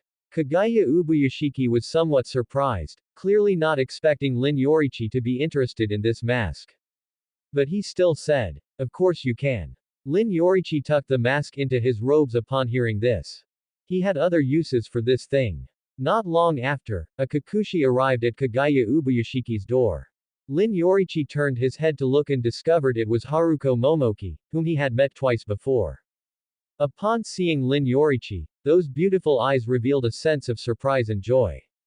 Kagaya Ubuyashiki smiled warmly and said, "Please take Mr. Yoriichi to the Butterfly Mansion, and perhaps you can tell him about the situation of the Kamado family on the way." Haruko Momoki nodded in agreement and led Lin Yoriichi toward the Butterfly Mansion. As soon as they left the headquarters, Haruko Momoki bowed and said gratefully, "Mr. Yoriichi, thank you for stepping in to save me last time in Asakusa, Tokyo." Lin Yoriichi waved his hand, signaling that there was no need to be so formal with him. However, when Haruko Momoki bowed and straightened back up, Lin Yoriichi always felt that she seemed to have undergone some subtle changes. It seemed that the curve of her clothes wasn't as exaggerated as before. Ahem. Noticing Lin Yoriichi's gaze landing on her, Haruko Momoki did not feel offended, merely thinking he was looking at her clothes. Then, Haruko Momoki realized that underneath his haori, Lin Yoriichi was still wearing a plain yellow garment, not the Demon Slayer Corps uniform. She immediately apologized. "I am sorry, this is my oversight." As the Kikuchi assigned to follow you, I only just realized that you do not yet have a Demon Slayer Corps uniform. Lin Yoriichi did not mind this at all. In fact, if he changed into other clothes, the effect of his cosplay of Yoriichi Tsugikuni might be diminished when facing Muzan Kibutsuji and Kokushibo. However, Haruko Momoki's words reminded Lin Yoriichi of something. Since transmigrating to this world, although he had received quite a bit of money from the Ubuyashiki family, he hadn't bought any clothes for himself yet. As for how he had managed these past few days, Lin Yoriichi could only say that in places where no one could see, he washed his entire set of clothes every night. The weather was still very cold, so what could he do if the clothes didn't dry immediately after washing?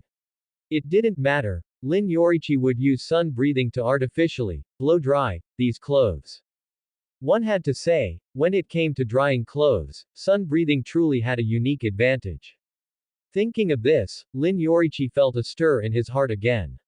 He checked his synchronization system and discovered that it had actually increased by another 1%. Seeing this, Lin Yoriichi's eyes widened immediately. Holy crap, so you too, Yoriichi Tsugikuni. So this is actually the correct usage of sun breathing. Haruko Momoki clearly misunderstood Lin Yoriichi's surprise.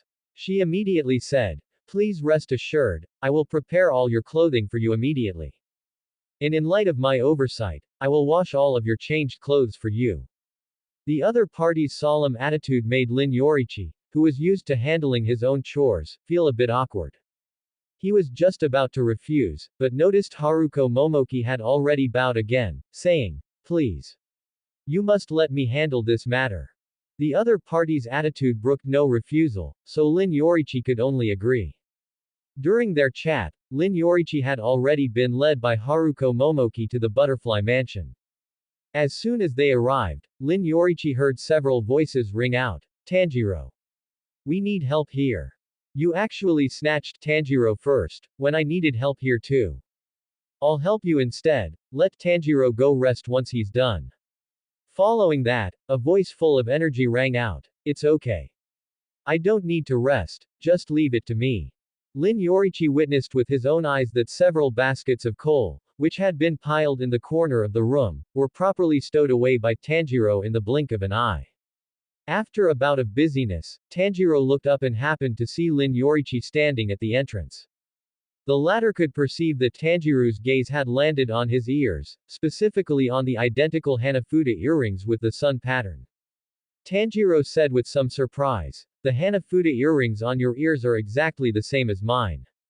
You are Mr. Yoriichi." Lin Yoriichi smiled and nodded, subconsciously reaching out to pat Tanjiro's head. This texture, it was truly incredibly hard. Tanjiro didn't know what Lin Yoriichi was thinking, he just excitedly grabbed Lin Yoriichi. Then, he introduced him to the others. "Everyone, this is Mr. Yoriichi, who saved our family. I am very sorry, I need to leave for a moment." He then said to Lin Yoriichi, "Please come with me, my mother has been wanting to thank you in person." Hearing the phrase, "thank you in person," Lin Yoriichi's expression immediately became somewhat unnatural. In fact, if Tanjiro weren't pulling him along, Lin Yoriichi would truly have wanted to cover his face and run away. He really couldn't understand what kind of mental state he had been in at that time to say, "Madam, you wouldn't want." After walking for a while longer with Tanjiro, Lin Yoriichi arrived inside the Butterfly Mansion. Before he could see Madame Kamado, he saw a girl wearing a pink kimono. Nezuko. Upon seeing her brother pulling a strange man over, Nezuko also seemed somewhat surprised. But before Tanjiro could introduce him, she had already seen the identical Hanafuda earrings with the sun pattern. Consequently, she revealed a bright smile and said very earnestly, "Thank you very much, Mr. Yoriichi." Lin Yoriichi watched the siblings, a surge of emotions welling up in his heart.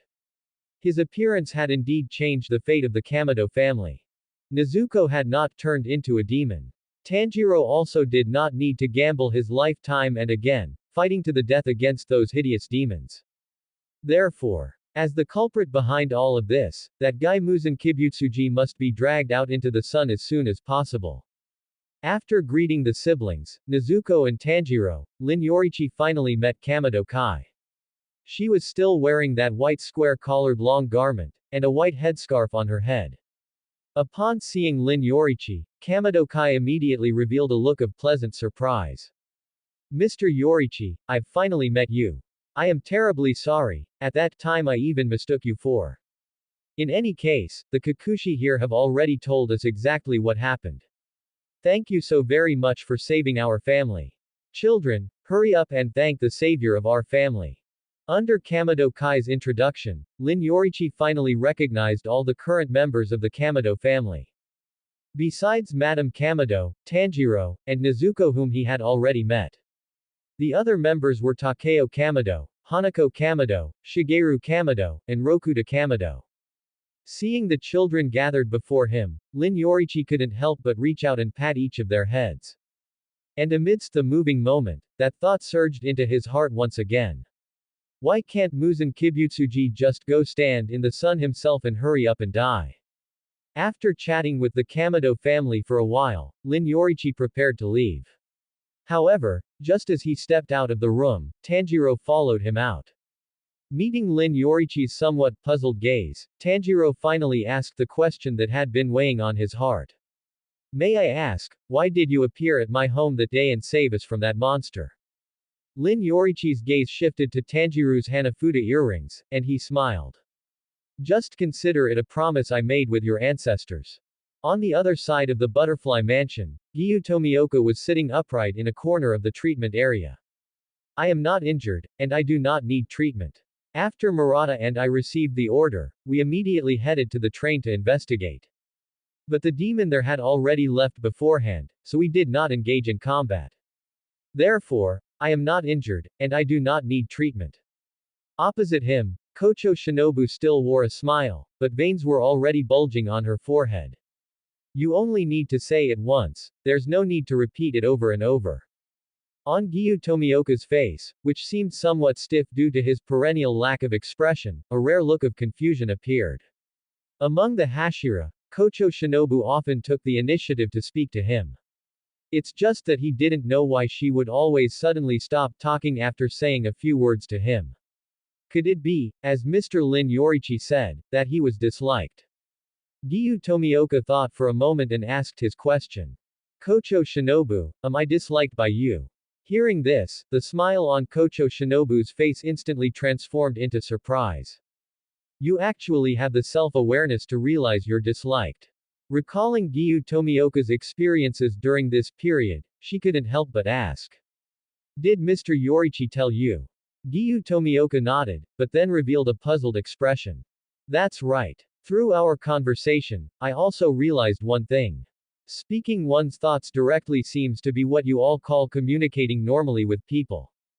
Kocho Shinobu was stunned. She had only met Mr. Yoriichi once at the Hashira meeting, and her impression of him remained as a swordsman valued by Oyakata-sama, whose strength was even greater than Tsunemi Shinazugawa's. If there was any other impression, it was that she had received news that Mr. Yoriichi had killed 2 lower-ranked demons while executing a special mission with Tsunemi Shinazugawa and Kyojuro Rengoku. Now it seemed, this Mr. Yoriichi was not only powerful but could even teach Giyu Tomioka. After comparing her own teaching results with Yoriichi's, Kocho Shinobu subconsciously nodded and said, That's right, doing as Mr. Yoriichi said and directly stating your thoughts is indeed better than the method I taught you. Giyu Tomioka asked back with extreme seriousness. If that's the case, why do you and Tsunemi Shinazugawa still react that way? Kocho Shinobu only felt the veins on her forehead bulge again. Of course it's because you keep repeating yourself. As for Tsunemi Shinazugawa, what did you say to him? Giyu Tomioka recalled for a moment and said seriously again.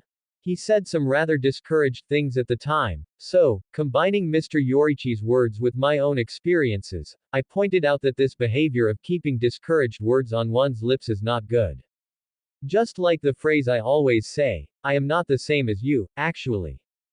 This was the first time Kocho Shinobu heard Giyu Tomioka explain the meaning of the phrase, I am not the same as you, himself. She was instantly stunned, and after a while, she said softly. So, that's what you've always thought. After saying this, Kocho Shinobu immediately realized something was wrong. No. Even if it were Sanemi Shinazugawa, after hearing you say these things, he wouldn't be picking a fight with you anymore. He would even go and tell Obanai Iguro about these things. You must have said something else. Giyu Tomioka nodded. Yes, I also gave him one piece of advice. If you're weak, train more. After saying this, Giyu Tomioka even specially explained the meaning of, if you're weak, train more, to her. Creak. Kocho Shinobu instantly tightened her grip on the medical instrument in her hand.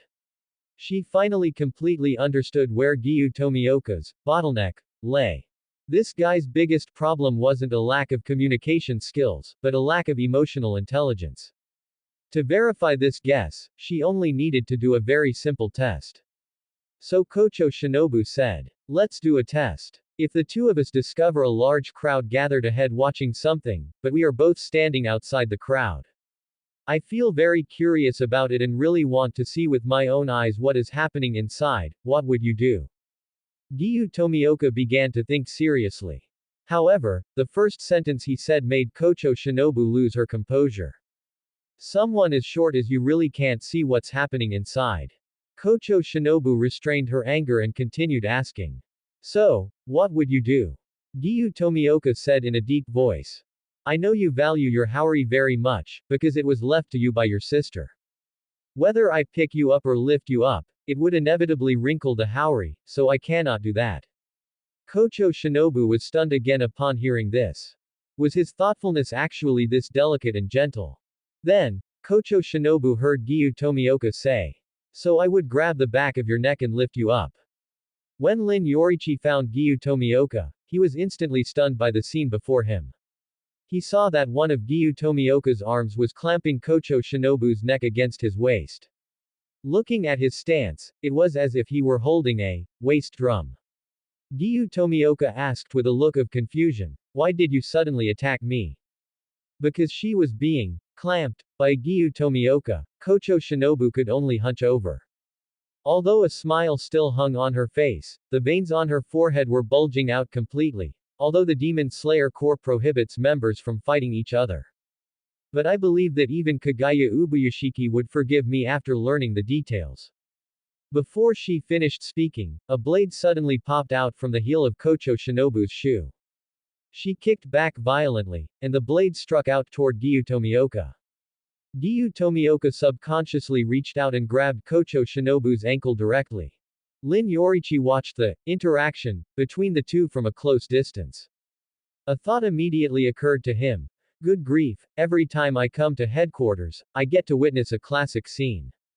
Last time, he saw Sanemi Shinazugawa and Obanai Iguro surrounding Giyu Tomioka, staging a scene of Giyu surrounding.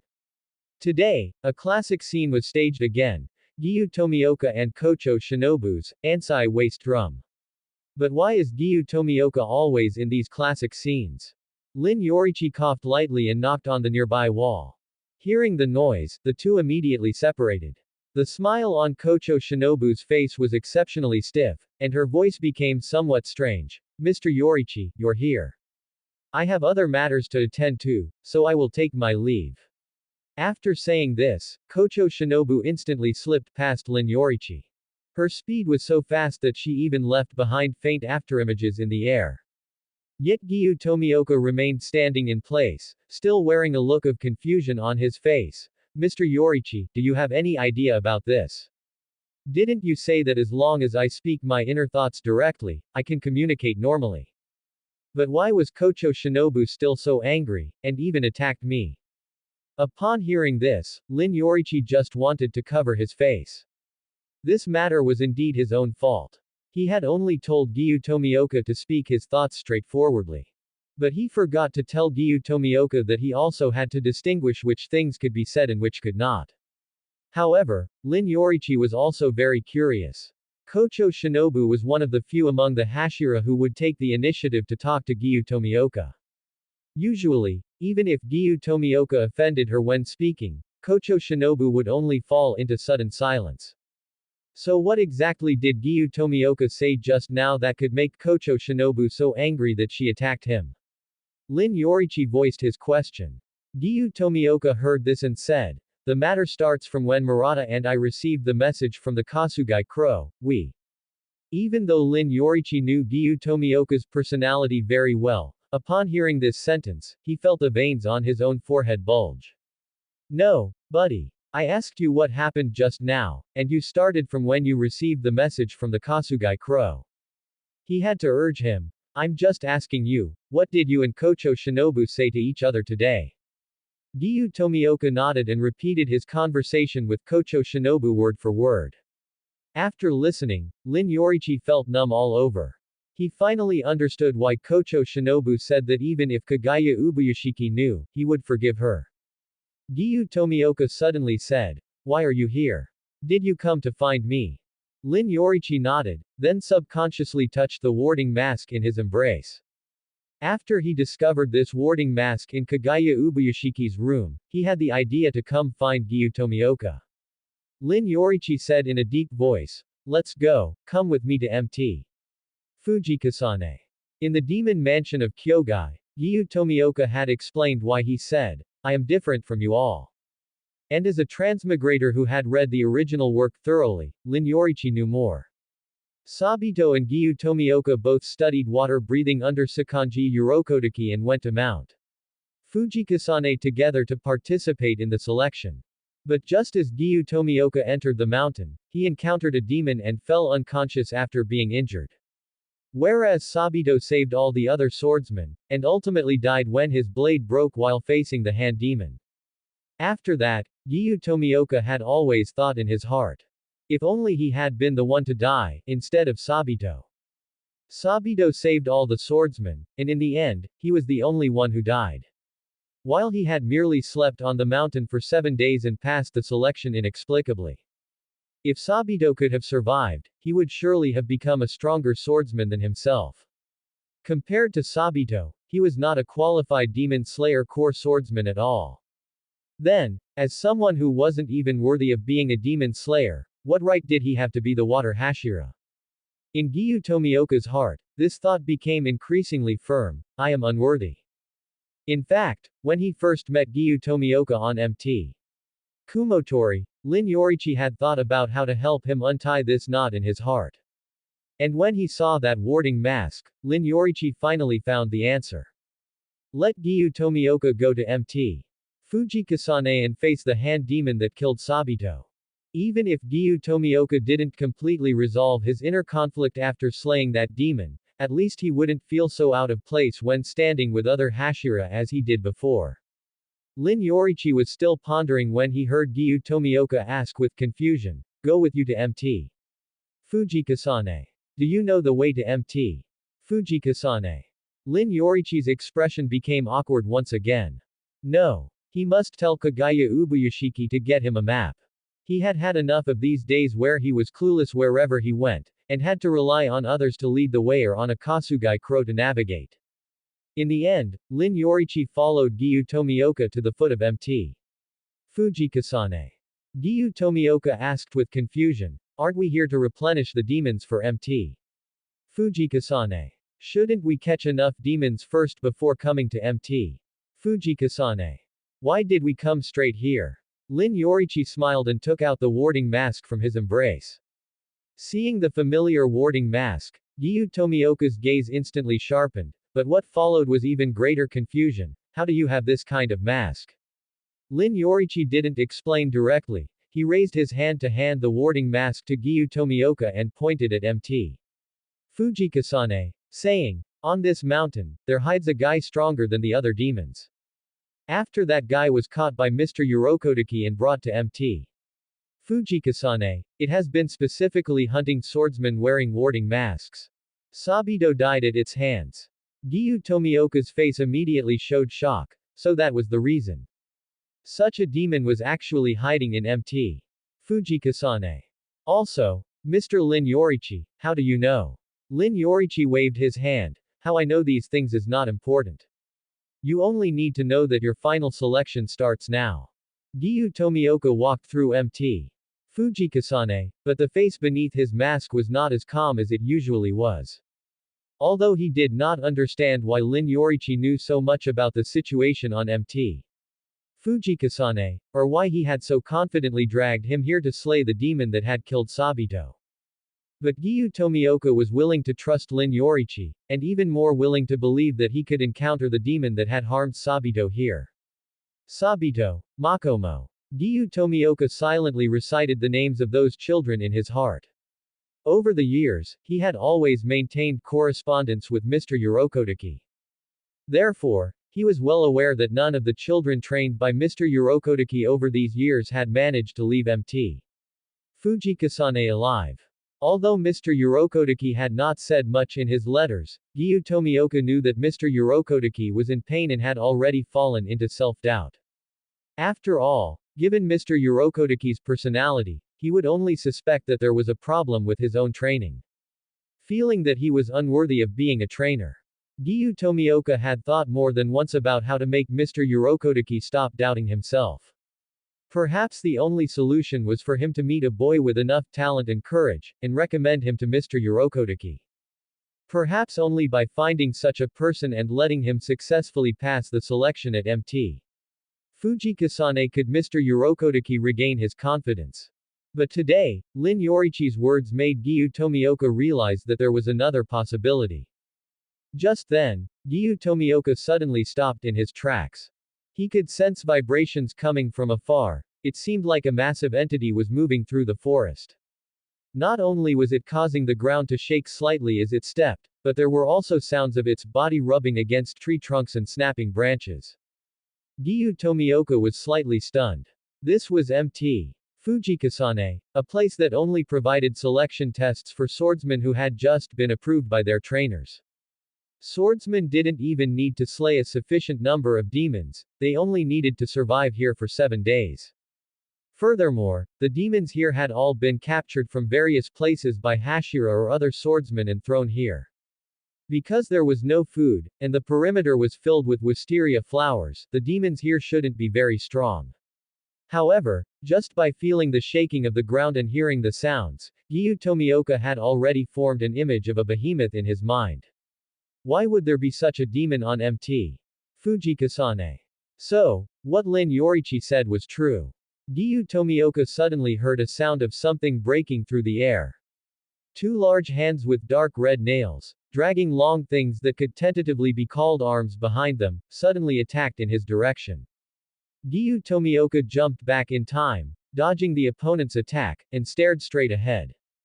Before him, a demon with a dark cyan-green body and numerous arms growing out of it slowly appeared from the forest. Clearly, this was the hand demon. The latter was currently staring fixedly at the warding mask carved in the shape of a fox on Giyu Tomioka's face. His dark golden pupils with black cross patterns instantly constricted. I really didn't expect to see such a cute little fox when it's not the Demon Slayer core selection. Hey, Fox boy, what year of the Meiji era is it now? Giyu Tomioka did not answer the hand demon's question directly, but asked in return. Were you captured by Mr. Yorokodaki? The phrase, Mr. Yorokodaki, seemed to flip a switch in the hand demon, causing his expression to suddenly become extremely ferocious. The arms on his body scratched at himself frantically, even tearing open numerous wounds. Don't mention that guy in front of me. I was captured by him and locked in this place for over 40 years. But the next moment, the hand demon suddenly let out a giggle of strange laughter, his eyes crinkling into crescent shapes. But here, I have also found my own amusement. Hiding and quietly eating those swordsmen participating in the selection. Of course, the most important thing is to eat all of Mr. Yorokodaki's disciples. Beneath the mask, Giyu Tomioka's breathing suddenly became heavy. However, the hand demon did not care about this, and just continued to laugh strangely. Let me think, among the disciples of Mr. Yorokodaki I've eaten, the ones that left the deepest impression were those 2 little brats. One little brat had rare flesh-colored hair, and the other was a little girl wearing a kimono with a flower pattern. Tisk, you disciples of Mr. Yorokodaki are really easy to recognize, all wearing those warding masks carved by Mr. Yorokodaki. Every time I eat those little brats wearing masks, I think to myself, Mr. Yorokodaki could never imagine that the warding masks he carves actually only bring disaster, ha ha ha. At this moment, the hand demon also noticed that the person in front of him was breathing exceptionally heavily, and his laughter became even more delighted. Yes, that's exactly the kind of angry feeling. When I told that little girl that it was Mr. Urokotaki's masks that brought disaster and killed his disciples, that little girl was just as angry as you. Tisk, she was small in stature to begin with, and not very strong, but she was very fast. As a result, once she got angry, her movements became stiff. To prevent her from escaping, I tore off her limbs first before slowly eating her. Speaking of this, one of the hand demon's arms patted his own stomach. Come here, and reunite with Mr. Urokotaki's disciples. I really want to know what kind of expression Mr. Urokotaki will have when he finds out that another one of his disciples has disappeared. The hand demon's voice suddenly stopped. He looked at Giyu Tomioka, who had drawn his sword, with extreme terror. On that Nichiren sword, the words, Destroyer of Demons, were clearly engraved. The only ones who could have this phrase engraved on their blades were Hashira. Being a Hashira, why would he come to Mt. Fujikasane? The hand demon let out a whimper, and the arms on his body suddenly surged downwards, as if he had instantly grown many more legs to help him turn and flee. But Giyu Tomioka was faster. He still remembered that when Mr. Urokotaki was teaching him water breathing, he had spoken of the calmness and steadiness of water. Therefore, combining Mr. Urokotaki's teachings with his own experiences, Giyu Tomioka had developed the 11th sword form of water breathing. Water breathing 11th form dead calm. The original intent of this sword form was to build a domain around oneself to neutralize the opponent's blood demon art. But at this very moment, Giyu Tomioka carried this domain and charged straight at him. The hand demon's surging arms instantly became shriveled and withered. After losing the support of his arms, the hand demon immediately collapsed onto the ground in a pathetic state. He instinctively used his remaining arms to tightly cover his neck. Giyu Tomioka took off his mask. That handsome, refined face was now exceptionally ferocious due to anger. Guided by this extreme anger, Giyu Tomioka swung the Nichiren sword in his hand violently. At this moment, Lin Yoriichi's words suddenly appeared in his mind. Water can not only be calm and steady, but can also transform into a torrent, surging violently. A new sword form suddenly emerged in Giyu Tomioka's mind. The blade held high in his hand brought with it a surging wave, rushing to slash at the hand demon's neck. Water-breathing 12th form torrent. As Lin Yoriichi watched Giyu Tomioka leave, he kept complaining in his heart. Sending a water Hashira like Giyu Tomioka to Mt. Fujikasane to subjugate that hand demon was practically like having a high-level veteran return to a newbie zone to farm low-level mobs. I just wonder, when the hand demon that has been hiding on Mt. Fujikasane for so many years encounters Giyu Tomioka, will he curse the Demon Slayer Corps for playing dirty? However, when he thought about how Giyu Tomioka would likely still act like, I am different from you all, standing apart from the others when he taught the bright red Nichiren sword to the Hashira at the swordsmith village, Lin Yoriichi felt that, perhaps it was better to let the hand demon suffer a little.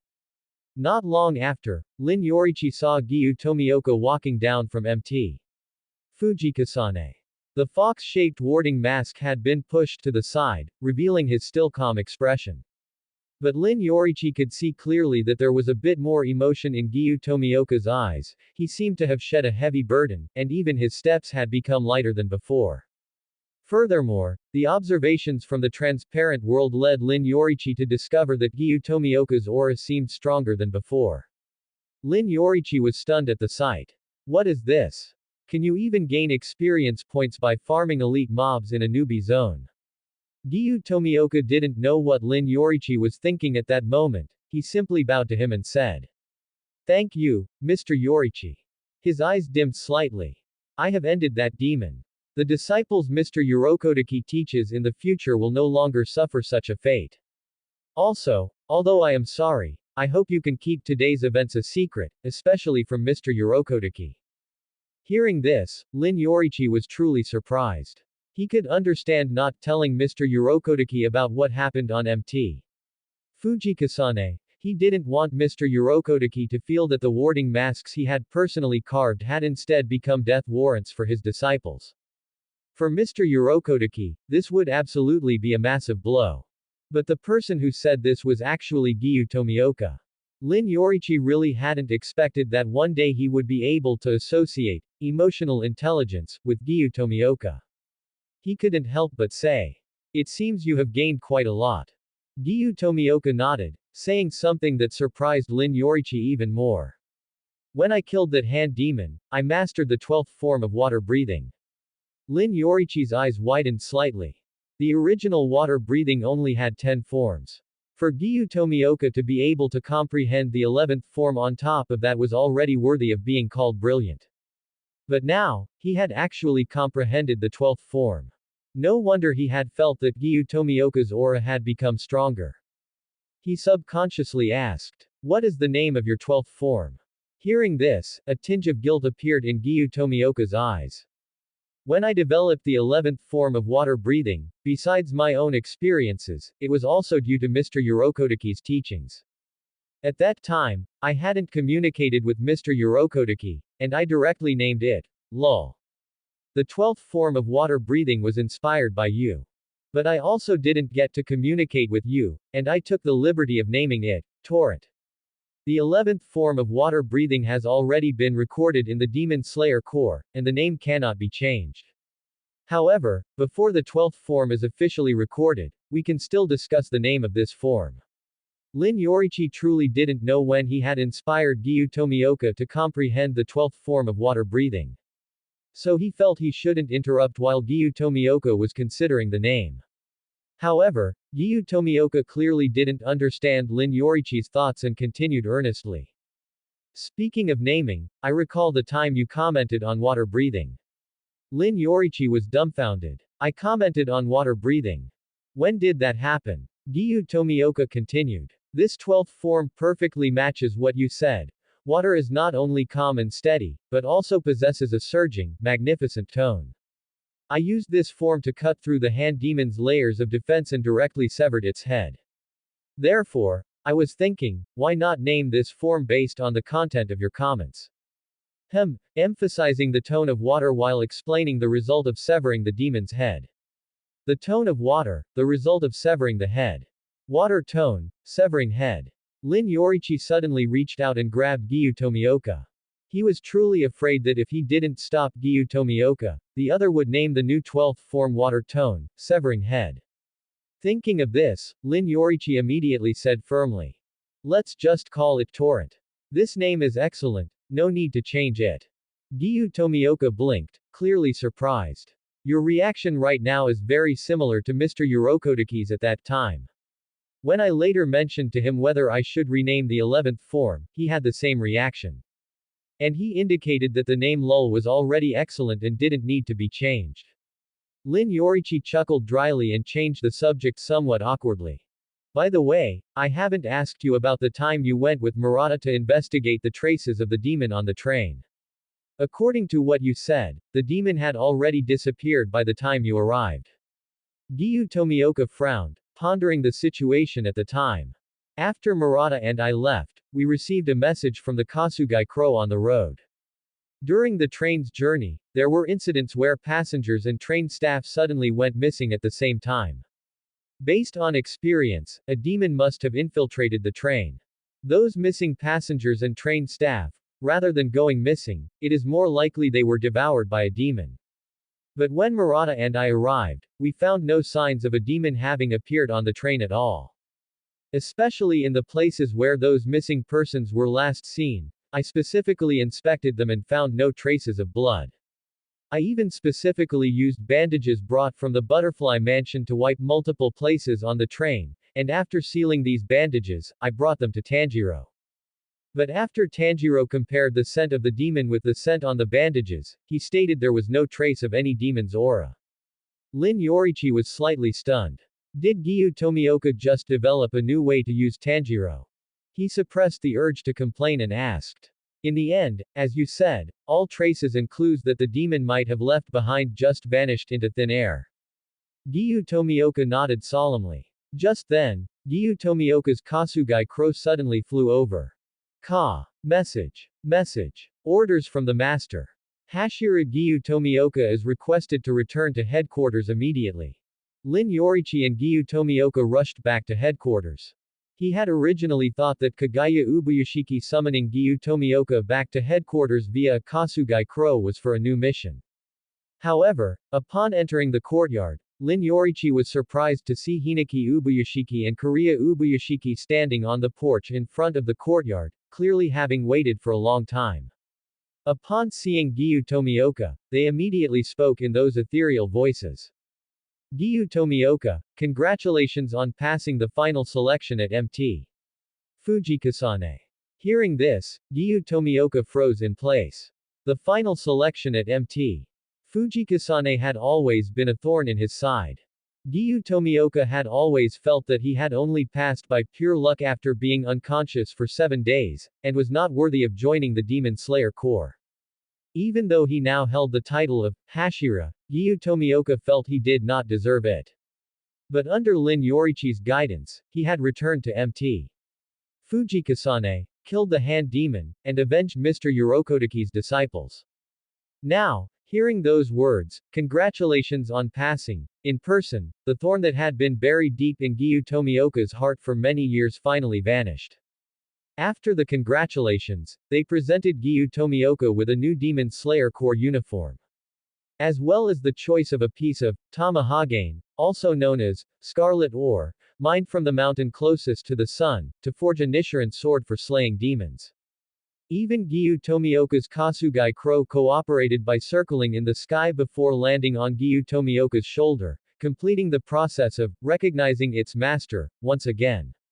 Lin Yoriichi watched from the side with some emotion. This was the standard procedure prepared for swordsmen who had just joined the Demon Slayer Corps after passing the final selection at MT. Fujikasane.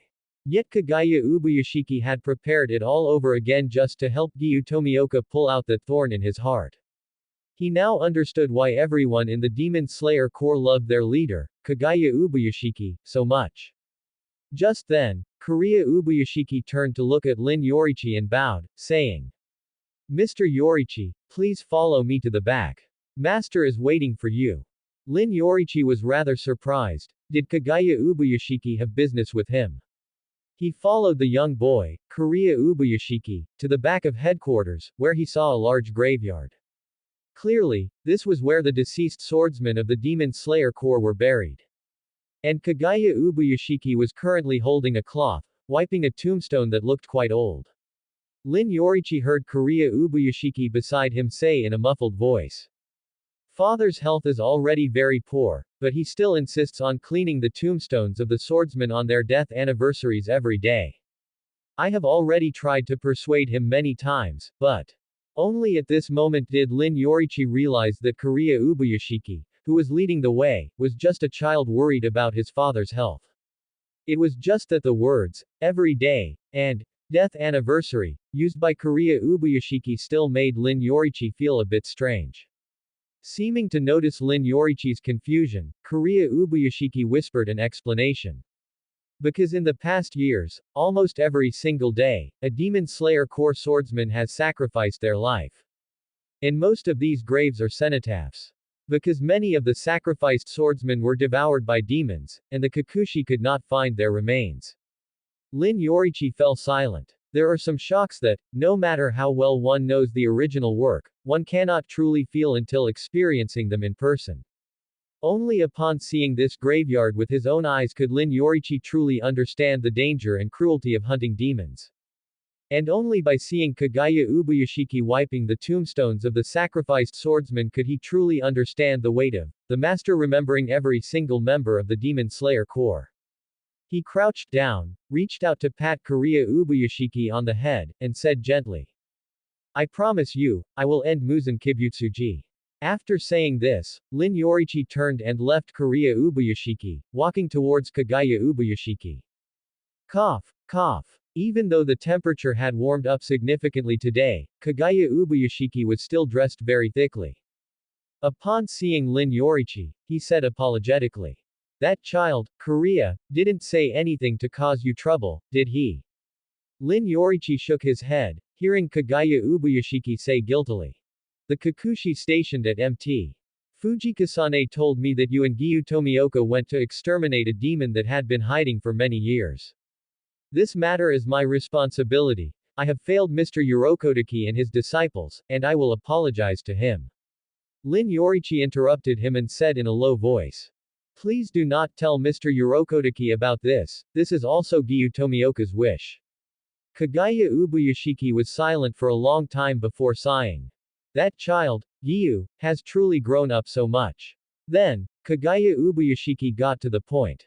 Mr. Yoriichi, I invited you here today because I have a request for you. I would like to ask you to investigate the incident on the train. Lin Yoriichi waved his hand, signaling that Kagaya Ubuyashiki did not need to be so polite. Is it the train you previously asked Giyu Tomioka and Murata to investigate?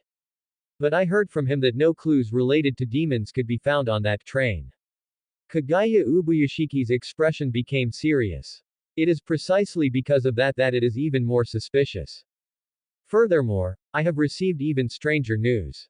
The missing passengers and train staff from that train have actually been found. Hearing this, Lin Yoriichi also furrowed his brows. They were found. Kagaya Ubuyashiki nodded and said. That's right, they were all found. And in subsequent questioning, they all stated their reasons for suddenly leaving the train. Because very few passengers and staff went missing on the train, and they reappeared later, it was not taken seriously. But I still used my connections to find the person who questioned those missing individuals. He said that when those people told their reasons for suddenly leaving the train, their expressions were all a bit strange. They looked like people who had just woken up and were recalling things that happened in their dreams. Lin Yoriichi's expression also became serious. Mentioning the keyword, dream, Lin Yoriichi immediately thought of one demon. Lower rank 1 Enmu. This guy's ability was to make people fall into dreams, which fit the situation described by Kagaya Ubuyashiki perfectly. Lin Yoriichi started to think. So this Enmu did not merge himself with the train and devour all the passengers on the train like in the original work. Instead, after choosing targets, he made these people enter dreams, fabricated a reason for them to get off the train in their dreams, and then waited for an opportunity to eat them. As for why he suddenly let these people go, it should be as he had predicted. He suddenly received an order from Muzan Kibutsuji to hide his tracks. Just as Lin Yoriichi was thinking, one sentence from Kagaya Ubuyashiki made Lin Yoriichi show a look of astonishment. I have already sent Kyojuro Rengoku to investigate first. Lower rank 1, Enmu, the train, Kyojuro Rengoku. Hearing these three keywords, Lin Yoriichi's heart tightened instantly. The matter of going to the swordsmith village to retrieve Yoriichi Tsugikuni's sword could wait, and teaching the Hashira the bright red Nichiren sword could also wait a while. But if he arrived late, heaven knows if Kyojuro Rengoku would run into Akaza. Lin Yoriichi stood up abruptly and said anxiously, I'm going to find Kyojuro Rengoku right now. Kagaya Ubuyashiki did not ask why Lin Yoriichi was so anxious, but simply nodded and said, I will have someone take you there in the fastest way possible. Leaving the headquarters, Lin Yoriichi was surprised to find a black car parked outside. Upon seeing this car, Lin Yoriichi felt it looked very familiar. This was the exact vintage car that the Kikuchi drove during the final battle to ram into Muzan Kibutsuji in his giant baby form. Judging by its appearance, the car looked very much like a Chevrolet from the early 20th century. The Ubuyashiki family's reputation for being quite wealthy was truly well deserved. And in the driver's seat sat a Kikuchi whom Lin Yoriichi was very familiar with, Haruko Momoki. Upon seeing Lin Yoriichi, Haruko Momoki immediately said in a deep voice, Mr. Yoriichi, please get in the car immediately. As soon as he sat in the car, Lin Yoriichi felt a surge of acceleration pushing him back into his seat. Moreover, even on the bumpy mountain road, Haruko Momoki was able to drive both fast and steadily. At some sharp turns, Haruko Momoki even utilized cornering techniques similar to drifting. He subconsciously looked at Haruko Momoki, whose eyes were serious and determined, and asked casually, where did you learn to drive? Haruko Momoki answered while driving, I learned to drive back in my hometown in Gunma Prefecture. Noticing that Lin Yoriichi seemed interested in her background, She continued, my initial purpose for learning to drive was to be a chauffeur for the eldest daughter of a prominent local family in Gunma Prefecture. But later, when I was driving the eldest daughter to Mount Haruna in my hometown for an outing, we encountered a demon. Fortunately, I drove very fast and managed to carry the eldest daughter away to safety. Afterward, the eldest daughter even praised me as the god of speed of Mount Haruna. Upon hearing this, Lin Yoriichi felt that subtle feeling becoming even stronger, and he asked again, your family wouldn't happen to run a tofu shop, would they? Haruko Momoki's eyes widened instantly, and those beautiful eyes were filled with astonishment. How did you know? Lin Yoriichi gave a dry laugh and did not answer. Mount Haruna in Gunma Prefecture was actually the prototype for Mount Akina. Living in Gunma Prefecture and running a tofu shop. I get it now, the true identity of the person beside me is the god of speed of Mount Akina. With Haruko Momoki's help, just as the sun set, Lin Yoriichi arrived near the train station. He discovered a small shop selling boxed lunches here, and as soon as he walked in, he heard a bold, tasty. Hearing this voice, Lin Yoriichi finally felt relieved. Seeing Lin Yoriichi appear, Kyojuro Rengoku's already bright eyes became even brighter. It's Mr. Yoriichi. Did Master also entrust you to investigate the train incident? How shameful. It seems my own strength is still not enough for Master to rest completely assured. Lin Yoriichi shook his head with a smile and said, no, Kagaya Ubuyashiki trusts you very much. I just heard you were coming out to investigate, so I decided to come over on my own accord.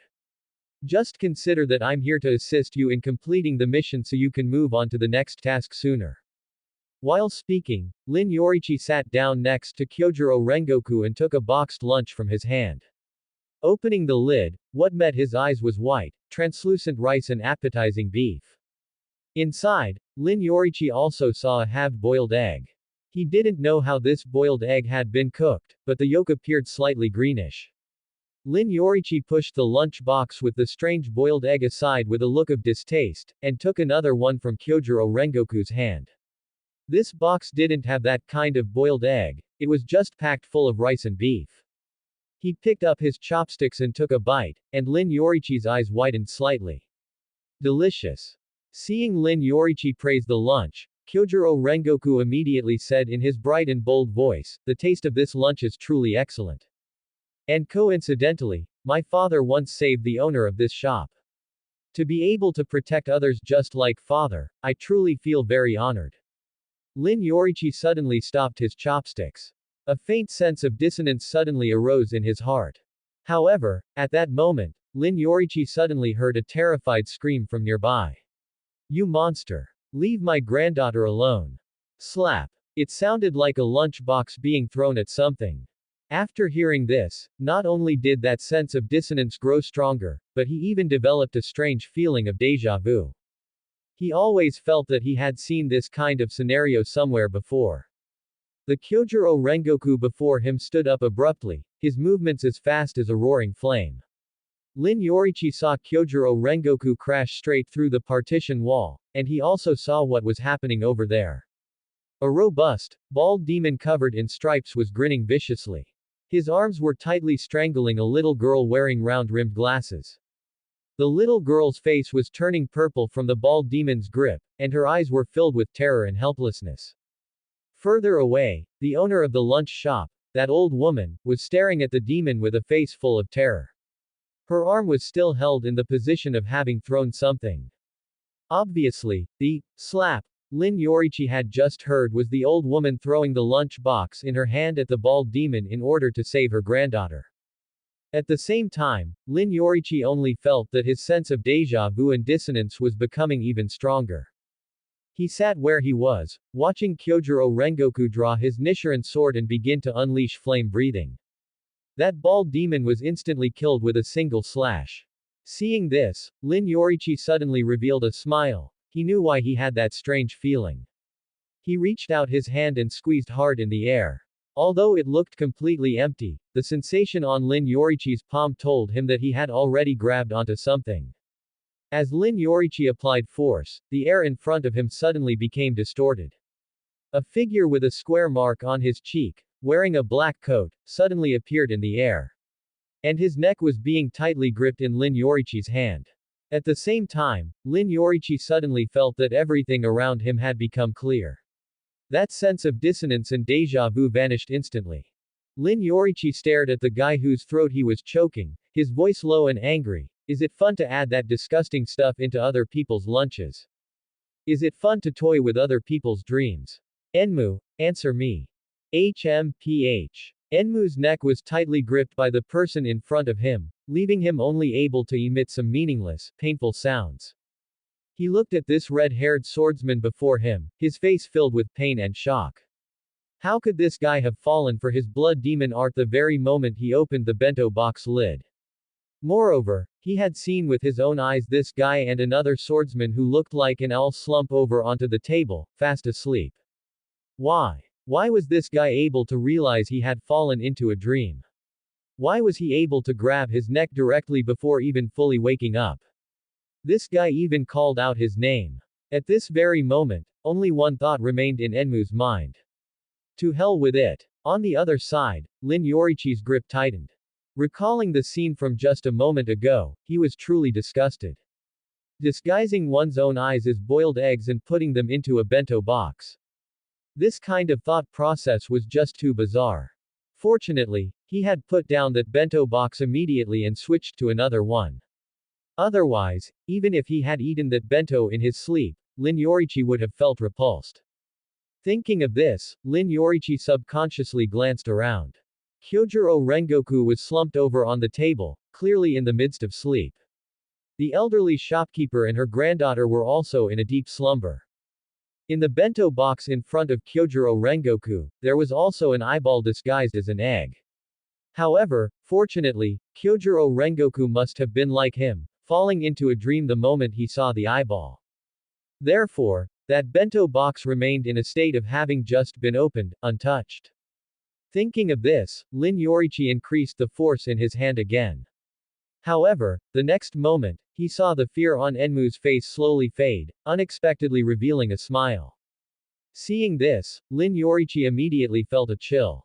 Holy crap, he was strangling this guy, and this freak wasn't actually enjoying it, was he? Immediately after, Lin Yoriichi saw Enmu jerk his arm up, revealing the back of his hand to him. There was actually a mouth growing on the back of his hand, and it could even speak. Sleep. Blood demon art whispers of forced sleep. Feeling the grip on his neck loosen, Enmu's expression instantly became excited. Although this guy was completely beyond his expectations, able to forcibly break free from the dream and even find him. But now, hadn't he fallen for his blood demon art and slipped back into a deep sleep? At such close range, even if this guy could forcibly break free from the dream again, but... Swish! A blade of light burning with solar flames appeared instantly, slicing through Enmu's neck in a flash. Sun-breathing first form dance. Enmu's severed head fell to the ground, looking at the person before him with uncertainty. Why? Didn't this guy just fall into a deep sleep right before his eyes? Why could he still use sword techniques? Enmu looked at Lin Yoriichi, who was slowly opening his eyes, his voice filled with disbelief. How did you do it? Lin Yoriichi had a strange smile as he retorted. Have you heard of Cao Cao from the Three Kingdoms? Enmu was stunned. As early as the Edo period, the Three Kingdoms had begun to become popular among the people of Japan. And in the Meiji era, a large number of Three Kingdoms-themed woodblock prints appeared among the people of Japan. Therefore, Enmu had indeed heard of the Three Kingdoms and knew about Cao Cao. But why would this guy in front of him ask him this? Lin Yoriichi smiled sinisterly. You ask me how I did it. Of course, it's because, just like Cao Cao, I like to kill in my dreams. As he finished speaking, Lin Yoriichi let go, allowing Enmu's headless corpse to fall to the ground. However, his expression did not relax. The slash just now was too slack, he didn't feel much resistance. He had already killed 2 lower-rank demons and knew very well what the neck of a lower-rank demon should feel like. Especially since Enmu was upper rank 1. Even at this point in time, he had not received the extra blood infused by Muzan Kibutsuji as in the original story. But his neck shouldn't have felt that slack. What's more, His synchronization was still stuck at 51%, and he hadn't received any rewards for killing a demon. Sure enough, although Enmu's head on the ground had already begun to dissipate, his face still carried a smile. Although I don't understand how you can kill in a dream, what you just slashed was not my main body.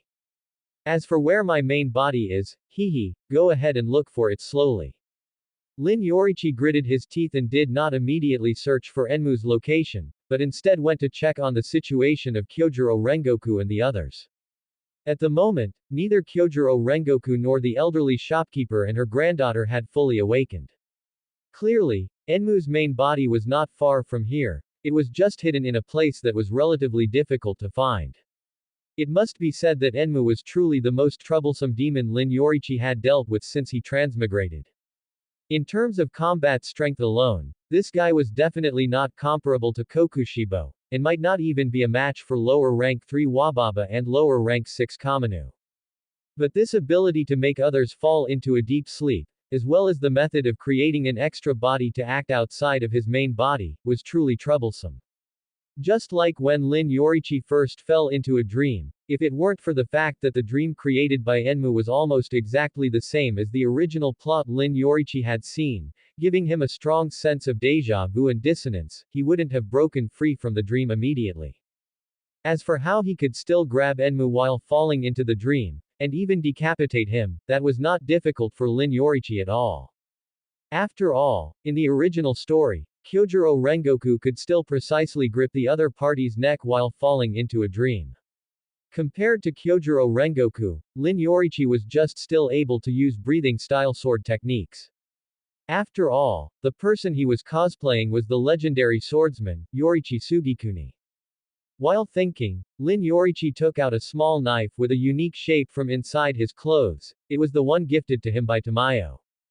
Previously, when facing Kyogai, who had drums embedded in his body, Lin Yoriichi had considered using this knife. But considering that the opponent was only a former lower rank 6, he did not use it. As for Kokushibo, although the opponent had become a nearly headless Kokushibo, he ultimately didn't give Lin Yoriichi a chance to draw blood. But now, Lin Yoriichi thought of another ingenious use for this knife. He toyed with the blade and smiled. I've decided, it's you, Chachimaru. Then, Lin Yoriichi threw the knife, pinning it into the headless corpse of Enmu that had not yet fully dissipated. As blood flowed into the hilt, a cat's meow suddenly sounded in the air. When the second meow sounded, Lin Yoriichi indeed saw the cat carrying a small pack, Chachimaru. Lin Yoriichi squatted down and stroked Chachimaru's head. However, under Chachimaru's puzzled gaze, Lin Yoriichi did not immediately put the knife filled with blood into the pack on its back, but instead reached out and pointed at the headless corpse. Help me smell that guy's scent, and then tell me where he is hiding. Chachimaru clearly understood what Lin Yoriichi meant, its pair of cat eyes instantly widening into perfect circles. Seeing this scene, Lin Yoriichi felt that the cat was so anxious it was about to speak human language. Lin Yoriichi could even imagine what Chachimaru wanted to say. I might not be human, but you're a real dog. He smiled and patted Chachimaru on the head, shaking the blood-covered knife in his hand at it. Chachimaru, you wouldn't want to fail to get the blood sample and disappoint Lady Tamayo, would you? Upon hearing this, Chachimaru let out 2 mournful meows, approached Enmu's headless corpse, and began to discern the scent. A moment later, Chachimaru began to meow at the shop floor, using one paw to make a scratching motion. Lin Yoriichi immediately asked, are you saying this guy's true body is hidden underground? Chachimaru gave a meow, confirming Lin Yoriichi's thought. Then, it began to rub against Lin Yoriichi's pant leg, urging him to quickly hand over the blood sample. After sending Chachimaru away, Lin Yoriichi immediately drew his sword, leapt to the side, and launched a slash at the ground. Sun breathing, second form, clear blue sky. After a loud bang, a large hole was immediately torn open in the shop floor. Once the dust settled, Lin Yoriichi clearly saw a structure resembling human cervical vertebrae appearing in the hole in the ground. If following the original work, this should be Enmu's true body, his body had already merged with the entire shop. And that segment of bone was Enmu's neck. Theoretically, as long as he severed this piece of bone, he could completely finish off Enmu. But the moment he raised his sword, Lin Yoriichi suddenly paused. He had thought about it before. At this point in the world, Enmu had not yet received more of Muzan Kibutsuji's blood. Therefore, his abilities were relatively weaker, allowing him to break free from the dream he had fabricated. In the original work, Enmu took some time to merge with the entire Infinity Train, the purpose being to turn the entire train into his stomach, to devour the 200-plus passengers on board. But was it necessary for Enmu to hide his true body underground and merge with a simple bento shop? So, was this thing in front of him really Enmu's true body? Lin Yoriichi truly felt that a guy with a brain circuit so bizarre that he would put his own eyeballs into a bento box could definitely hide himself very securely. As for this neck hidden underground, it was very likely another decoy, just like the humanoid form he had just cut down. Lin Yoriichi's heart stirred. He pretended to be startled by the cervical vertebrae underground, paused for a moment, and then raised his sword again. Sure enough, the moment Lin Yoriichi swung his sword, in his transparent world vision, a silhouette landed silently from the roof. This figure was much shorter than the Enmu he had seen before, and his frame appeared exceptionally gaunt. Seeing Lin Yoriichi swing his sword toward the cervical vertebrae underground, the figure immediately rushed over. A tentacle made of flesh and blood instantly sprouted from his back, its tip piercing directly toward Lin Yoriichi's back. However, the next moment, the sword in Lin Yoriichi's hand instantly changed direction. Sun breathing, 11th form, Dragon Sun Halo Head Dance. Surging solar flames instantly appeared on the blade, like a solar beast with its massive maw open, fiercely engulfing Enmu. A moment ago, Enmu was still in the excitement of being about to kill his opponent, but the next moment, he felt the intense pain of his limbs being severed. Why? How could you, of all people, react to the location of my true body? I was already so cautious. Why? Before he could finish his sentence, he saw a blade enveloped in solar flames instantly enlarge before his eyes. With a flash of the blade, Enmu's head immediately fell to the ground. Lin Yoriichi sheathed his sword and said in a low voice, "There aren't that many, wise." After dropping those words, Lin Yoriichi immediately checked his synchronization system. Seeing that his synchronization had risen to 55%, Lin Yoriichi finally breathed a sigh of relief, confirming that this Enmu had truly been finished off by him. As Enmu dissipated, Kyojuro Rengoku, who had been slumped over the table, immediately woke up. Along with the old woman who owned the shop and her granddaughter, they also gradually regained consciousness. Looking at the large hole in the shop floor, they immediately showed expressions of shock. Kyojuro Rengoku immediately drew his sword and said loudly, "Mr. Yoriichi, did you encounter a demon?" Lin Yoriichi reached out and pressed down on the sword in Kyojuro Rengoku's hand to prevent the pair of grandmother and granddaughter from being scared again. It should be said, it wasn't me who encountered a demon, but rather the demon who encountered me. Then, Lin Yoriichi looked at the pair and felt a slight headache. He truly wasn't good at explaining to others what had happened, and even worse at this kind of aftermath work. Fortunately, there were professionals waiting nearby. He summoned his Kasugai crow and had it send a message to Haruko Momoki and the Kikuchi nearby. After they sent the old woman and her granddaughter away, Lin Yoriichi explained to Kyojuro Rengoku what had just happened. After hearing Lin Yoriichi's explanation, Kyojuro Rengoku immediately said heartily, "I never expected such a thing to have happened. To think I fell for that demon's blood demon art. As a Hashira, I let you, Mr. Yoriichi, fight the demon alone. I am truly disgraceful. I just want to dig a hole and crawl into it." These words were intended as self-reproach, but because Kyojuro Rengoku's tone was so hearty, it sounded exceptionally heroic instead. However, Lin Yoriichi knew very well that these words were indeed Kyojuro Rengoku's true intentions. At this moment, he was indeed very self-reproachful. But this self-reproach would only become the motivation for Kyojuro Rengoku to spur himself forward, not a shackle to trap him. This was Kyojuro Rengoku. Always passionate, always sunny. Kyojuro Rengoku continued, "If we encounter a demon next time, I hope you can rest and let me take action. At the very least, I want to fight alongside you. Although I know you are trying to protect us. Otherwise, always letting you personally kill the demons while I can only stand by is truly too shameful. When these words came out, Yoriichi truly felt ashamed. He actually really wanted to tell Kyojuro Rengoku the truth.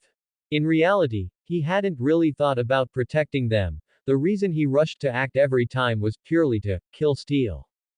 But facing Kyojuro Rengoku's overly bright and sincere eyes, Yoriichi could only nod. Having dealt with the culprit, Enmu, it could be considered that the train incident had been temporarily resolved. As for why Enmu let those passengers and staff go but hid here. Perhaps it was because he was only transiting here, but caught sight of Kyojuro Rengoku, who had come to investigate, and that was when he got the idea to take action. As for a deeper reason, Yoriichi felt it could wait until he and the Hashira returned from the swordsmith village to continue the investigation. Looking at the energetic Kyojuro Rengoku beside him, Yoriichi quietly breathed a sigh of relief. The upper rank 3, Akaza, who he had anticipated might appear, never showed up, making his actions seem like an overreaction caused by scaring himself. But if he had a choice, Yoriichi truly hoped that all the worrying would just turn out to be a false alarm in the end. Step. Step. Just at this moment, a powerful sound of footsteps suddenly rang out. What is meant to come will come eventually. This was Yoriichi's biggest thought upon seeing upper rank 3, Akaza. Akaza's skin was deathly pale, and his hair and eyebrows were a peculiar peach pink. In his eyes were the characters for upper rank and 3. The moment he saw Akaza, Kyojuro Rengoku immediately drew his Nichiren sword, his face etched with unprecedented solemnity. Yoriichi-san, this demon is upper rank 3.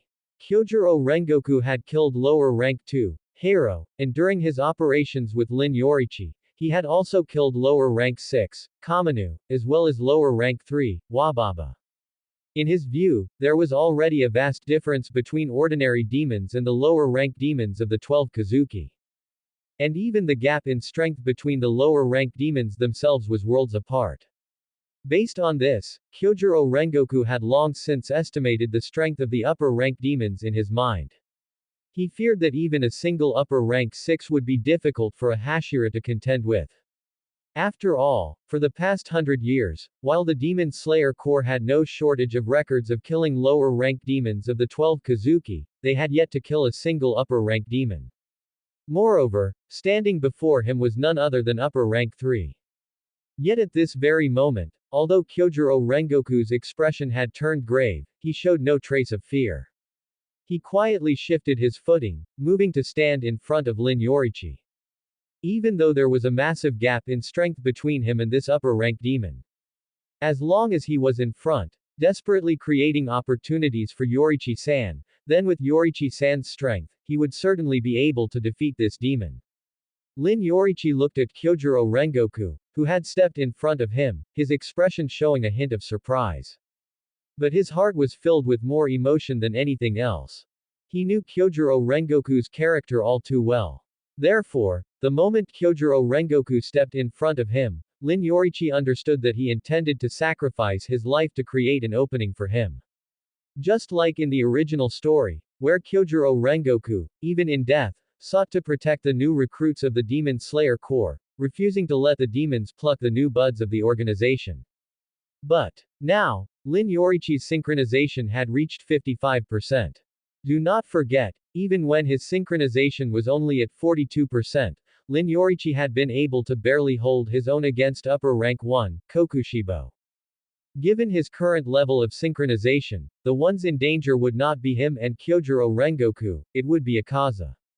On the other side, Akaza's attention was focused primarily on Kyojuro Rengoku. In fact, the moment he saw Kyojuro Rengoku, Akaza's eyes lit up. Among all the humans I have encountered, your fighting spirit is the most vigorous. If you were given a few more years, your strength would surely reach a new peak. But that peak would only be relative to humans. How about it? Why not consider joining us and becoming a demon? Yoriichi heard this and immediately thought to himself. He really lived up to his name as the best salesman, Akaza. Whenever he saw a human with potential, he would always invite them to become a demon. In the original story, Even during the final battle in the Infinity Castle, Akaza never forgot to invite Gyu Tomioka to become a demon. Kyojuro Rengoku refused in a deep voice. No matter the reason, I will absolutely never become a demon. Akaza narrowed his eyes, looking past Kyojuro Rengoku to the ground behind him. Human bodies age and die. What is so bad about becoming a demon? Come to think of it, looking at these traces on the ground, Enmu has indeed been killed by you, hasn't he? Tisk, a guy so weak who only knows how to play tricks, it's no surprise he was taken out. And it's his own fault for courting death, he was supposed to evacuate, yet he insisted on. Lin Yoriichi's heart stirred upon hearing this. From Akaza's few words, he had already deduced the situation. Enmu had indeed followed Muzan Kibutsuji's instructions to hide temporarily and cover his tracks. However, he had encountered Kyojuro Rengoku along the way and attempted to ambush him at this bento shop. As for why Akaza had suddenly appeared here, Lin Yoriichi felt Akaza's gaze shift toward him. Akaza's eyes were filled with confusion as he looked at Lin Yoriichi. In his perception, this guy seemed to be just an ordinary demon slayer core swordsman. Compared to the owl-like swordsman beside him, he could barely sense any fighting spirit at all. Why would such an unremarkable guy attract the attention of that lord? That lord had even specifically ordered him to come to the scene of Enmu's death to see if there was a swordsman with deep red hair, a demon slayer mark on his forehead, and sun-pattern Hanafuda earrings. Could it be that Enmu had specifically passed this information to that lord before he died? But why had that lord also told him that he only needed to confirm this guy's existence from a distance? And that once he saw the guy, he had to leave immediately. Akaza didn't think there was anything special about this person at all, which was why he had chosen to reveal himself. He had already decided that rather than wasting time on this unremarkable guy, he might as well see if he could recruit the owl-like swordsman instead. Akaza thought this, and he said it aloud. Hey, you, the guy with the Hanafuda earrings over there. You look so unremarkable, why would you be noticed by that lord? The moment this thought arose in Akaza's mind, his body suddenly stiffened. Kyojuro Rengoku saw this and immediately gripped his Nichiren sword tightly, guarding against any potential attack. But Lin Yoriichi knew very well that Akaza was likely being remotely accessed by Muzan Kibutsuji, just as Kokushibo had been. Even upper rank 1, Kokushibo, would experience a momentary stiffness the instant Muzan Kibutsuji took over his body. Let alone the upper rank 3 before him. A golden opportunity. Lin Yoriichi's eyes lit up as he instantly drew his sword. Sun breathing, 7th form, beneficent radiance. On the other side, Akaza felt a will being forcibly shoved into his mind. The will spoke in a cold, angry voice. Akaza, leave here immediately. Have you forgotten the task I gave you? Leave now. The power originating from his blood surged instantly, beginning to fight Akaza for control of his body. Akaza's eyes widened instantly, and his body tilted forward uncontrollably. Every word Muzan Kibutsuji spoke in his mind felt like a heavy hammer falling, threatening to shatter his own will. Yet Akaza struggled to hold his own will together, asking back in his mind. Why? He is just an unremarkable guy. That's the end of part 2. Part 3 is coming soon. Thanks for watching. Please subscribe and support our channel for more stories.